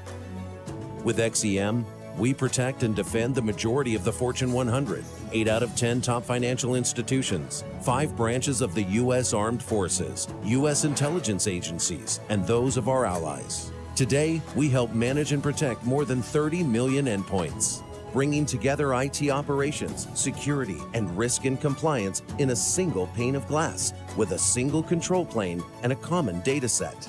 Tanium, the power of certainty. Welcome back, everybody. Welcome to our next session. I did say that you would get to know that video off by heart by the end of the day. So in this session, we are going to be talking about working in partnership for the public. So I think some of the issues we will cover is how do you actually work across departments, across organizations, across sectors, across professions, across territories and regions. So all of those issues I think we're going to cover to make sure that you put users ultimately who are going to be using your public services at the heart of everything that you do. We've got another fantastic panel with us here today. I'm going to follow the same format as we've been following the rest of the day. So I'll invite each of our speakers to give some short opening remarks. And then, as it has been for the rest of the day, it's very much your session. So please be thinking of the questions that you want to put to the panel, and we'll get through as many of those as we can before the end of the session. So we're going to hear from Paul Wagner, who is Chief Information Officer at the Treasury Board of Canada Secretariat. Then we will hear from Dorothy Eng, who is the Executive Director at Code for Canada. And then Michael Combe, who is Partner of Government and Public Sector at EY. And then Noreen Heckman-Suk, who is the Senior Advisor to the Federal CIO, so straight from the White House. And then we have Isabelle Tonguet, who is Chief Information Officer and Director General, Information Management and Technology Directorate at the Department of Finance here in Canada. So another fantastic panel. And Paul, I'm going to invite you to kick off with your opening comments. I thought you were starting down there. That's why I sat here. So 2 things. One, before anybody writes the press release, I'm the Deputy CIO for the Government of Canada. Catherine Lilo is still the CIO. Sorry, but I just gave you a big No, that's all right. That's fine. And 2, I want the guy who did the Tanium commercial on his voice for my voiceover. That'd be fantastic. Listen, thank you everybody for joining us today. A couple of points, I guess, from a federal perspective. How many people here think the federal government is a well-oiled machine when it comes to coming to innovation, doing new things, working across departments? Show of hands. One hand. Just one. Oh, there we go. Thank you. One hand. Yeah. Therein lies the problem. We need to find a way to actually work across government. If you think about the federal government, 160 plus organizations, very siloed operations. I was listening to the previous panel, and they got it absolutely correctly. I mean, everybody kind of head down, get the thing done. And, as an example, if you look at the numbers of ways you could sign into a digital government service today, it's somewhere north of 60. And the problem with that is the intermediary of all of this patchwork of different service experience is the client, the Canadian business, or those looking to come to the country. And we need to do better than that. Now, it's up to everybody in this room, it's up to the leadership to actually design what better and what right looks like. And so, hopefully over the next, a couple of, or an hour or so here, we can talk about what that looks like. I think some great examples of collaboration, both within the federal public service, but even beyond. I have the privilege of chairing a committee that spans all of the provinces and territories and some municipalities. And the CIOs and the service delivery chairs get together. We get together on a monthly basis to talk about ways that we can accelerate digital service delivery across the country. And I will say some of the most effective service delivery accelerators are in the small jurisdictions, and I'm sure we'll get into that here around the table. So really looking forward to your comments, your questions. Challenge us up here. And with that, I'll turn it over to Dorothy. Sure. Thanks so much. Sorry, Dorothy, let's go straight over to you. But I was just going to say, I think you've picked up some nice issues there that please be thinking about your questions on those. So we can do so much better, and it's up to all of us in the room together. So it's not necessarily looking to the panel here for the answers, it's do you have some thoughts on the answers as well? We're all in this together, I think. That includes the people I can't see over here because of the podium, but you're still... They were hiding behind the podium. You're on notice. Right. Dorothy. Thank you. So I represent a different sector altogether. So I'm going to take us out of the federal government and the public sector and take you over to the nonprofit sector, which is where Code for Canada comes from. We are a national nonprofit. We work in the public interest. Our mission is to leverage technology and design and make sure that it's inclusive, it's accessible, and we do that primarily by partnering with governments to help build their digital capacity. Some friends, I think, in panelists and other speakers like Noreen and Claire this morning from the US government are quite familiar with this kind of model, which is civic technology. Code for America is our sister organization in the US, and they've been doing a lot of great work for over 10 years, similar to us.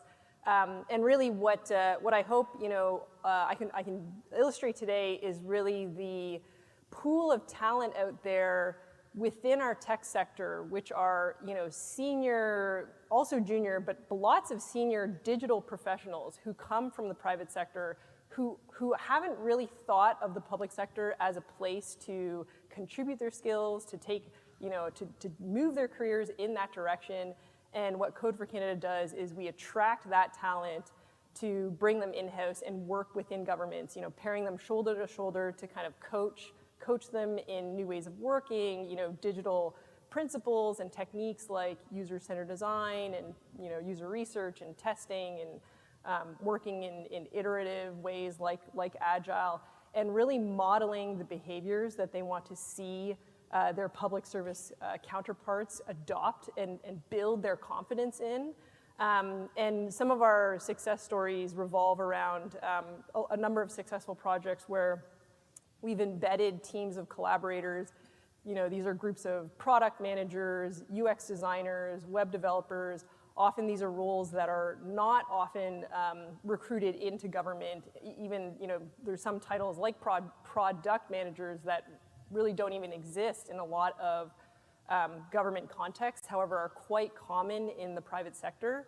And these people have helped to do everything from modernize, benefits delivery, to do user testing with actual recipients of, of benefits, all the way to helping to modernize and improve the experience for military members who are transitioning out into civilian life.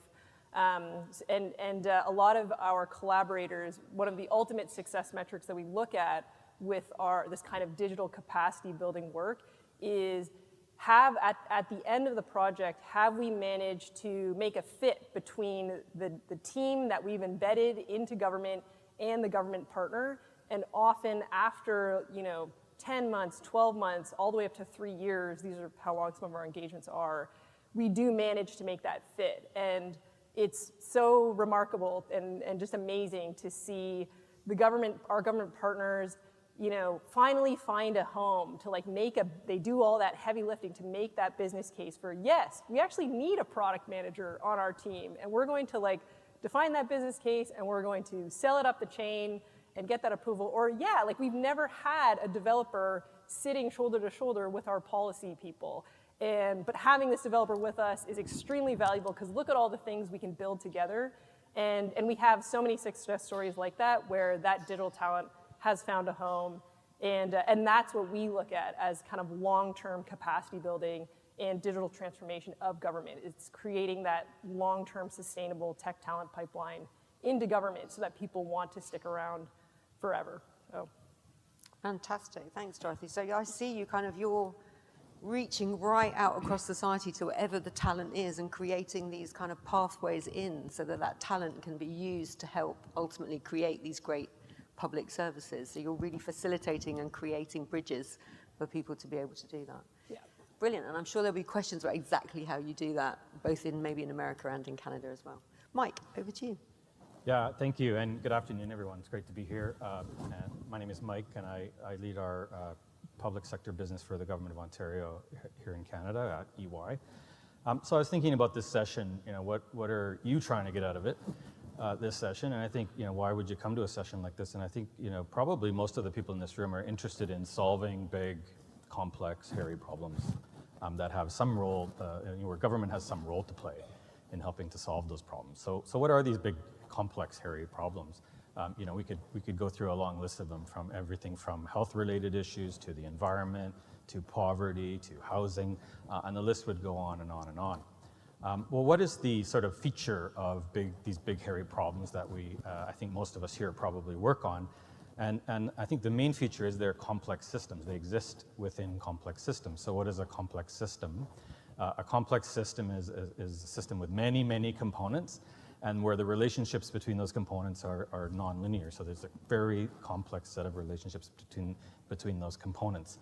So who has the information? And this is where I'm going to get back to working across and beyond government. Who has the information about these complex systems, about these components and relationships within complex systems? Well, it's everyone, right? It's all of you. It's people who work in government, it's people who work outside of government.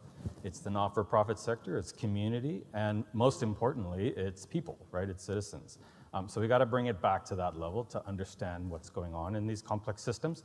And I promised myself I wasn't going to talk about AI, but collective intelligence and AI go together, and it's really important because what AI now allows us to do is, using natural language, ask questions about these complex systems, and the AI can actually talk back to us in a language that we understand, because most of us don't speak in numbers. If you ever try to talk to a spreadsheet, you probably have struggled a bit with that.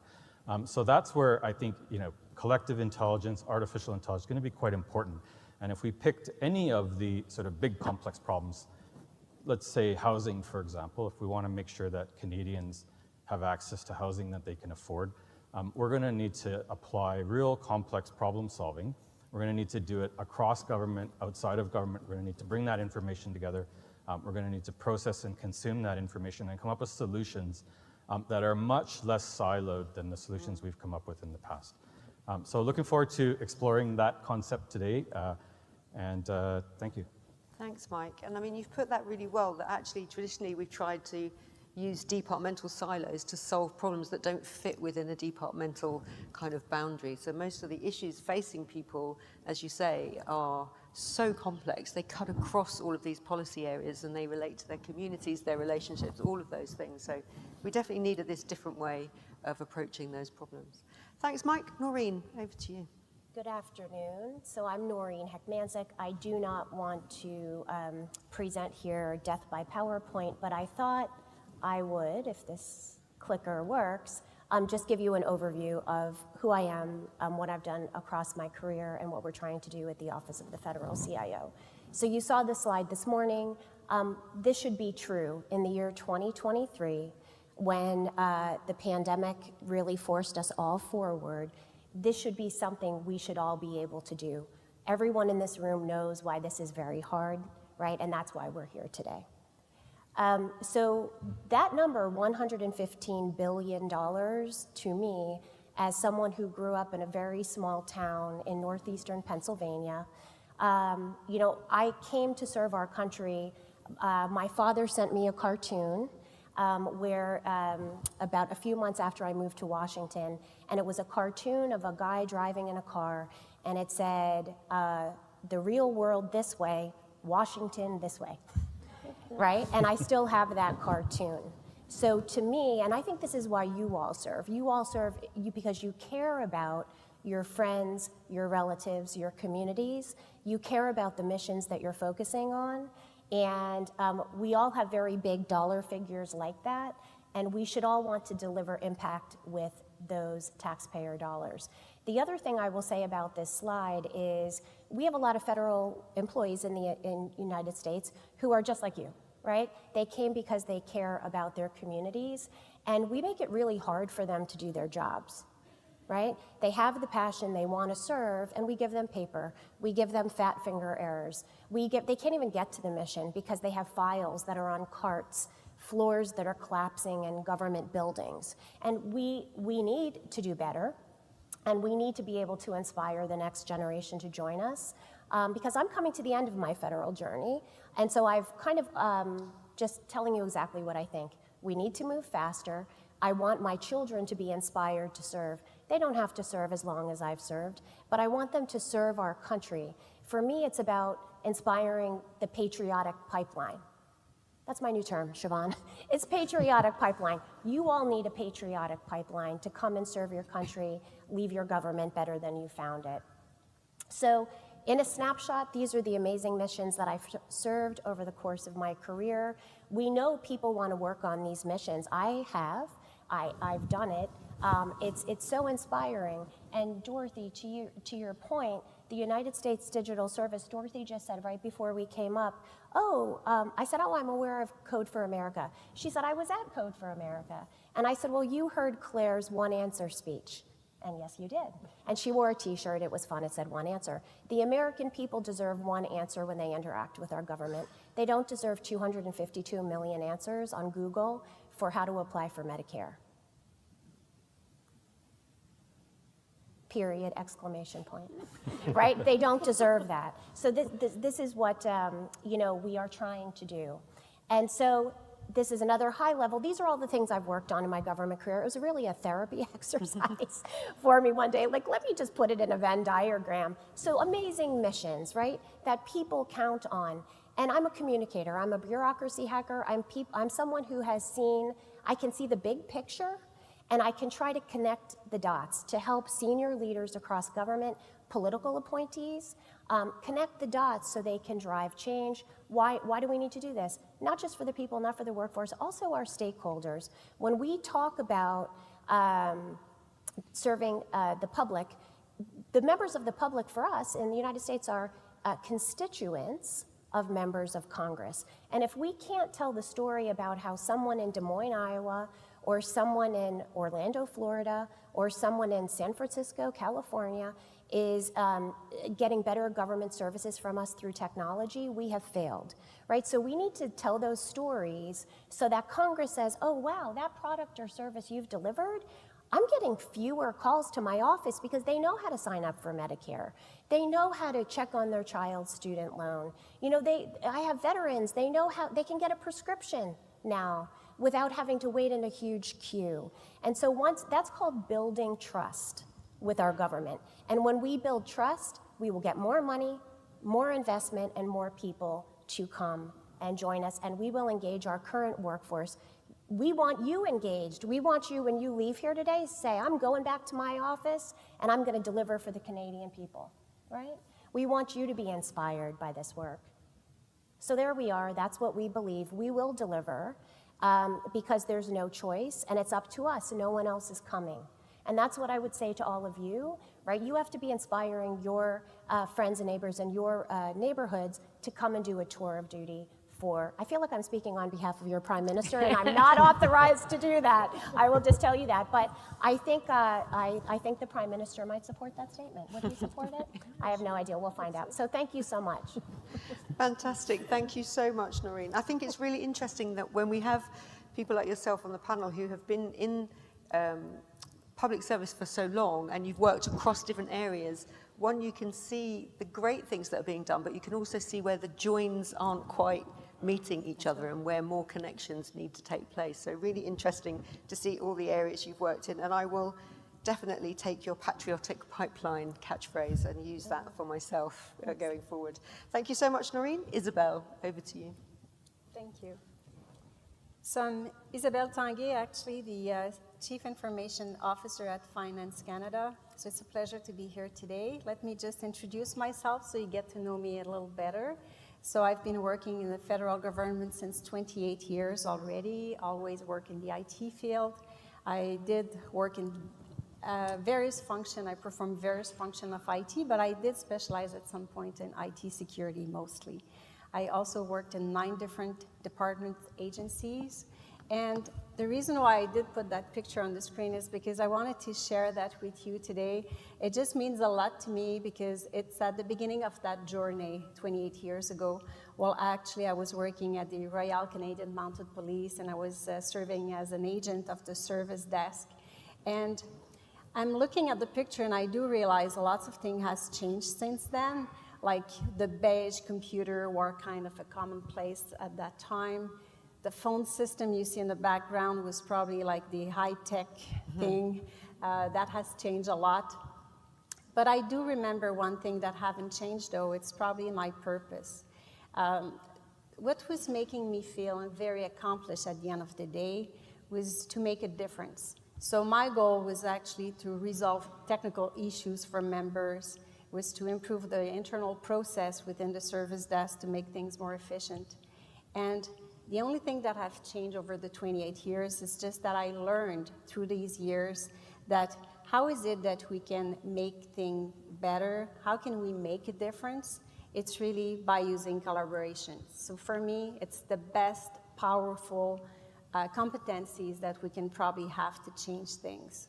So what I would like to focus on today maybe is more like the two questions. So it's basically, what is this force of collaboration? How can we collaborate wisely? So the two questions that I do have in mind when that happens is, why do we need to collaborate and how do we collaborate? So what I'm thinking is that it's very important that we all face challenges, and we are actually, if you're currently thinking just to your respective team right now, I'm sure that you're facing challenges, problem, where actually you have like an impasse. You're just trying to resolve the issue, but you cannot fix it fast enough. You need a solution. You actually communicate as much as you want with the people in your team, but you just can't deliver fast enough. It could be because of various reasons. For example, you do not have enough resource. Could be financial resource, human resource. You can face some knowledge within the team that are missing, but you're really facing a problem, a need. And this is exactly when collaboration kicks in. And the second question, how do we collaborate? The best and easy way to collaborate, from my perspective, is to reach out to your network. And how do you build, how do you nurture this network? This is something very important that we need to take in consideration. And this network needs to grow with time. And you have to make sure you have contact with the right people.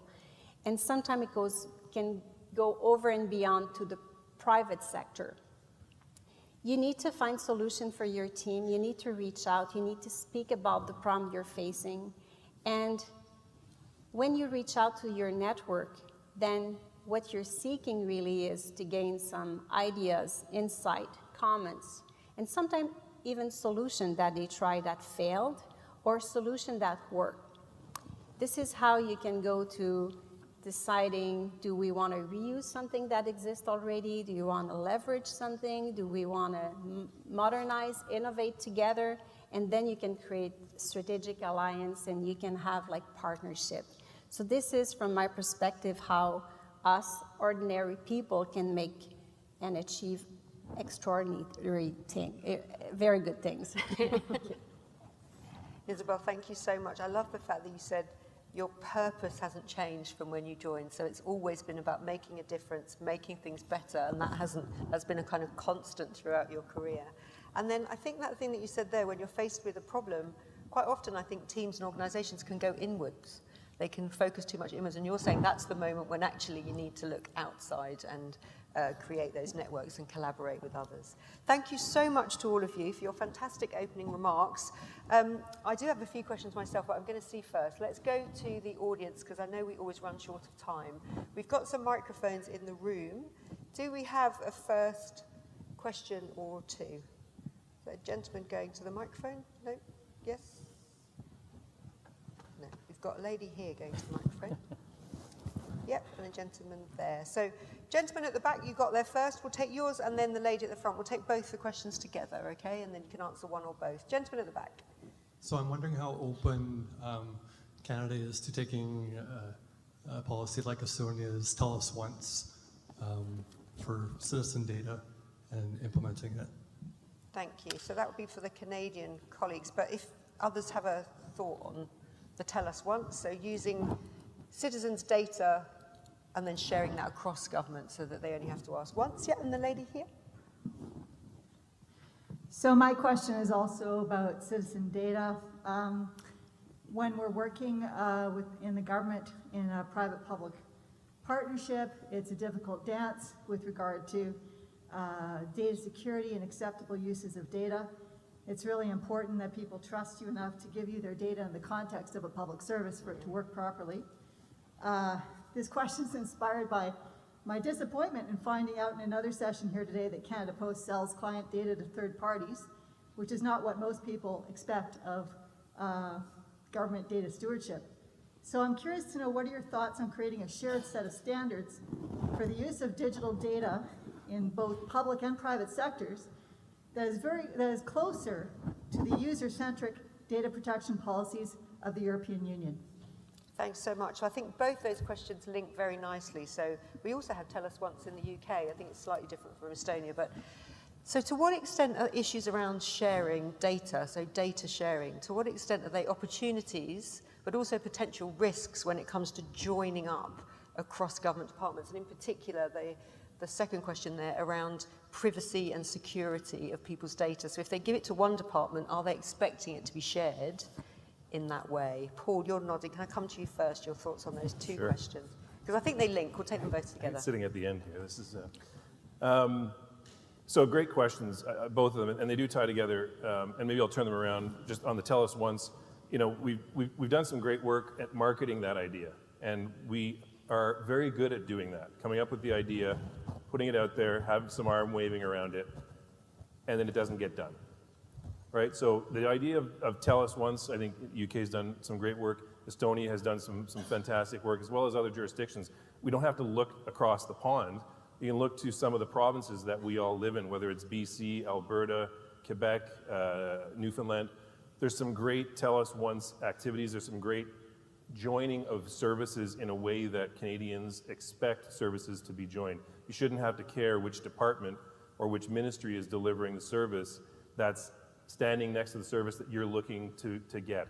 And so I think from a data perspective, and we now have a chief data officer, Stephen Bird. I think he's in the room somewhere. He's at the back. He'll be signing autographs as you walk out. This to me is when things start to get serious in the federal government, when we actually spend the time, we have a leadership position at a significant level to start to look at some of these challenges. Because if you think of the programs and the way departments have been set up historically, they're very silent. I mean, you went to the Department of Motor Vehicles, and that's all you did there. I remember the story, some of you have heard me speak before, you've heard my story about buying a boat. My apologies, but you know, like when you bought a boat, you had to get the registration transferred from the previous owner. And I won't bore you with the details, but you know, you think about which departments to go to. DFO? No. Transport Canada? No. So eventually you figure out, at the time, it was CBSA. Why? Because you can sail across the border. Not obvious, but you had to go to the CBSA office.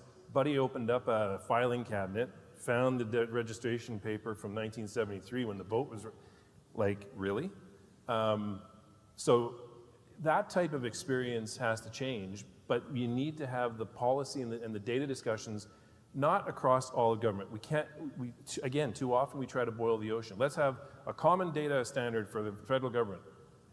The complexity, I mean, we're talking about complex systems, the complexity of getting to a place that you can actually achieve that, the lowest common denominator will win, and Canadians will be unimpressed. And if I think about the executive order that our colleagues in the United States, that your president put out in terms of safe, seamless service experience, we'll never get there. So it's taking a small enough cluster of departments or services, in fact, regardless of the departments or organizations that they're in, and coming up with what's a data model that makes sense for the user, for the Canadian business, or for the individual looking to come to the country. So I just think, you know, Isabel's point around your network, when you walk into a room, think about, you know, who you can bring with you to actually solve not just your problem, but the problems that are adjacent to it. Thanks, Paul. Noreen, so yeah, the kind of seamless ambition does require a lot of joining up behind the scenes of data. So similarly, are you having challenges around how easily are people being able to share data, but all these big barriers that might be, and potential risks, especially with the trust, I think, citizens trusting how their data is being used. Is that something that you've had lots of conversations about? Yes, and I think stemming from the President's executive order on customer experience, one of the first things that came out of that executive order was taking a look at the life experiences that our citizens have across government. So if you think of a natural disaster or a tornado, in the United States, you know, the American people might have to reach out. They don't even know who they have to reach. You know, their paper has been, if it's Florida and it's a hurricane, they don't have their records. They don't have their paper. They might have to touch upon 5, 6, 7 different agencies to get help and get back up and running again. So one of the things, and I am not a chief data officer, but what I can tell you is we believe in securing that data and making sure that the American people's data is used in a trustworthy manner. And we want to get to the point where what we are trying to do is get to the point where we are unlocking that data so it can transit across those 7 or 8 agencies. The American people don't need to know the names, but they just want their life back. They just want to get help from their government. And my colleagues are working extremely hard. And it's also about incremental progress and communicating the progress. And once we start doing that, we will build the trust, get support from the stakeholders, and get to the next point on the journey. Isabel, did you want to add anything on the data questions? Maybe just the fact that the trust of the citizen is the most important thing.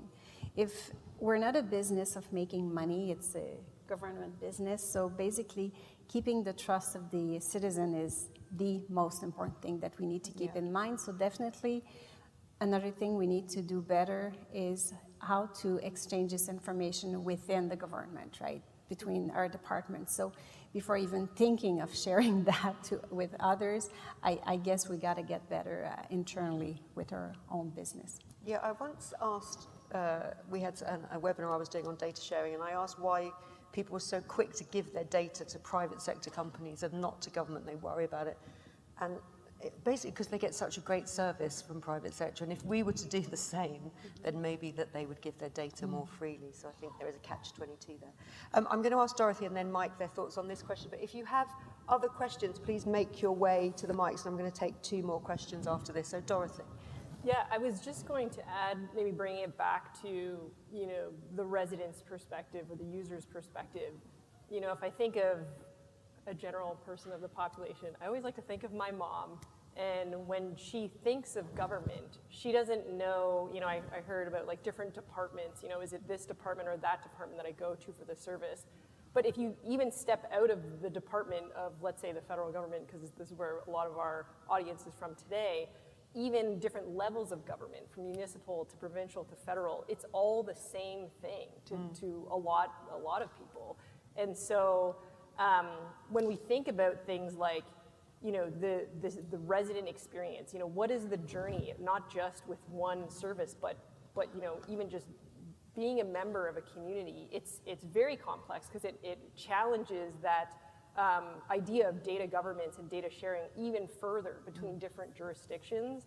And I think it is very much related to trust, right? Because I think if we assume that a person is already trusting of government, that's already, I think, even going a bit further than where a lot of communities are starting, right? There's a lot of marginalized, underrepresented communities that where their trust of government has eroded over time. And so that's another thing also to keep in mind.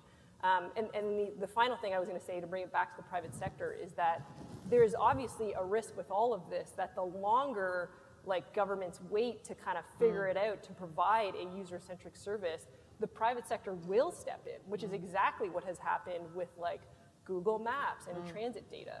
That was a pilot that started between Google and I believe it was the city of Portland, and where Portland needed some ability to provide access to their transit data to riders, And so, worked in partnership with Google, and because that infrastructure was set up, it then just scaled because it was so seamless. Yeah. So I think the longer we kind of wait and assume, oh yeah, let's wait till, the governance is set up and the sharing agreements are set up, there will be other industries or groups at play that will end up becoming the service that people will go to, that people end up trusting more. Thanks, Dorothy. Mike, we've got 2 questions waiting, but did you want to add anything on I think it's well covered, but just to add, I think it is interesting that we hold government to such a high standard when it comes to data and privacy, yet we will freely give up all of our information about all our entire, every aspect of our life to our, people who produce apps for your phone, right? Or Facebook and so on. So I think it is inevitable that there will need to be sharing of data between public and private sector entities. That's going to create benefit for us into the future, and we're going to need to figure out how to do that. Government should be held to a high standard, but government also has an important role to play in holding our private sector collaborators to the same high standards, and I think we're somewhat failing on that front. So I think that would be the message I would leave you with. And maybe, I know we didn't, the regulation issue of kind of GDPR in Europe, that could be a separate, I think the question asked about that, but maybe they could pick that up with you in one of the breakout areas as well. So gentleman there, and then the lady at the back will take these 2 questions then. Okay, thank you. I'm just going to switch gears and talk a little bit about digital services. So I find oftentimes in government, we tend to focus on what people need, and we don't often pay attention to what they want. I need to eat healthy, but I wanted KFC at lunchtime. So with that in mind, what are we doing to engage Canadians or your residents on what they actually want out of the service? And then the second part of that question is, what are we willing to change? What strategies can we put in place that look at the entire ecosystem that surrounds the service? So a lot of our services are governed by regulations that are in place, by policies that have been put in place that were done in the paper era and that are legacy to today's digital world. What strategies would you put in place to try to re-envision the services that we offer in the digital world without, by changing those things? So great question. Digital services, are we giving people what they want or what they need? What should we be doing actually? We might not have the luxury of giving people what they want. We might just have to give them what they need, but good question. And also that sense of, do we just digitalize existing processes built on the historic legacy, or should we be fundamentally rethinking the whole hinterland as well? Next question there. Hi everyone, good afternoon. Is this on? Can you hear me? Yes, sort of, yeah. Oh goodness. Testing. Yeah. I think that's better. Melly Copeland, Employment and Social Development Canada.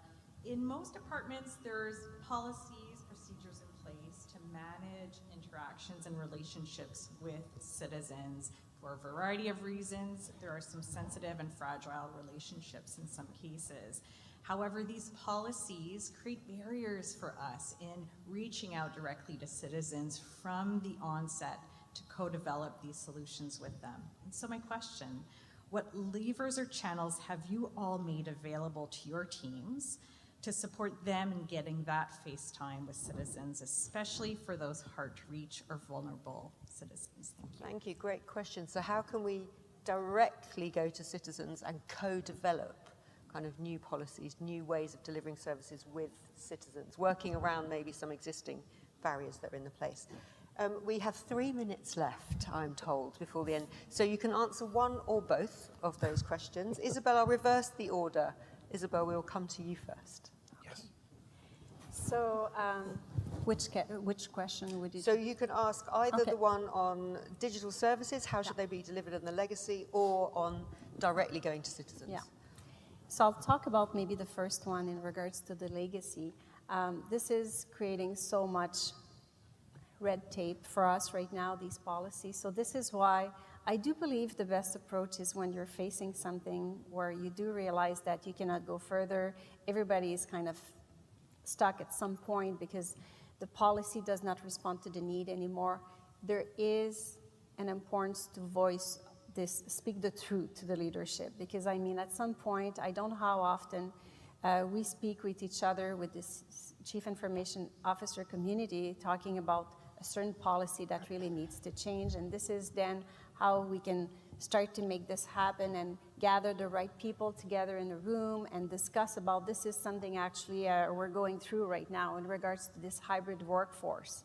As an example, the people needs to work remotely. That happened for a period of 2-3 years, but we're still stuck with these security policy that actually were changed in other countries. If we look at Australia, New Zealand, we look at the States, we look at any place, everywhere across the world, these policies have changed, but we haven't changed them yet. So we need to team up, and we need to look into this quickly and change these policies to be able actually to remove this red tape. So sometimes maybe you're facing a situation where you're like, okay, I'm facing a problem because of policy and cannot embrace the digital transformation, but maybe the leaders are already talking about this changing of policy, and you can join a working group to make this happen faster. So I think it's very important to speak the truth to leadership. Thanks as well. Noreen. I will try to go very quickly. There were a lot of questions there, but what I will say about as a policy shop with the Office of the Federal CIO, one of our superpowers is really knowing where agencies are on their journey, leveraging our digital service teams that are out across the federal enterprise. When they run into a policy or a guidance document, something that's sediment that was established in 1972 and it does not pertain to today's world, we want them to flag that for us. They work with my fantastic colleagues sitting right here in the front row, Andy Lewandowski and Justin Grimes, and our desk officers to bureaucracy hack to develop modern policies that meet today's needs. If the policy doesn't work, the technology won't be successful. I will also say in regard to the needs and wants question, it's human-centered design. It's designing with our customers, not for our customers. Thanks, Noreen. Mike. Very quickly, my favorite government digital transformation story was told to me by a senior bureaucrat from Denmark, and it was really simple. They decided they were going to implement services online and create a digital one-window platform for all government services across, by the way, municipal, provincial or state and federal. The first thing they did was they said, we're going to make it so that you can't mail letters to us, and we're not going to mail letters to anybody else. We're only going to communicate online. And they took all the money they saved on stamps, and that funded the digital transformation. Right, so I think sometimes you just have to be a little bit pushy on moving the public forward. And I know we have digital divide and some other challenges in Canada. We need to work on those things in parallel. But I do think that government needs to be a little more pushy on digital transformation. Thanks, Dorothy. Well, I'll use my very limited time to definitely make a plug for Code for Canada's GRIT service, which stands for Gathering Residents to Improve Technology. It is our inclusive user testing and user research service. So what we do is we have a very diverse pool of people across Canada from diverse communities. They represent a representative sample of different demographics across this country. We also work with a lot of different marginalized and underrepresented communities who often don't have a high level of trust with governments, and we work with grassroots communities to gain feedback from these people who often don't have a voice in the services that are meant for them. We specifically reach out to them and give them a safe space to weigh in on the public services that are designed for them. So if anyone is interested, please come talk to me. Thank you. Shameless plug there from Dorothy. Paul, over to you. Yeah, I mean, human-centered design, absolutely, to the gentleman asked about, wants versus needs, but I think it also starts with having something to evolve and to innovate. We far too often in government have academic conversations around policy. We should, redo this policy. Look at the GDPR. Look at what they've done in the United States around different things. And that's fantastic. Root it in something that's actually real and show the thing. Like, again, the tell us once question from before, great question. We put together a great PowerPoint. I think there's still a video on Canada.ca to say what tell us once could do. Where's the prototype? Get it wrong. And then work with Canadians and Canadian businesses and those who are looking to come to the country to get it right. But having academic conversations isn't going to move it forward. I mean, those will have to happen. Isabel looked at me when she said, the policies that are getting in the way. That's where I work. But I can tell you that those policy shifts will happen much more at speed when they're faced with a service delivery reality that's in front of them, not a PowerPoint that's somebody's presenting. Thank you so much, Paul. Before we conclude, and I thank the panel, I've just got a very important announcement to make. The refreshments have been refreshed. So in the exhibition hall, there are more refreshments now. Please do help yourselves. And also after this session, there are 2 sessions left. And at the end of those sessions, there will be a networking reception for everybody just outside, I think by the windows there with the fantastic view. So if you can, please do stay for refreshments then as well and for a bit more networking. But for all of you on this session, thank you so much. I think it's clear that so much can be done if we can join up in those different ways, but there's still quite a lot more to be done. And it's up to all of us in the room to make it happen. Please join me in saying a big thank you to our fantastic panel.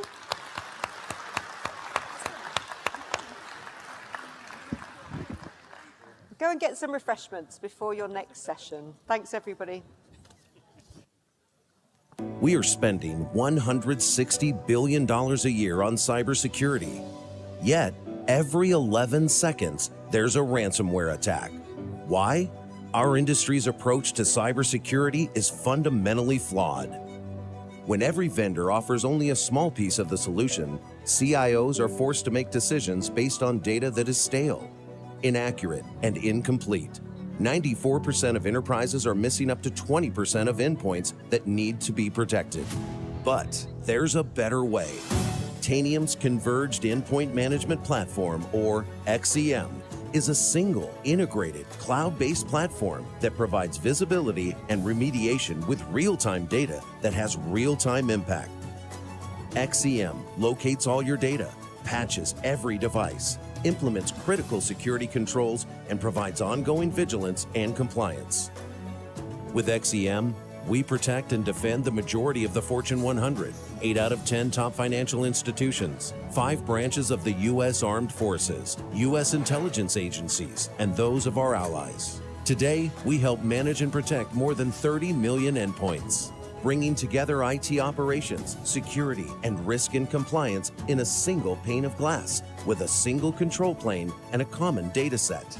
Tanium, the power of certainty.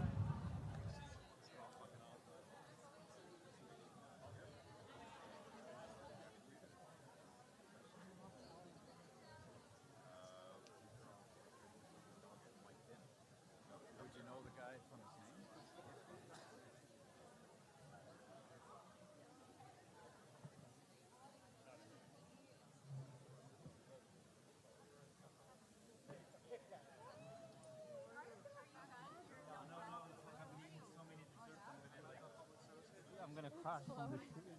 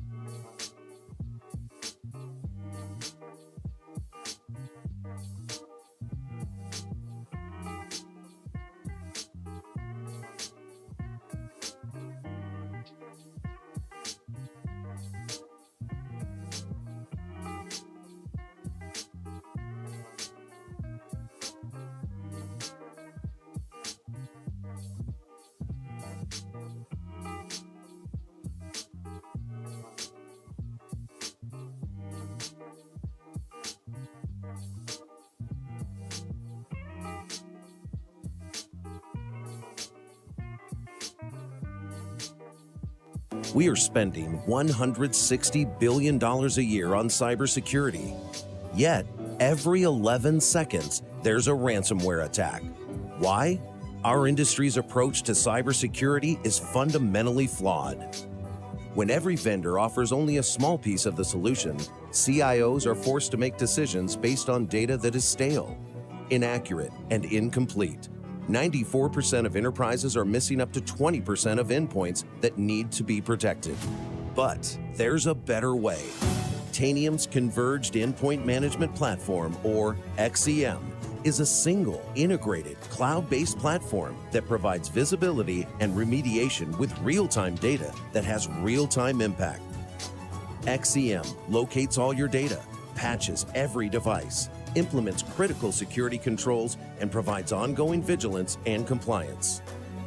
With XEM, we protect and defend the majority of the Fortune 100, 8 out of 10 top financial institutions, 5 branches of the U.S. Armed Forces, U.S. intelligence agencies, and those of our allies. Today, we help manage and protect more than 30 million endpoints, bringing together IT operations, security, and risk and compliance in a single pane of glass with a single control plane and a common data set. Tanium, the power of certainty. All right. Hello, everyone. Thank you for joining us for our 3 o'clock session today. Our session is Too Clever by Half, Deploying AI in the Public Sector. My name is Kate Burnett-Isaacs. I'm the Director of Data Science at Infrastructure Canada. I'm your moderator today, and it's my pleasure to introduce our panel who are going to be sharing their insights on AI in the public sector. So without further ado, I'll do a quick, very quick introduction, and then everyone can have their time for opening remarks. And then I'll encourage everyone to ask your questions. We have a microphone in the middle and at the back as well. And so we have a captive panel members today, so please ask your questions. So our first panel member is Joel Martin, Chief Digital Research Officer, National Research Council Canada. Then we have Vidya Shankar Narayan, Assistant Deputy Minister and Chief Information Officer, Agriculture and Agri-Food Canada. We have Eileen Vidrine, Chief Data and Artificial Intelligence Officer, Department of the Air Force, United States of America. Brian Mycroft, Chief Technologist, Federal Government, National Security and Defense, Amazon Web Services Canada. João Dias, President, Administrative Modernization Agency, Portugal. Eric Hyson, Chief Information Officer, Department of Homeland Security, United States of America. My apologies, I have, the panelists are a little different than my notes. So we do not have Eileen with us, so my apologies. But without further ado, Joel, over to you. Well, I'm happy to be first. We all know that AI is much more powerful now than this time last year. And this is a challenge for us. One of the challenges, of course, is that we have to be very careful. One part of being careful is that we know that ChatGPT and other generative AIs are really good at making things up, but not so good at double checking. And it comes down to the user to be accountable for those errors. We also know that there are many societal risks that are at least more probable now than they were a year ago. So it's not necessarily the case that these societal risks are new. And you can look at the Treasury Board guidance as some examples of some of those societal risks. It's that the societal risks are more probable, and with the proliferation of AI, maybe having a higher impact. Now, it's nice to know that there are a lot of efforts for self-regulation and efforts for legal regulation. One example of the self-regulation is the Treasury Board guidance for public servants on the use of generative AI. We've also heard about the self-regulation in both the United States and in Canada for companies. That will be followed soon by some legal regulations in the form of the AI and Data Act. All of these are necessary, but it's easy to get weighed down, either weighed down or buoyed up too much. So I've already weighed you down, now I'll go to the positive aspects. At the National Research Council of Canada, we're using AI in many ways already. And we have committees whose job is to look for those opportunities for transformation. It's not easy. We've had ChatGPT since November last year, and you think, oh, well, it's obvious how to use it. Well, it's not obvious how to use it. How to use it safely, how to use it for real productivity. Some of the examples we're using AI for is there's the public service employee survey, PSES, and we're using AI to help understand what that means. What do the results that come back from the survey mean? We're also using AI to help the programmers at the National Research Council be more productive. So we're using GitHub Copilot and have been for a while now to increase their productivity. But we have to remember that it's the person who has to do the quality assurance. There's a possibility of catastrophic bugs, so we have to be careful. But one of the places we're using AI the most is in science. So National Research Council does research in many, many different areas of science and engineering, and we know that AI can help us accelerate that work in all aspects. So you can immediately imagine you can use something like ChatGPT to help you do literature search. You can have something like that help generate new hypotheses, so generative hypotheses, and then a human goes through and says, oh, that's a good one, the rest of this is garbage. Then you can have something like ChatGPT and some robots do the experiments for you, and then something like ChatGPT to write the report. So every step of the way, every individual task that a scientist does or that an engineer does can be accelerated through using these tools. Well, we have to be careful, and it's not the case that you can replace the scientist or the engineer is still accountable for all of those tasks. And some of the examples we have is using AI to actually do this literature search and try to look at what the trends are now to predict what will be important in 5 to 10 years. And we have some publications on the use of AI to do that. Another cool idea is a self-driving laboratory. And what happens there is you have a robot arm doing all of the steps of an experiment, running 24 hours a day, 7 days a week. And in this case, it's mix up a compound, dip a piece of plastic into that compound, let it dry, test how hard it is, test how clear it is, and then test how it works in cold weather. And then that gets run many, many times. But it's not good enough because there are so many of these possible chemical compounds that you could test that even running full time is not going to test everything. So you have to use AI to help. You use it in the computer to run through a bunch of bad ideas quickly so that the trial and error doesn't happen in the real world. A lot of trial and error happens in the computer. And we've been doing that for discovering materials, discovering new therapeutics, which drugs, and new photonic devices. And we're starting to apply it elsewhere as well. And then one fun example is we're using AI to predict when the northern ports in Canada are going to freeze and thaw each year, because those dates are changing with climate change. If you know them ahead of time, you can optimize your shipping. So all of those things are possible now, and there are lots of other examples that I could give for what NRC is doing.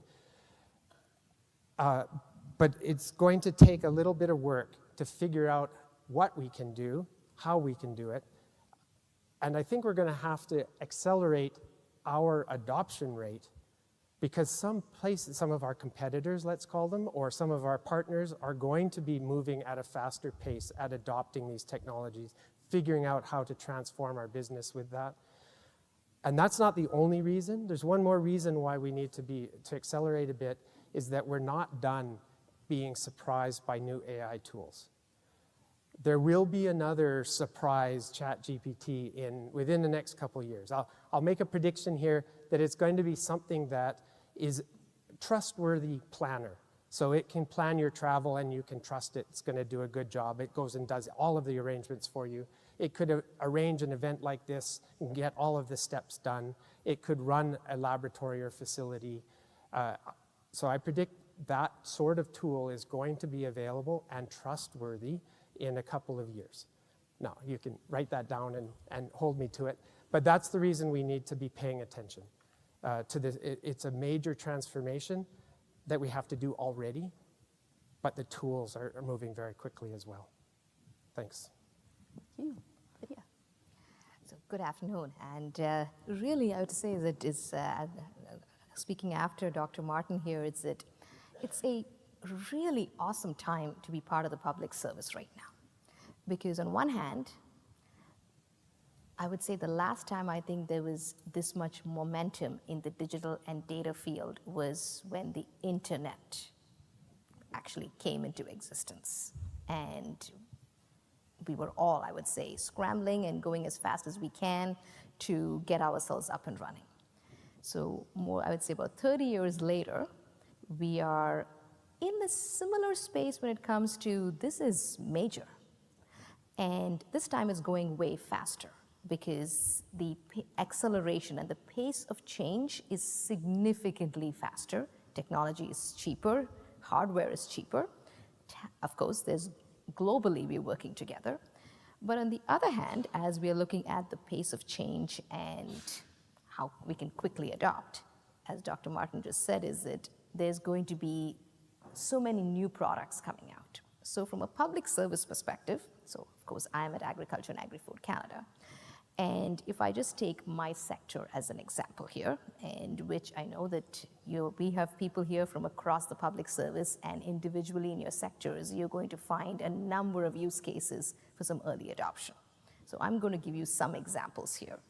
So first and foremost, agriculture, well, I'm going to say it's the most important sector. Some of you may debate, because we do need to eat. So the sector has a triple challenge.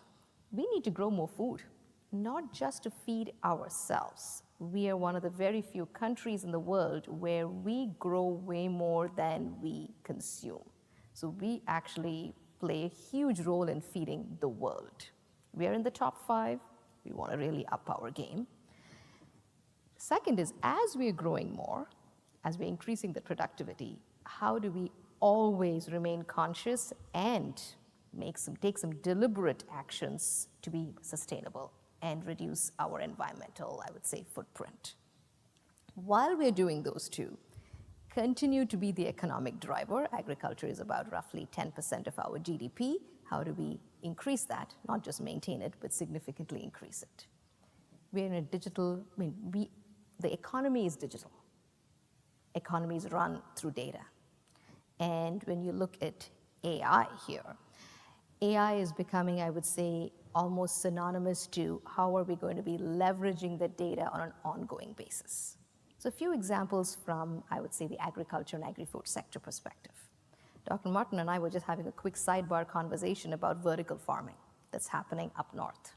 Actually, I've actually seen some of those containers where it's an entire container that is dropped up north in the middle of kind of nowhere, and you grow lettuce in there. I've seen some of this lettuce, and the entire growth is managed through remotely from wherever you are in the country, and you are continuously analyzing the data and using AI in order to make those subtle changes to keep the growth going and feeding those remote communities. This is, I would say, one example. On the other hand, more and more, we need more labor if we want to be producing more. And that labor shortage is, all of you know we have a significant shortage of labor. How can we leverage AI for better prediction? The predictive analysis of the data that we collect across the board, whether it's climate data, soil data, I can keep going on and on about the sector. And that's just not my sector. Every sector is going to have similar use cases. So a couple of examples, external facing. Now, I'm also the CIO for the department, so we have some very interesting examples that we have already started working on. So Dr. Martin mentioned ChatGPT. So we created AgGPT. I have my chief data officer somewhere over here. I know that she's somewhere in the audience. There she is. And we won the Public Service Data Challenge for AgGPT, which is really, again, although it was a project that is from within the public service, it is to serve Canadians. It is to serve the sector in being able to better, I would say, that we as a public service can provide programs and services as customized as possible for our clientele and help them actually find our services easier. Now, we do know that typically government services, although we've been trying for the last 30 years, we still have a big challenge in being more human-centric, in our programs and services being defined in a more human-centric way. Well, we know, you ask ChatGPT, it comes back with responses, I would say, way faster and quicker than any one of us can put things, I would say, onto paper. So AccelerateGPT is one step forward in, of course, supporting our sector, but that's not it.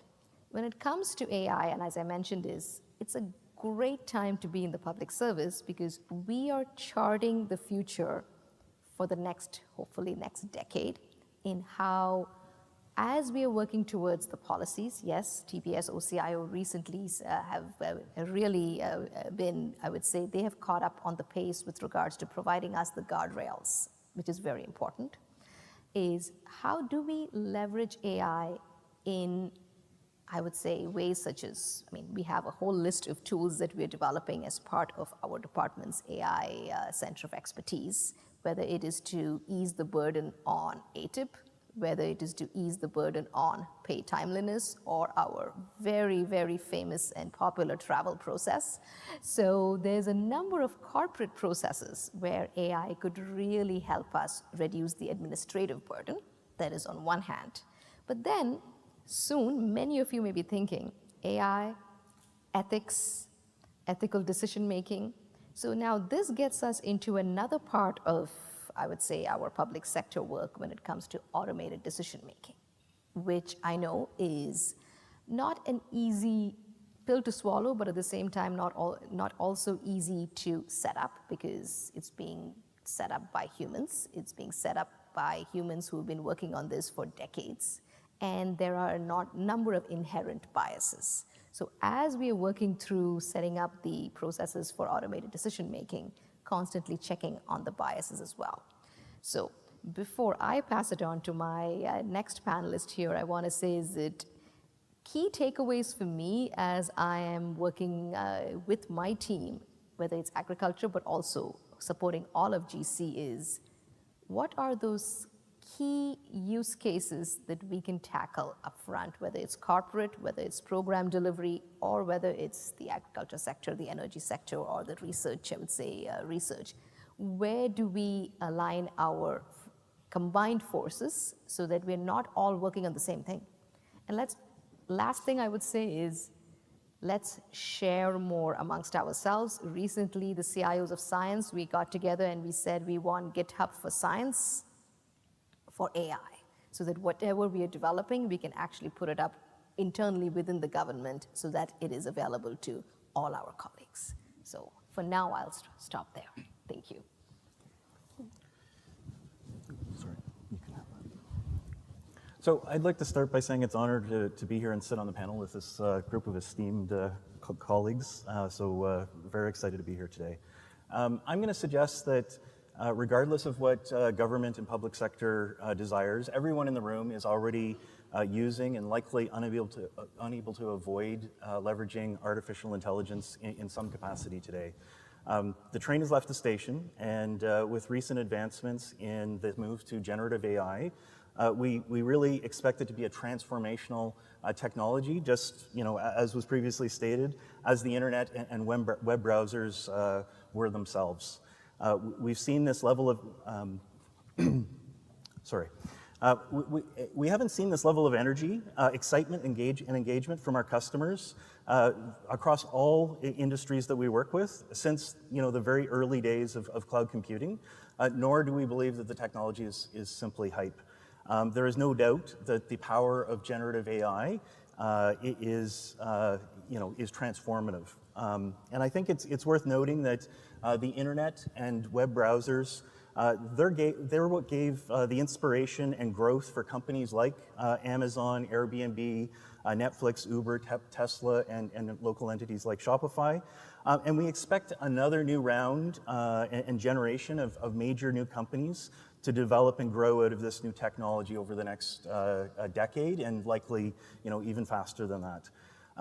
The technology is completely transformative, and in a way that's pretty rare, and will change the way we interact not only with data, with information, but also with each other. So really a transformative technology.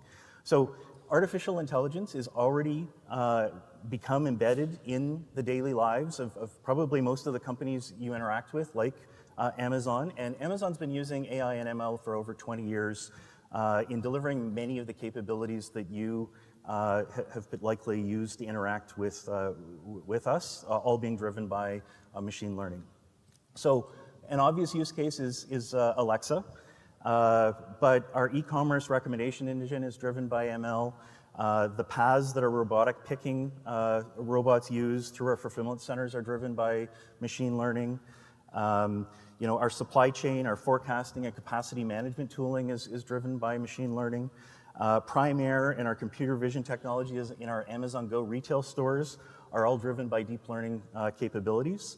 And if we just go into the basics, your web searches, your music recommendations, your social media, your email filters, spelling, grammar, and autocomplete capabilities, photo editing, navigation software are all likely also powered by ML today. So it's already proliferated through the tools and your daily lives.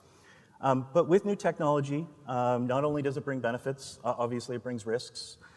So it is up to government and its government's role to ensure that new technology, like any technology, has the appropriate safeguards wrapped around it to ensure that we can safely and securely adopt that while ensuring the security, privacy, and safety of Canadians, but also ensure that those guardrails do not act as an anti-competitive barrier in a global economy.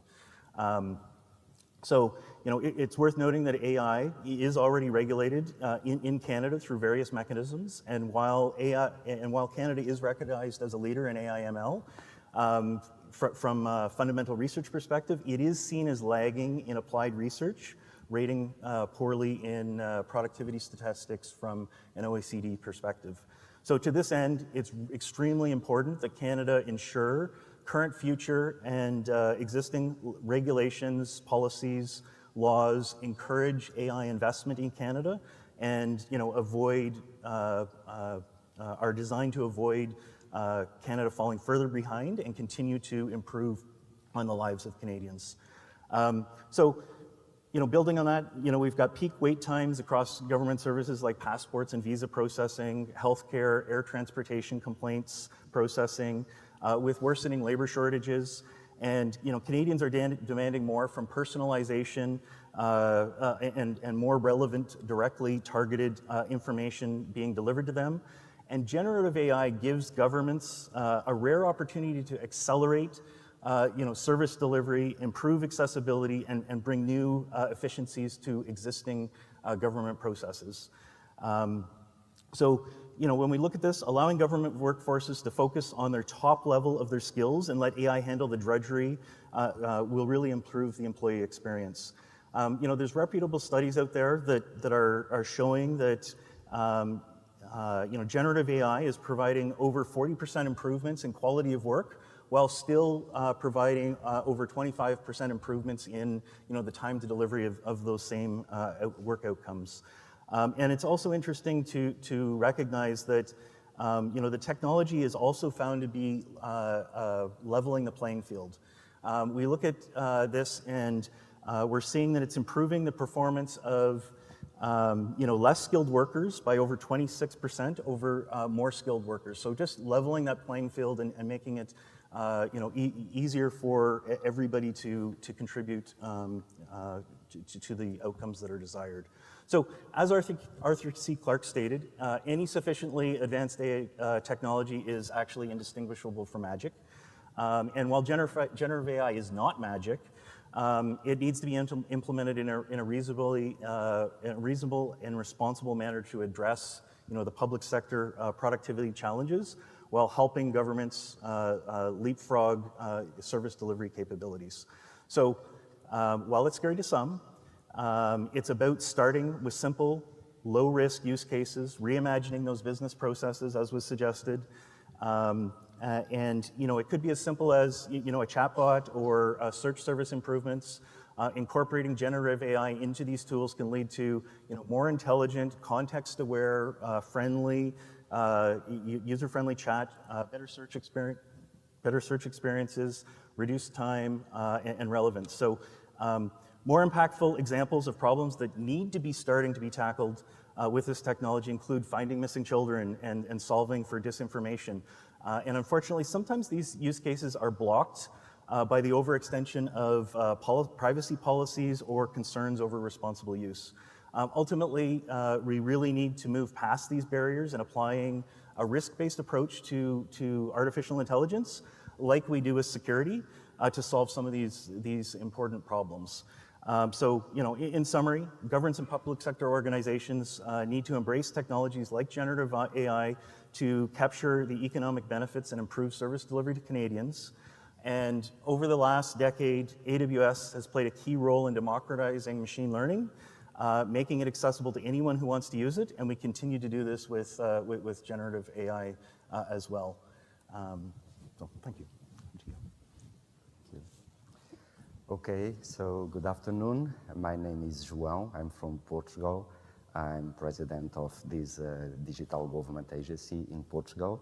So my first background is in economics, and then I took psychology. I've been working most of the time in the public sector. I had an experience, a 4-year experience in the private sector as well, but I think I'm more suitable for the public sector. I have the motivation and, let's say, the purpose of trying to improve public services. I've been working basically in the board of local or national agencies. And now this AMA, our agency, our digital government agency, we have this more horizontal role to help the digital transformation of the public sector in Portugal. And I don't know if I can have the presentation. Is it on? Okay, here it is. And basically, we've been testing AI for a couple of months, let's say 1 year. But now I'm just going to mention one case that we are testing since the end of March, which is applying generative AI. And we, based on that, created this avatar, which is a virtual assistant to provide public services to citizens. And I'm going to try to address 3 or 4 questions. Why did we do this? How?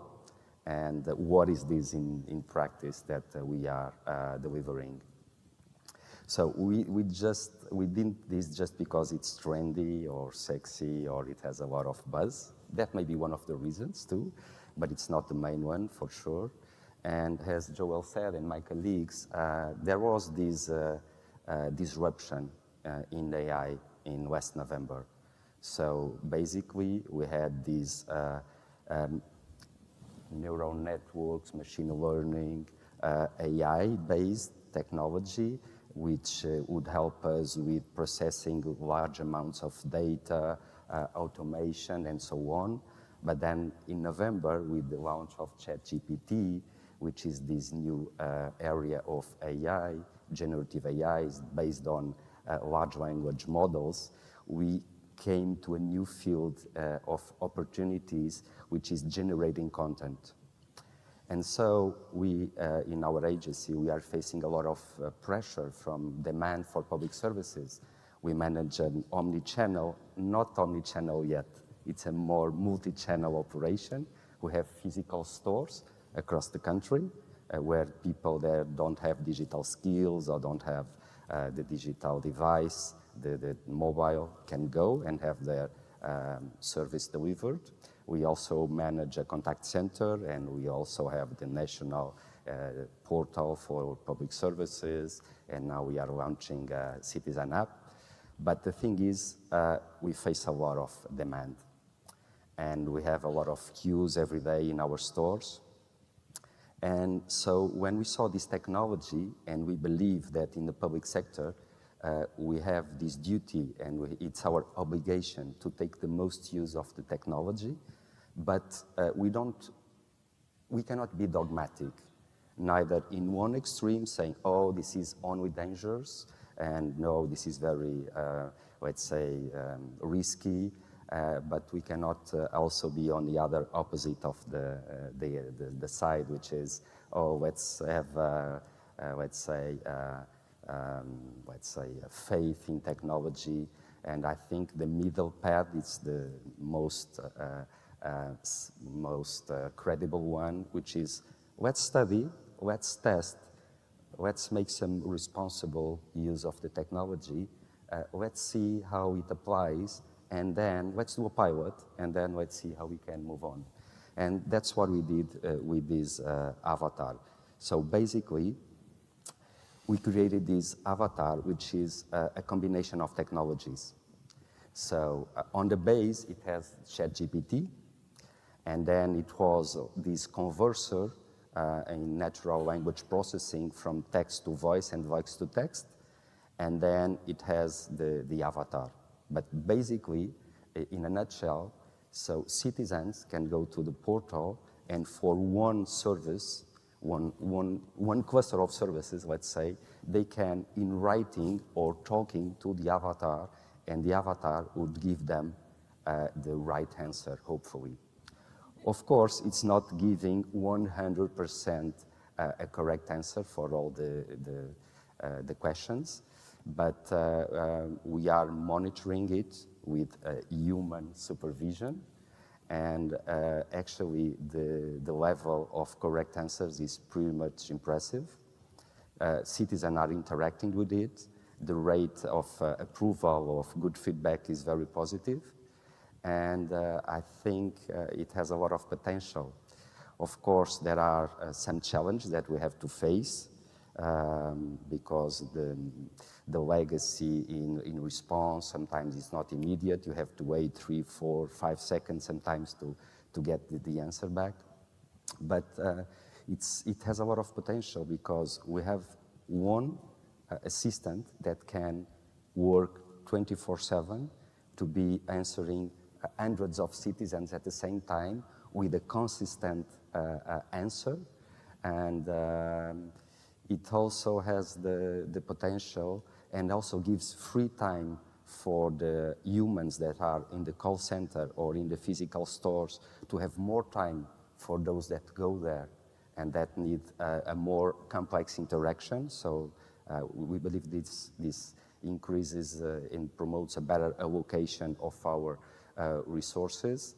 And we see that in the future, we see potential with this pilot, with this experiment, that now we are already training the avatar to answer on other sets of services, of areas. We are training it already.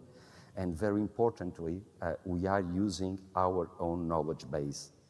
So the risk of hallucination and having the avatar answering complete wrong answers or being too creative, it's very well controlled because we provided the underlying knowledge base upon which the avatar has been trained, and we believe that is very important.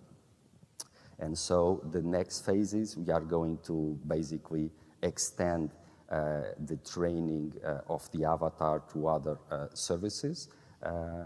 And then on the third phase, let's say, we'll make the avatar transactional. So what will happen when you go to the website, you can have this first layer of interaction, which is more informational. And then if you want to go to a transaction, you have to authenticate yourself with the standard national authentication method that we have in Portugal, provided by our agency. And after that, the avatar knows that he's talking to João, to me, and then he can provide services on my behalf or on my order. So that is very interesting. Another thing that we are going to do is that Portugal is facing a lot of demand from immigrants, and our staff is not prepared to talk many other languages like Nepalese, Indian, Pakistanis, and others. And so we'll train the avatar to answer on the more demanded services by this segment of the population now, the immigrants.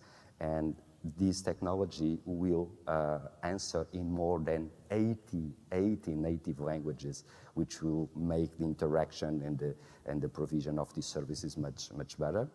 So a brief word on how we did this. We set this pilot in 3 months.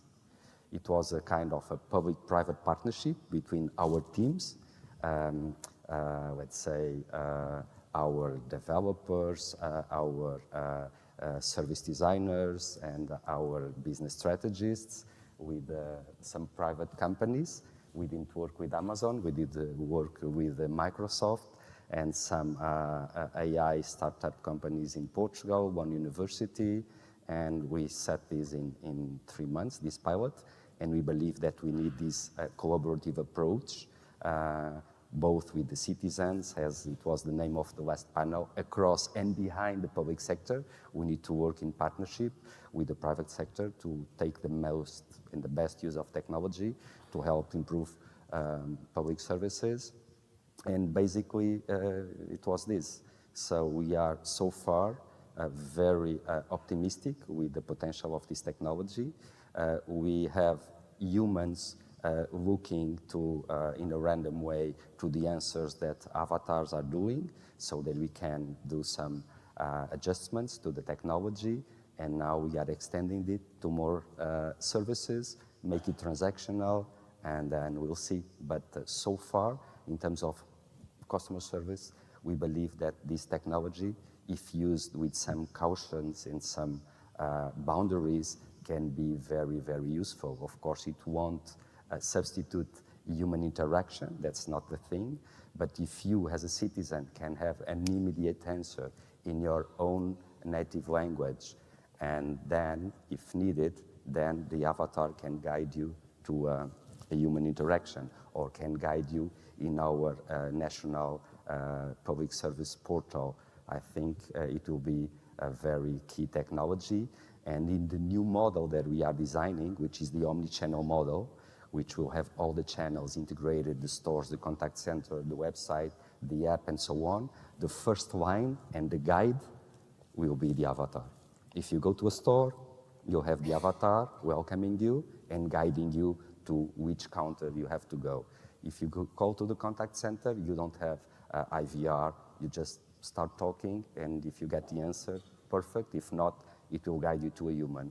And that's the thing that we are approaching, our omni-channel strategy, with the avatar being the first line of service. Thank you. Well, thank you. My name is Eric Heisen. I'm the Chief Information Officer of the U.S. Department of Homeland Security. About 2 weeks ago, I also picked up a fun second title as our first Chief AI Officer.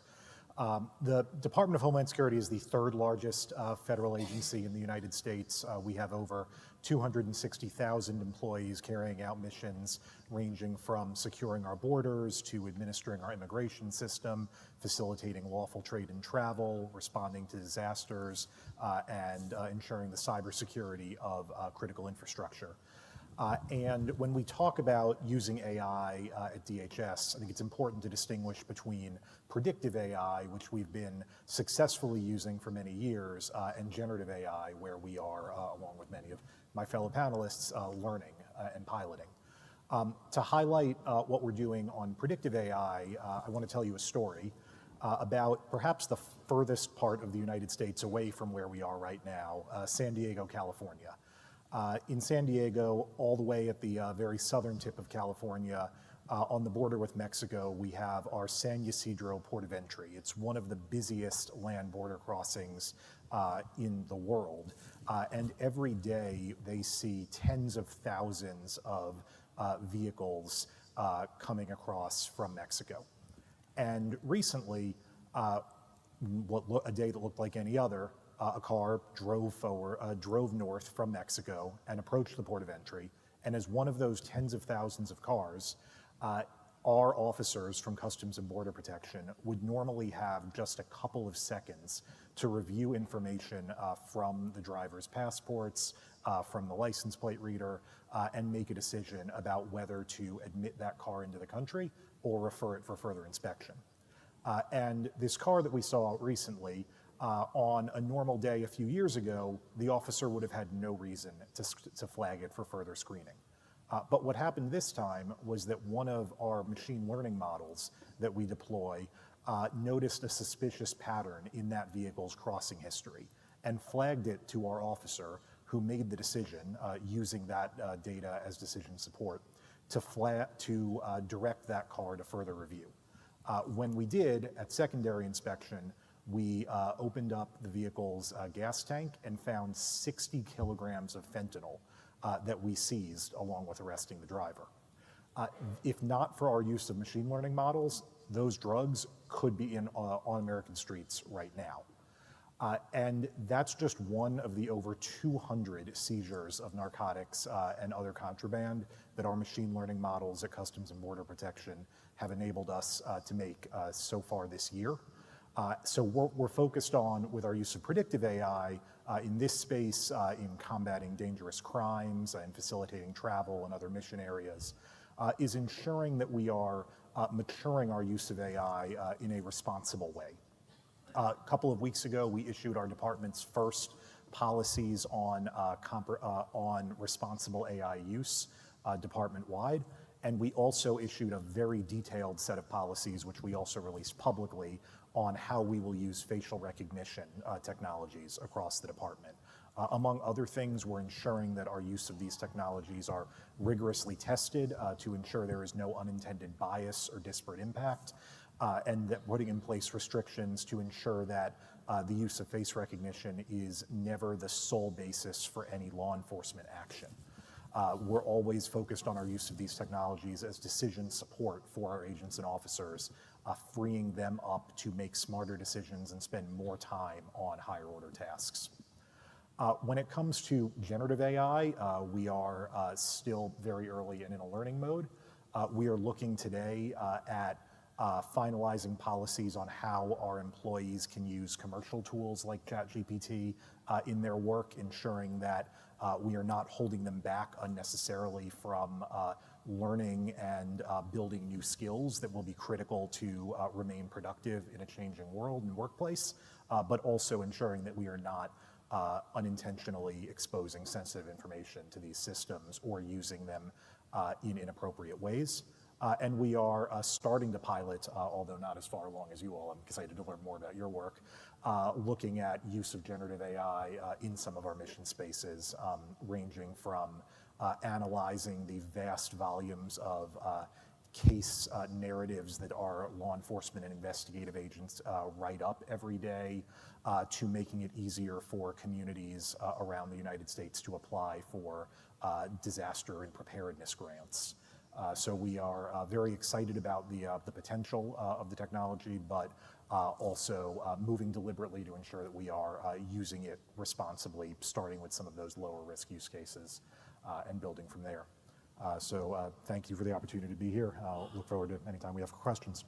All right, thank you very much. Thank you to all the panelists. Certainly it's fascinating to learn about the breadth of the current uses of both predictive and generative AI and how it's being served to serve our citizens, and the potential is incredible. It's an incredible time to be a public servant. So I do believe we have time for one question. I know this is too exciting to cut short. So please, if anyone has a question, to come to one of the microphones.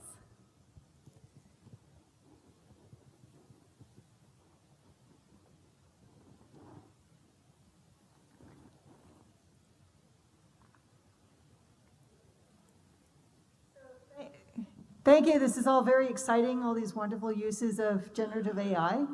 I would like to bring it back to concerns about privacy, because one person was saying, well, privacy can block all this wonderful innovation.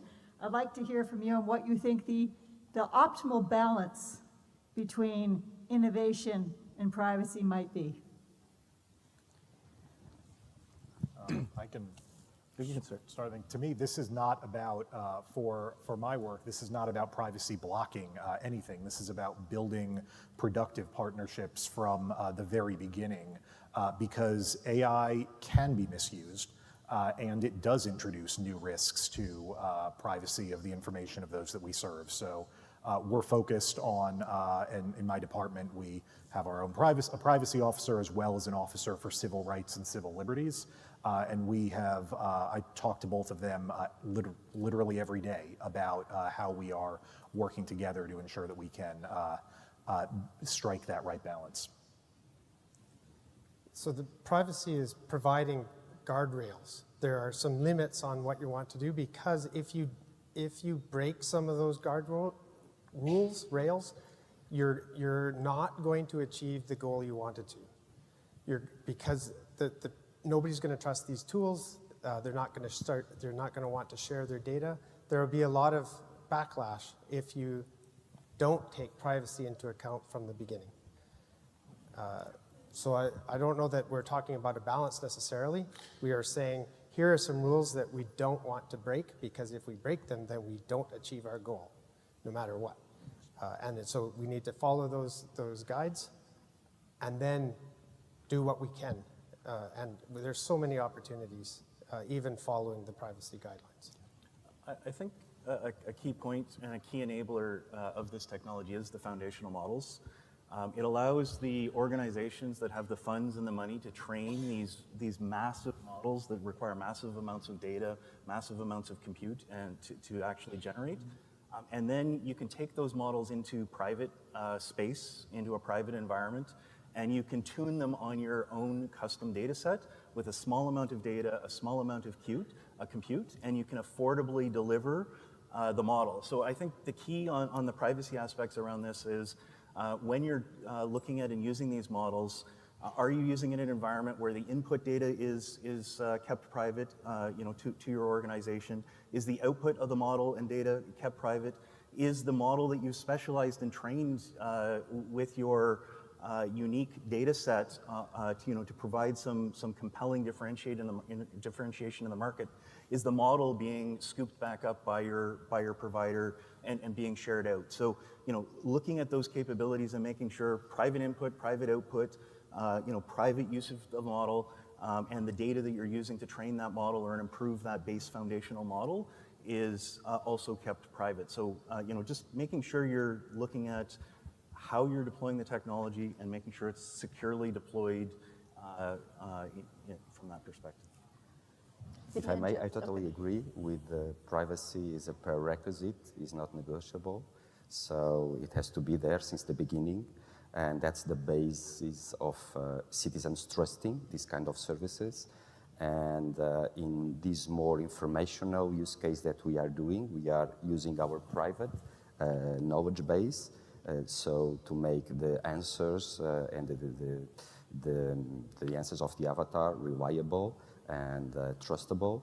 And then when we move into the more transactional phase of the project, of course, we guarantee that actually the user knows, and it's already doing that, that is talking to a machine, to an avatar, and it has a secure national certified authentication so that all the transaction becomes safe and private and based on a private database. So these things are mandatory.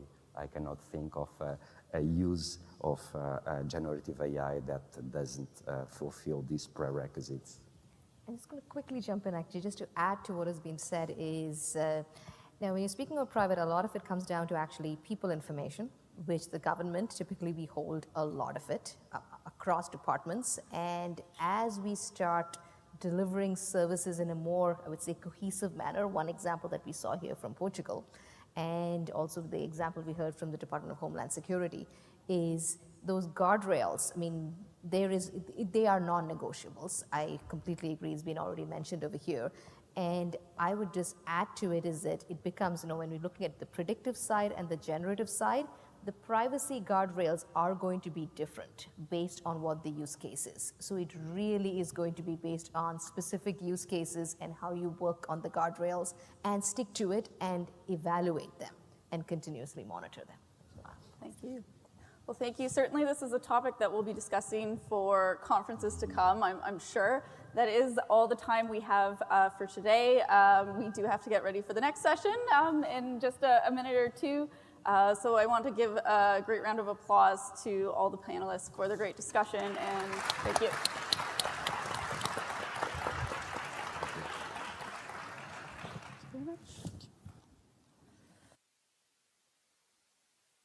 We are spending $160 billion a year on cybersecurity. Yet, every 11 seconds, there's a ransomware attack. Why? Our industry's approach to cybersecurity is fundamentally flawed. When every vendor offers only a small piece of the solution, CIOs are forced to make decisions based on data that is stale, inaccurate, and incomplete. 94% of enterprises are missing up to 20% of endpoints that need to be protected. But there's a better way. Tanium's Converged Endpoint Management Platform, or XEM, is a single, integrated, cloud-based platform that provides visibility and remediation with real-time data that has real-time impact.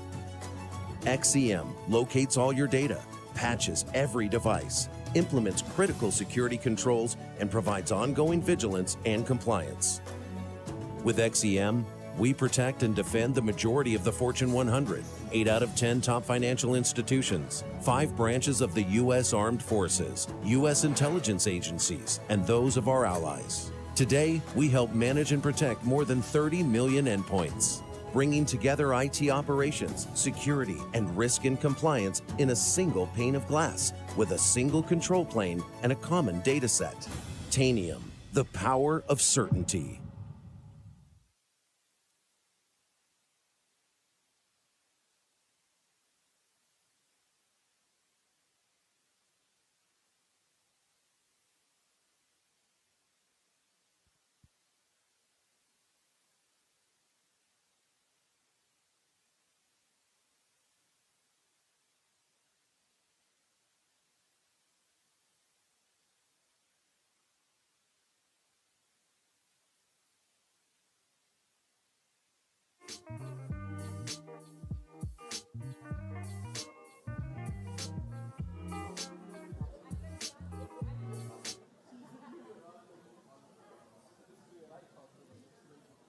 Hello?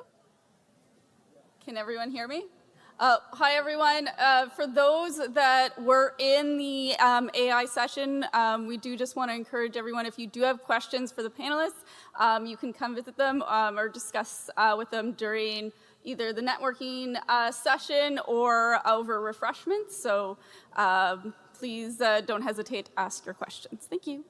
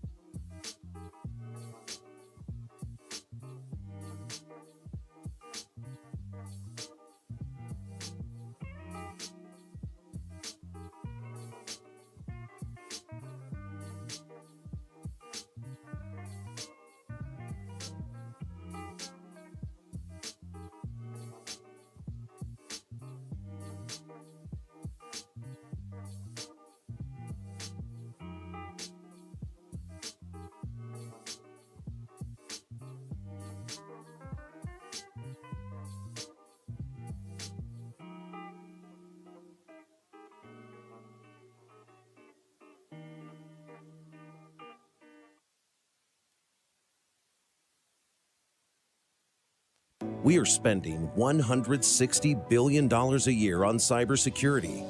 Yet, every 11 seconds, there's a ransomware attack. Why? Our industry's approach to cybersecurity is fundamentally flawed. When every vendor offers only a small piece of the solution, CIOs are forced to make decisions based on data that is stale, inaccurate, and incomplete. 94% of enterprises are missing up to 20% of endpoints that need to be protected. But there's a better way. Tanium's Converged Endpoint Management Platform, or XEM, is a single, integrated, cloud-based platform that provides visibility and remediation with real-time data that has real-time impact. XEM locates all your data, patches every device, implements critical security controls, and provides ongoing vigilance and compliance. With XEM, we protect and defend the majority of the Fortune 100, 8 out of 10 top financial institutions, 5 branches of the U.S. Armed Forces, U.S. intelligence agencies, and those of our allies. Today, we help manage and protect more than 30 million endpoints, bringing together IT operations, security, and risk and compliance in a single pane of glass with a single control plane and a common data set. Tanium, the power of certainty. So, hello again, everybody, and welcome to the very final session of the day. So I know we are now the only session between you and the drinks reception. And while I'm not going to say we've kept the best till last, I was really impressed with the energy of our speakers when we did some of the prep calls for this session. So I am hoping this is going to be a very high energy right to the end of the day. So in terms of this final session and the topic, it's, I mean, in the description you'll have seen, it's called Equipping Public Servants to Succeed. But really, we've heard so much today about all of the things that we all need to do as public servants, as civil servants, to kind of really transform the way we deliver services to the public. But to do that, we need to make sure that our colleagues, that we have the tools, the infrastructure, the investment that we need. So I think this session will wrap up a lot of the themes and issues that have arisen throughout the conversations today. Same format as before. I'm going to introduce our speakers, invite them to give short, so we're going to keep those introductory remarks short, opening remarks, and then we will throw over to you. So at any point, run over to the microphones and indicate that you have got questions to put to the panel. So we will hear from John Millans, who is COO, CDS of the Treasury Board of Canada Secretariat. Then we'll hear from Carl Hutz, who is the Group Chief Digital and Information Officer at the Department for Energy Security and Net Zero and the Department for Science, Innovation and Technology in the UK, the longest title so far today. I think you have, Carl. Then we have Erica Wren, who is the Chief Data Officer for Immigration, Refugees and Citizenship in Canada. And we have Anna Wong, who is Director at the Treasury Board of the Canada Secretariat, and Megan Collins, Chief Enterprise Information Management Corporate Services Sector, Treasury Board of Canada Secretariat. Also quite a long title. John, coming straight over to you for your opening remarks. Sure. So I saw some of my colleagues here. It's really nice to be here. I'm John Millans. As introduced, I lead the operations teams at the Canadian Digital Service. And so many people are somewhat familiar with CDS. CDS was created 6 years ago now, back in 2017, and it's essentially a digital services team, formerly within Treasury Board Secretariat and now within Service Canada. And one of the reasons I'm here is because CDS was established to help departments deliver and design and deliver their services differently. And one of the ways to do that was to recruit the kinds of talent that we needed to do that, complementing the skill sets that we had internally. And that journey started off very much in a sort of figuring out the operating environment that we needed, figuring out the flexibilities we needed, and of course, as my government friends will remember fondly, the memorandum to cabinet and the Treasury Board submission process, and they all sort of revolve around these fixed and very formal authorities you need to sort of establish these things. But in fact, at CDS, we didn't need any of those. We needed one to create a logo, and the rest of it was management flex. And so I'm really looking forward to chatting today about how we push the boundaries and really take advantage of the space that we actually already have, both as leaders and as employees within the federal government in particular. And when I think back to the earliest days of CDS, it was really about, how are we going to recruit these people part of that equation is what? What are they going to work on? How are they going to see impact every day? You know, how are they going to know that the work they're doing doesn't just go into the file cabinet and get filed away and they wonder what happened to it, or what that, those 3 or 4 years of their life when they wanted to contribute something to Canada. And the second thing is sort of the environment in terms of the tooling that we provided people. So, whether that's, your SaaS tooling, whether it's, the forms that, the form that your processes take, we really tried to design this around having lean governance, lean approvals. The focus was on doing. And so what tools did the employees need to be able to do that? And have gone through that journey, ups and downs and all throughout. And obviously government has changed quite a lot since those early days 6 years ago, which leads me to my last point, which is how do we take what we learn when we offer an enabling environment, one where employees feel valued, they come in, they know the impact of their work, they ask for a tool and the answer is not maybe in months or years, but let's find a way to get it to you. How do we take that back to the center, so to speak? And the center could be anybody. It could be a common service organization like Shared Services Canada, and I'm sure we have colleagues here from there, or it could be Treasury Board Secretariat with the policies that are designed for how government manages itself. How do we take what we learn and make more of it and scale it and find other people who are looking for those solutions? And so to sum that up, it's been quite the journey at CDS, and if any of my colleagues are here, I'm sure they can attest to it. But it's one where we started as a pilot, and we were offered and took advantage of these management flexibilities, if you will, and pushed them as far as we could. And I think we've seen some of that come to fruition for the rest of government in certain areas and certainly delivery teams, where now it's sort of status quo that you can get SaaS tooling. Now it's status quo that we would hire from the outside and take advantage of things like the interchange policy to do so. So it's been quite the exciting ride, and I'm looking forward to the chat today. Thank you for having me. Brilliant, thanks, John. So really focusing there on one of the enabling factors. How do you recruit and retain great people? How do you make sure they're working on quality work? They feel like they're making a difference. They know the impact that they are having personally. Do they have the systems, the processes that will help them do that job? Do they feel valued? And then how do you share that good practice? Thanks so much, John, for setting the scene for us. Carl, over to you. Thank you. Yeah, so aside from having an incredibly long job title, I also have responsibility for all of our digital data and technology activity across those 2 departments, and also run the end-use compute productivity services for 13 other organisations in the UK. So at heart of all of that is how we're equipping people to be able to perform the job to the best that they can. And for us, my role is particularly a collaborative response with colleagues across corporate services. As much as you're saying about talent attraction, retention, development, how does that work? How are we working with finance to make sure, A, we get the money that we want, but B, actually we're spending it in the right way. I think the other thing we're trying to really focus on is really looking at how can we apply the same rigor that we do to externally facing, citizen-facing services, and why isn't we can't do that internally? So I think for all too long, we've all put up with services that don't work in as good a way as they possibly can. To be successful, we need to kind of flip that dynamic a bit. So looking at what are our personas, how do we do proper user journey mapping and really nail down how that's going to work in a really collaborative way, not this is what the digital team think everybody should have internally. Brilliant, thanks so much, Carl. So the importance of that there, I think that is definitely a theme that's come up throughout the day, that collaboration. How do you enable all the professions to work together and facilitate that collaboration?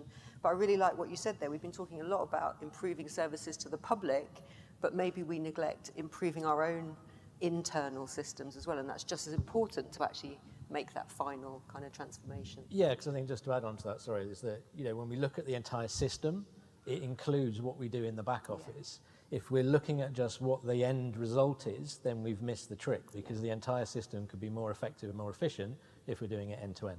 Yeah, thanks, Carl. Erica. Thank you. Thanks for the invitation to be on this last and best panel of the day with my esteemed colleagues. So I'm here to maybe talk about a different kind of investment. I think we all know digital literacy is absolutely essential. You need a workforce that's proficient in using computers, that can communicate digitally, that can be open into learning new tools, digital tools. But I want to talk about data literacy a little bit and why I think data literacy actually should be the investment that the public service should be making in our future workforce. So it sounds like a big word, but to demystify it, it's really just the data literacy is really just the ability to understand, interpret, and communicate data. And I want to go a little bit step further, and I wanted to think that it's not just about understanding data, deciphering millions of rows and tables and spreadsheets. It's about being able to take that data and turn that into insights, actions, and then turn that into something that's relatable to the people. So why is it so important in the digital age? Well, it's 2023, and I think we live in a data-driven world. Look around us.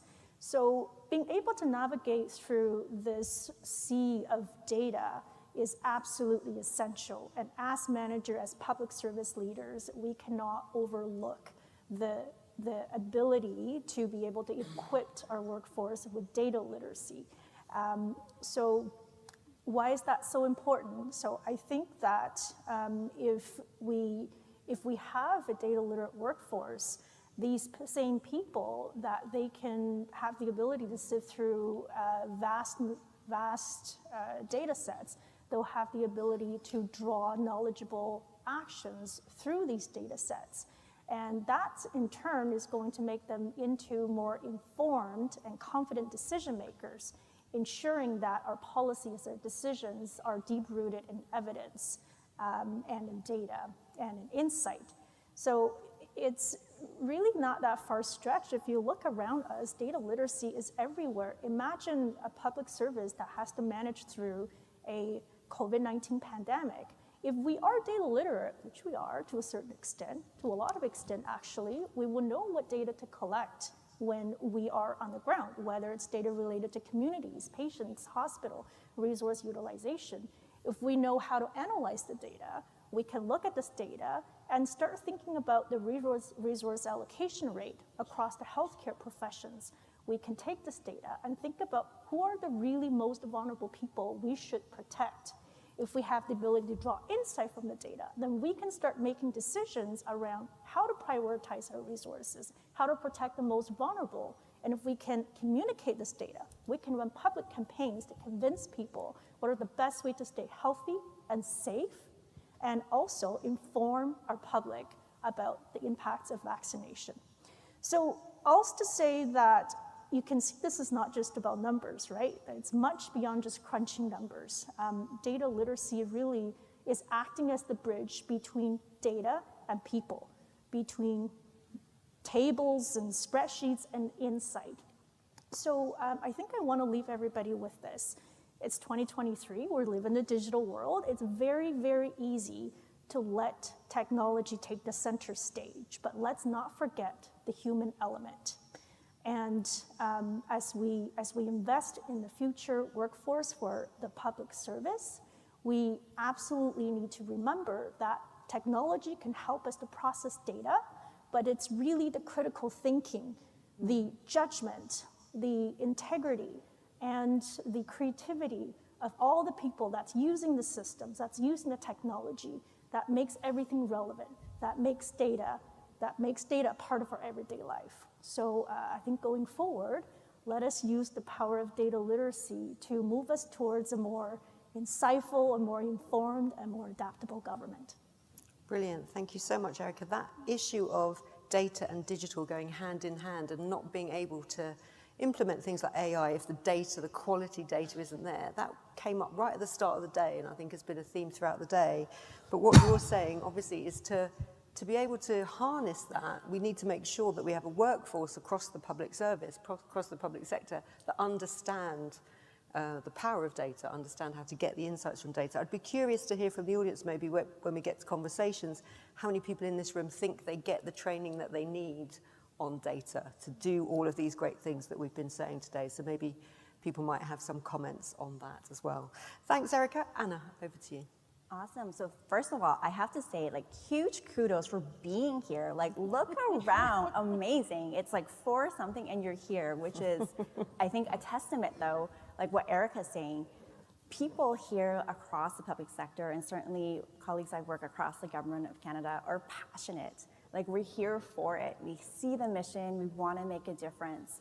Or else you wouldn't be in a session at like 4 something to talk about skills and how to equip their public service, right? So I think like that in itself is a testament just to how important this topic is, and something that I am super passionate about and get a chance to work in my day job. So it's kind of funny. So I am neither an HR or a tech person, like neither which is hilarious, right? Being in a job and a panel about that. But I think what really drew me to this, I'm a policy person, kind of like classic policy development by training and trade, I suppose. But a couple of years ago, I really came to realize our most, to me, wicked kind of complex problem was our lack of ability internally to tackle things for ourselves as a government. So that is, we didn't have the capabilities, the skills, the competencies, the knowledge to do things for ourselves, to modernize whichever service line, either that's internal or external, that you're working a part of. And I really saw, oh my goodness, like we need to get a much better handle of this and be able to, it seems kind of meta, but basically it's like redefining the work, right? It's redefining what does it mean to have a modern government in 2023? And in it, what are the skills? What are the knowledge areas? What are the capabilities that you require, no matter what your domain is? It doesn't matter if you're an HR person, or you're in tech, or you're in finance. Like, what are those foundational things that you have to know? And then how do we institutionally, and here's my Treasury Board hat, how do we support that? So first of all, define it, right? And then how do we actually support you in that? And it's not just go on training. Training is a part of it, but it's really fostering and encouraging this environment and culture of continuous learning and development, right? And that's all of us. We have to do that institutionally, but you have to do it in your teams. If you're a team leader or manager, you have to exemplify that as a leader yourself. So I'm super passionate about it. And in my day job, I actually get to do this, which is kind of awesome. I'm the Director of Digital Talent Development in our Chief CIO Office of Canada at Treasury Board, mouthful in French, even longer. And it's pretty great. So on a day-to-day basis, I get to work with departments across the GC to help them with their strategies on how to attract, develop, and retain. And currently, one of my big priorities is to kind of do exactly that, like redefine what are those base digital competencies that we all need, no matter what domain you are, right? So everyone remembers, in your PMA, your performance management, you sort of have like those 4, right, that everyone has. It's like encoded, and you kind of like, fill them out as best you can. And so for me, it's reimagining, what does that mean today? Like, what are those today? So I'm love to chat with you more about it. We're just finishing kind of like our alpha on it, so that's our kind of draft, if you will, in the kind of the lingo. So happy to chat more about that, and great to be here. Thank you. I really like what you said about your interest in this started when you come into an organization in the public sector and you look around and you think, do we actually have the capabilities, the skills, the knowledge to tackle things for ourselves? And I think quite a lot of people when they join, certainly this was mine, you kind of look around and go, this is a bit nuts. Like, this is a bit crazy. Why do we do it this way? But then after time, you just kind of accept it. And actually, we can't accept things when we know there are better ways to doing it. But like you say, you have to define it and then work out how you support it. And you've come, again, what we've touched on as well in other speakers, how do you recruit and retain digital talent? So I want to come back to that, because I think we're definitely competing with the private sector to get the best people, and how do we kind of make that a reality? So, Megan, over to you. Final comments. I made the joke that I was the anchor. I guess I'll anchor it into my personal experience. So I'm Chief of Information Management. I've been in information management positions in a few different departments, in private sector, not-for-profit as well. And one thing I've noticed is there's a huge evolution within information management. And I think a lot of other disciplines are feeling that too. I think with low-code, no-code, IT is sort of feeling that pressure as well. But it's not only about how do you retain people, but it's how do you, we always talk about transferable skills, but what about translatable skills? So there's so many skill sets and expertise that, for example, in the IM community that we have, now we're not working in records rooms all the time anymore, but that same expertise, that same experience is still really, really important as we're starting to digitize our systems. Our requirements and our responsibilities are still the same. We still are accountable the same way. We still have to hit the same requirements. We have to still dispose of our information. We still have to have litigation holds. We still have to be there for ATIP. But what does that mean when we're in a digital space? And all of those same skill sets are still really important. So I think today I've heard a lot about it's really important to have change management, and it absolutely is. But I think we think about change management from an enterprise perspective. I think that's always just like, yep, absolutely, we've got to make sure everybody's on board. But what about within our own teams? Do your team feel, are they equipped? Do they feel on board to be able to provide that service? Because transformation, and it was said earlier today on a panel, that transformation comes from your people. If you don't have your people on board, if they don't feel like they're equipped to be able to usher in that change or support it in the long term, then you're not really going to be successful in that transformation. And those skill sets are there. It's making sure that you are also having those conversations internally. I think during the pandemic especially, we really had to pivot fast. I think almost so fast that we were probably doing pirouettes at this point. But we really had to move quickly. But it's making sure that you're bringing your people along. It doesn't necessarily mean that we have to lose those skill sets. It's translating them into today. And that's our job as managers, right? That's being able to provide training, but also the change management pieces of making people feel comfortable and they still have a place at the table with where we're going. Thank you so much. I mean, it's interesting what you said there about COVID, because we've done a bit of research with Global Government Forum, and I think during COVID, post-COVID, civil servants actually felt a really great sense of pride because they'd managed to pivot quickly. They could see the difference they were making to people. They really stepped up and did things in different ways. And what you're saying is, how can we keep that sense of adaptation and pace as we go into kind of digital transformation? How do we bring our people with us? Thank you so much. Fantastic opening comments there. I am going to go straight to the audience. I do have a couple of questions myself. But if you have, yes, do you want to come over to the microphone there? Does anyone else have a question? If they want to come up to the microphone here, then I can take a second question as well. If you want to come up there, or, yep, you come up afterwards. Thank you. You ask yours first. We'll take two questions together, and I'll put both questions to the panel.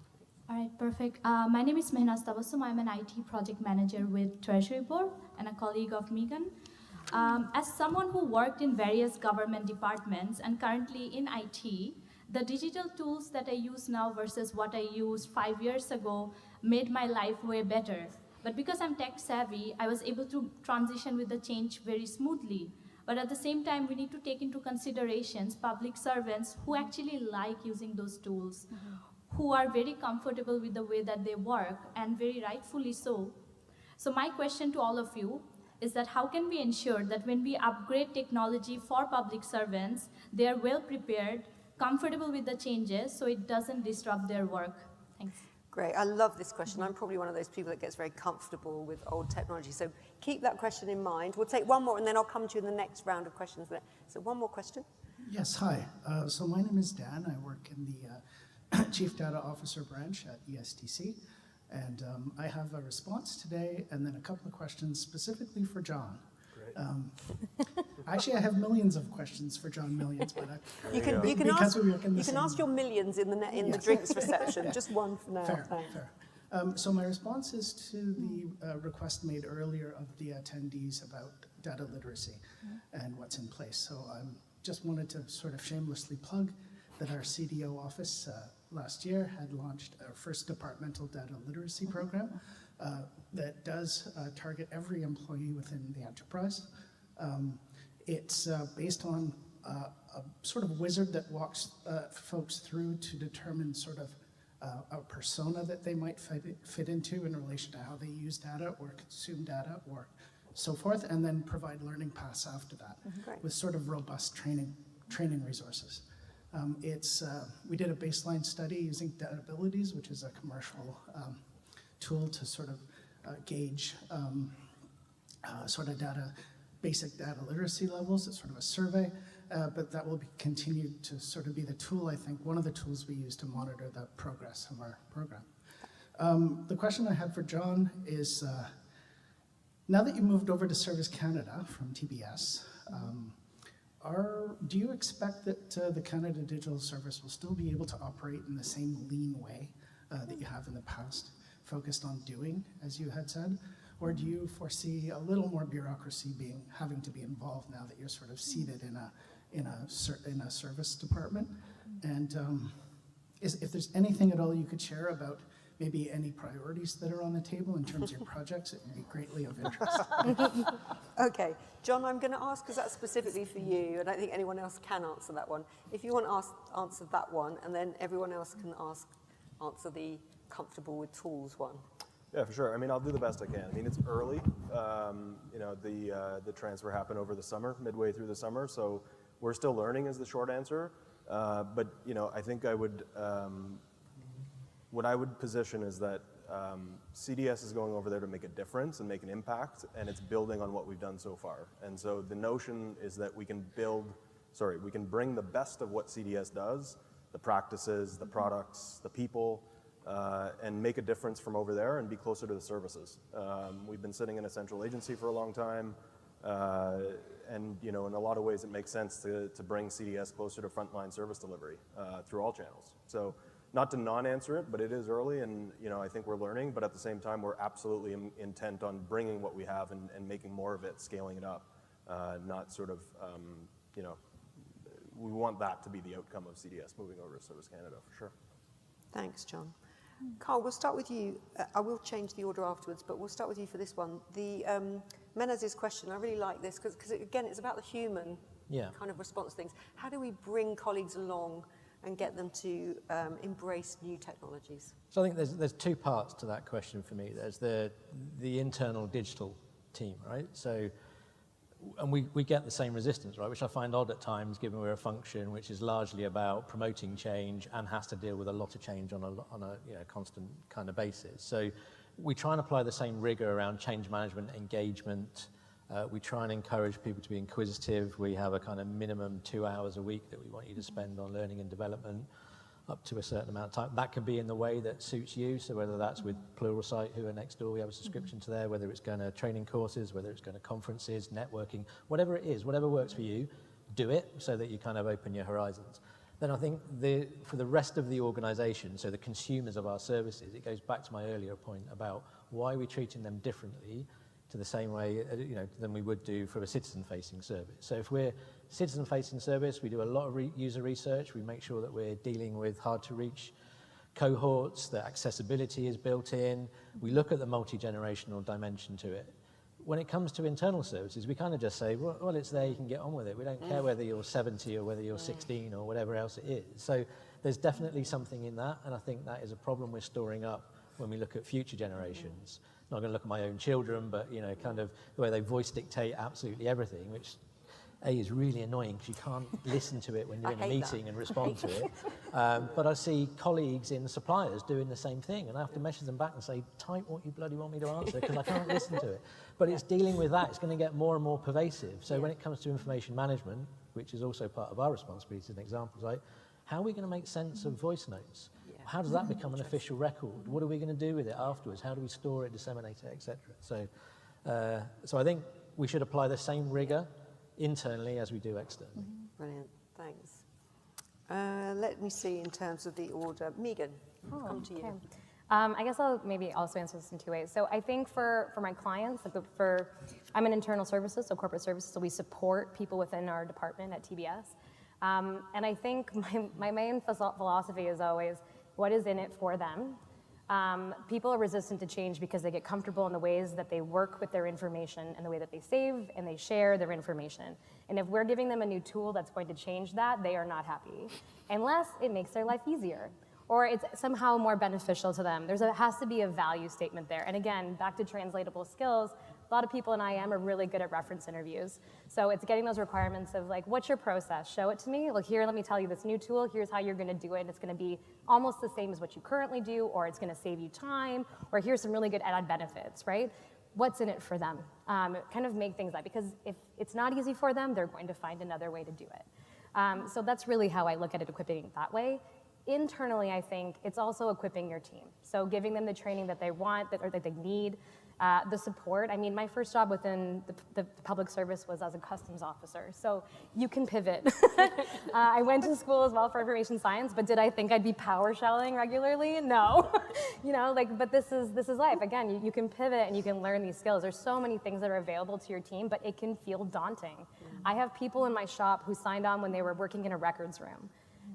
telling them that all of a sudden now we're going to be working into an information system that's quite nebulous is very, very daunting for them. You have to bring them along. So it's really, to me, a twofold space. I manage a team. I want to make sure that they feel comfortable because, again, they are supporting our clients, but our clients are also looking at, okay, you got me a shiny new tool, what's in it for me? And we really have to make sure we provide that outcome, the value strategy there as well. Thanks, Megan. Anna and Erica, I'm going to come to you for anything you want to add to what's already been said, and then we'll go to the next set of questions. I would just add, because I think my colleagues did a brilliant job. I think it's really important to recognize, like, it is hard. So, you know, like this summer, I was redoing my French level. So for all of you in the government of Canada, you understand that challenge. And so I decided, as part of my immersion, to switch all my devices to French. And I was like, I wanted to, like, shoot myself. I was so frustrated because I was like, what? Because I had to basically relearn, like, all my devices, right? So I did this, like, for my work devices, my personal devices. And, you know, when you're in a pinch and you just need to get the thing, and you're like, but where is it? I mean, that's what happens every time we force an update on people, don't we, right? And it just kind of comes, and it's like, oh my goodness. And it's amplified if you have, for example, employees, which we all do, who have disabilities, right? Because they're used to something very specific, and then suddenly you're changing their framework. So I think, and I'll leave it at that, it's recognizing there really is a human factor to it. And then I think if you start from that, then it is going to go so much more smooth. So, Erica, did you want to add anything? Oh, I think there's a lot of fantastic responses. I feel like I don't really have much to add. The only thing I will say is, you know, take a human-centric approach. If Amazon were to ask you to fill out 27 questionnaire, email this person between, I don't know, 3 p.m. and 5:13 p.m., they will be running out of business on day 2, right? So as government service providers, especially for those who work in internal services, make it easy for users. Treat them how you want them to be treated. Involve them from day one. Recruit, I would say, I don't know, pilot users or pioneers or whatever you want to call them, to turn them into the champions for you so they can communicate the values of the tools to their colleagues. Involve them. Streamline your service, make it easy, make yourself approachable. Don't make people talk to a generic IT box. It's one of my pet peeves. There are very, very simple things you can do in a human way that can change people's mind. You'll be surprised at the results you get. Thank you. Definitely coming through loud and clear. Don't forget the human in all of this. So I know we had another question already if you want to come up. And any other question, because this is definitely, yes, do you want to come over to the microphones? We've got 3 questions here. And just to say, this is your very last chance. If you've had a burning question all day, we've got such a great panel here. Any issue you want, I know this panel will be able to deal That wasn't in the debrief. We didn't sign that. Anything you like, anything goes now. No medical advice. Can't give any of that. No. We'll take, let's take all 3 questions. If you could keep your questions quite short, and then we'll get through as much of it as we can. Thanks. Salut tout le monde. Hi, my name is Andreas, and I'm the OCG, Officer of the Controller General at DBS. Erica, you mentioned about data literacy, and to me, I feel like that's very critical. And my question to you is that how do we better communicate data in a way that we can minimize issues with misinterpretation of data? Because I feel like understanding data just goes beyond, but when it comes to interpreting data is the issue that we have. How can we better communicate that to minimize the risk? Thank you. Fantastic question. Erica, I'll be putting that one to you. How do we communicate better around data interpretation, maybe especially for non-technical colleagues? Second question. Hi, my name is William. I'm from the Office of the Chief Human Resource Officer at TBS. My question, it's going to be a very concrete question. Can you name one skill that you think future leaders should be prepared for? One digital skill, to be clear. Does it have to be a digital skill? Because that's quite interesting. That's a difference. You definitely want to put in digital there. I'm giving you a second chance. If you can name a non-digital skill and a digital skill, because I want to keep it short, right? I want to keep it short out here. We don't have much time, right? But if you want to name a non-digital skill, but we can focus on digital skills, we're pressed for time. Okay, one digital or non-digital skill that future leaders are going to need to have. And then the last question. Hi, I'm Skylar. I'm coming from the provincial government, actually. So really great tie into that last question. One of the things that I was wondering is we're talking about trying to recruit good talent for the public service. But one of the things that I know that makes pivoting difficult for some people, I know I'm in the digital transformation space myself, is sometimes the cost and those barriers to getting those credentials. And sometimes, as much as we say it's great that we have all these alternative learning mechanisms, at the end of the day, when it comes to a CV or a resume, people are typically looking for that credential from an accredited university or college. So how do you think that we can be flexible in our hiring and creative, like what you're seeing often in private sector companies, where they're looking outside of traditional pathways and look at more competency-based skills? Because I think that's what we're going to need, right? So yeah, thanks so much for your time. Fantastic. So your question is about how are we more flexible in terms of accreditation? So maybe placing as much emphasis on competencies as maybe going out and getting the training from a kind of provider. Fantastic. Great questions there. Erica, I'm going to come to you first to answer the question on data literacy, and then I'll remind everybody on the panel of the other two questions. Thanks. Great question. To me, in order to better communicate data and avoid risks, I think there's three things you need to keep in mind. The first thing is you have to make sure the data are trusted. What that means is when you're making a decision, when you're making, whether it's policy change or program change, that's based on data, you better make sure that data has the quality, it's representative, it's properly used, and it's properly digested. So trust in the data itself is key. The second, the people that are analyzing the data, whether call them data analysts or policy analysts or what have you, they need to be equipped with the skills and the tools to properly derive insight from this data. So the source of the data needs to be trusted, and the person that's communicating this data also needs to be credible in the sense that they can appropriately represent what the data says. And the third, I think it's the most important part for me, is you need to be able to tell a story using this data in an insightful and succinct way. Don't communicate with 17 pages of spreadsheets. When my team sends me that, I basically summarize that what you can tell it to me in 3 sentences or less, or facts and figures, or make it a 2-minute read. So make your data jump out and tell the story. Make it succinct so you can make the long-lasting impact you wanted to make on people. Thanks, Erica. So I think this will be the last round, and I'll probably start with you, Megan, and go this way along the line. So one or both of those questions, I think they are related. So it was around kind of what skills will a future leader need? Digital. The reason I put in non-digital is it might be we think in a digital world, leaders are going to need something that isn't non-digital, like the future leaders' skills. And then that sense of how are we going to be more flexible in terms of recognizing people's talents and skills in this new digital world. Megan, over to you. Yeah, that's a good question. I think it is interesting. From an IM perspective, there's definitely people who have accreditations within an IM field, and I think in certain boxes with IT fields, you need to have those. But at the same time, like for me, what I'm looking for within a team is your ability to have critical thinking skills and be able to communicate those effectively.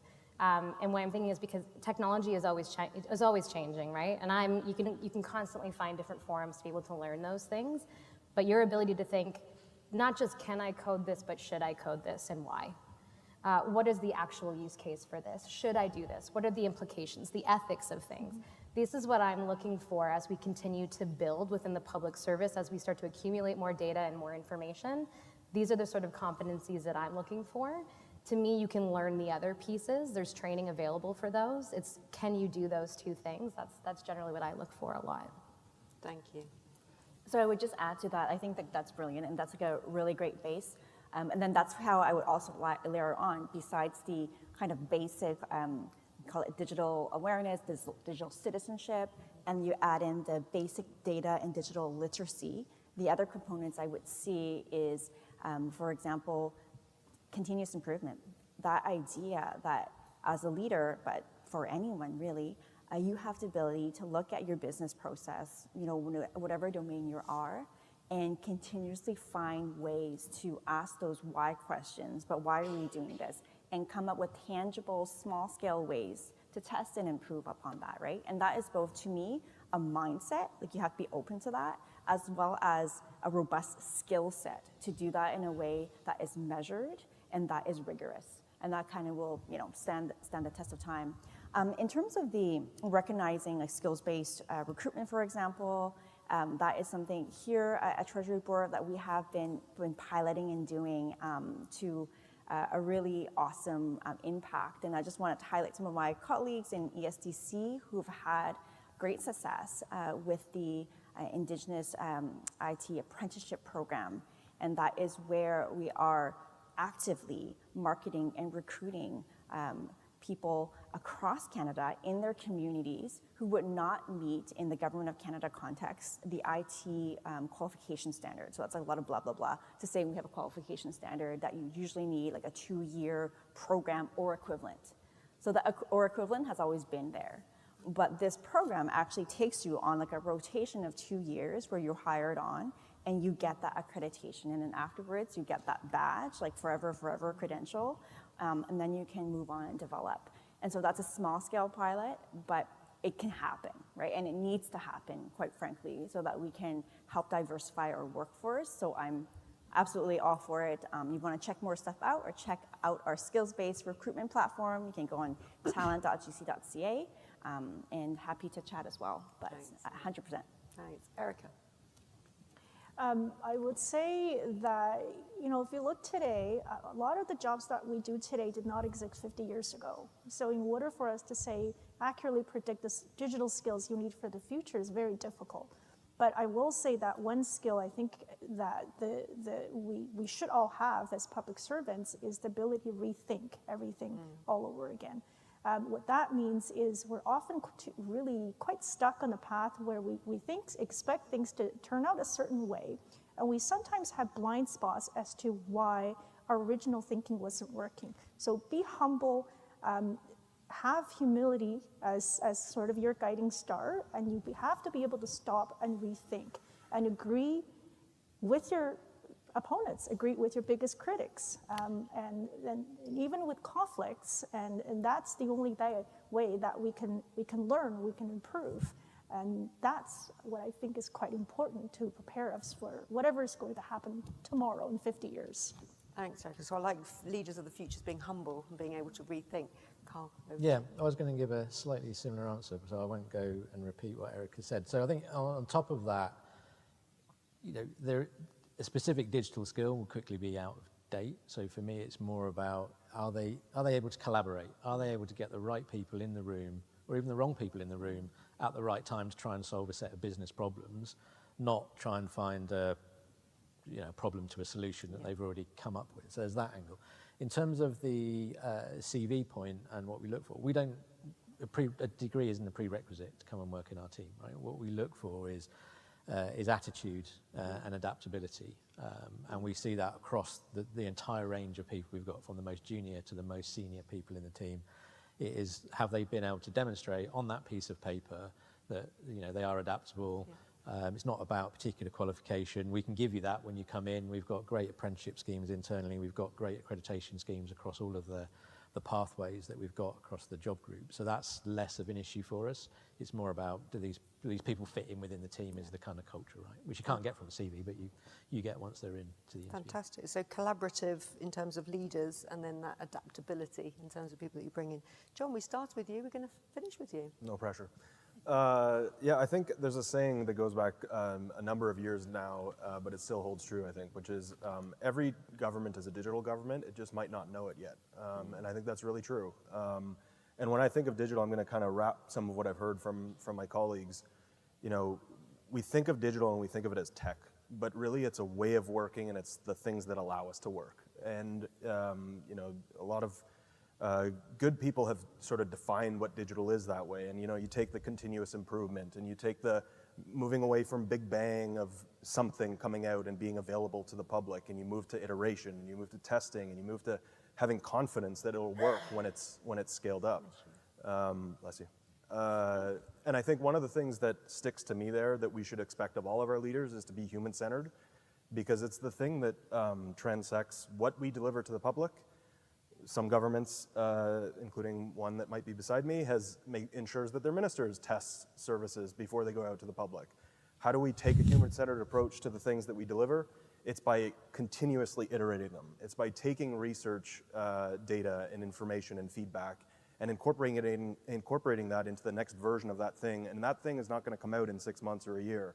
It's going to come out in 6 minutes or 6 days. It's moving that hyper cycle of sort of updates. And then just as we've talked about today, that same principle I think applies to how we treat our employees, how we roll out systems as we've talked about today, how we think about changes that we make to our operating model. If we're human-centered, it means we've talked to those people. It means we know what their pain points are now and we've incorporated them into what we're about to do. And so it becomes less about business requirements and business and more about people and human needs. So I think that's the thing to me that ties it all together, and especially for digital lies at the root. Thank you so much. I mean, what a great way to end. I think the topics that you covered today and the things that you covered really did pull together a lot of those strands from today. So certainly that sense that digital transformation, better management of data, huge opportunities for the public service in the way that we do business, in the way we ultimately deliver services to the public, but also this sense that everything's moving fast.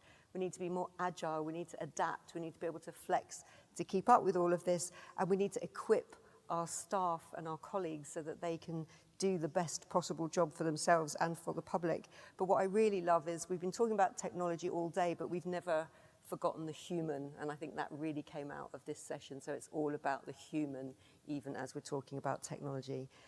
I'm sure you will join me in saying a huge thank you to our wonderful panel here.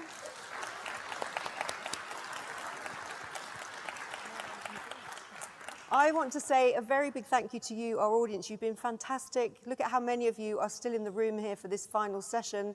I'm sure it was the brilliant content, but it might also be that there are now drinks waiting for you outside. But thank you so much for your questions throughout the day. I've hoped you've enjoyed the day as much as I have. Please do take this opportunity to go and network, have a few drinks, have some refreshments, and also keep asking questions, because I think a lot of our speakers will be in the networking outside. Thank you, everybody, and I hope to see you again at another conference very soon. Thanks so much. Thank you so much, everyone. We are spending $160 billion a year on cybersecurity. Yet, every 11 seconds, there's a ransomware attack. Why? Our industry's approach to cybersecurity is fundamentally flawed.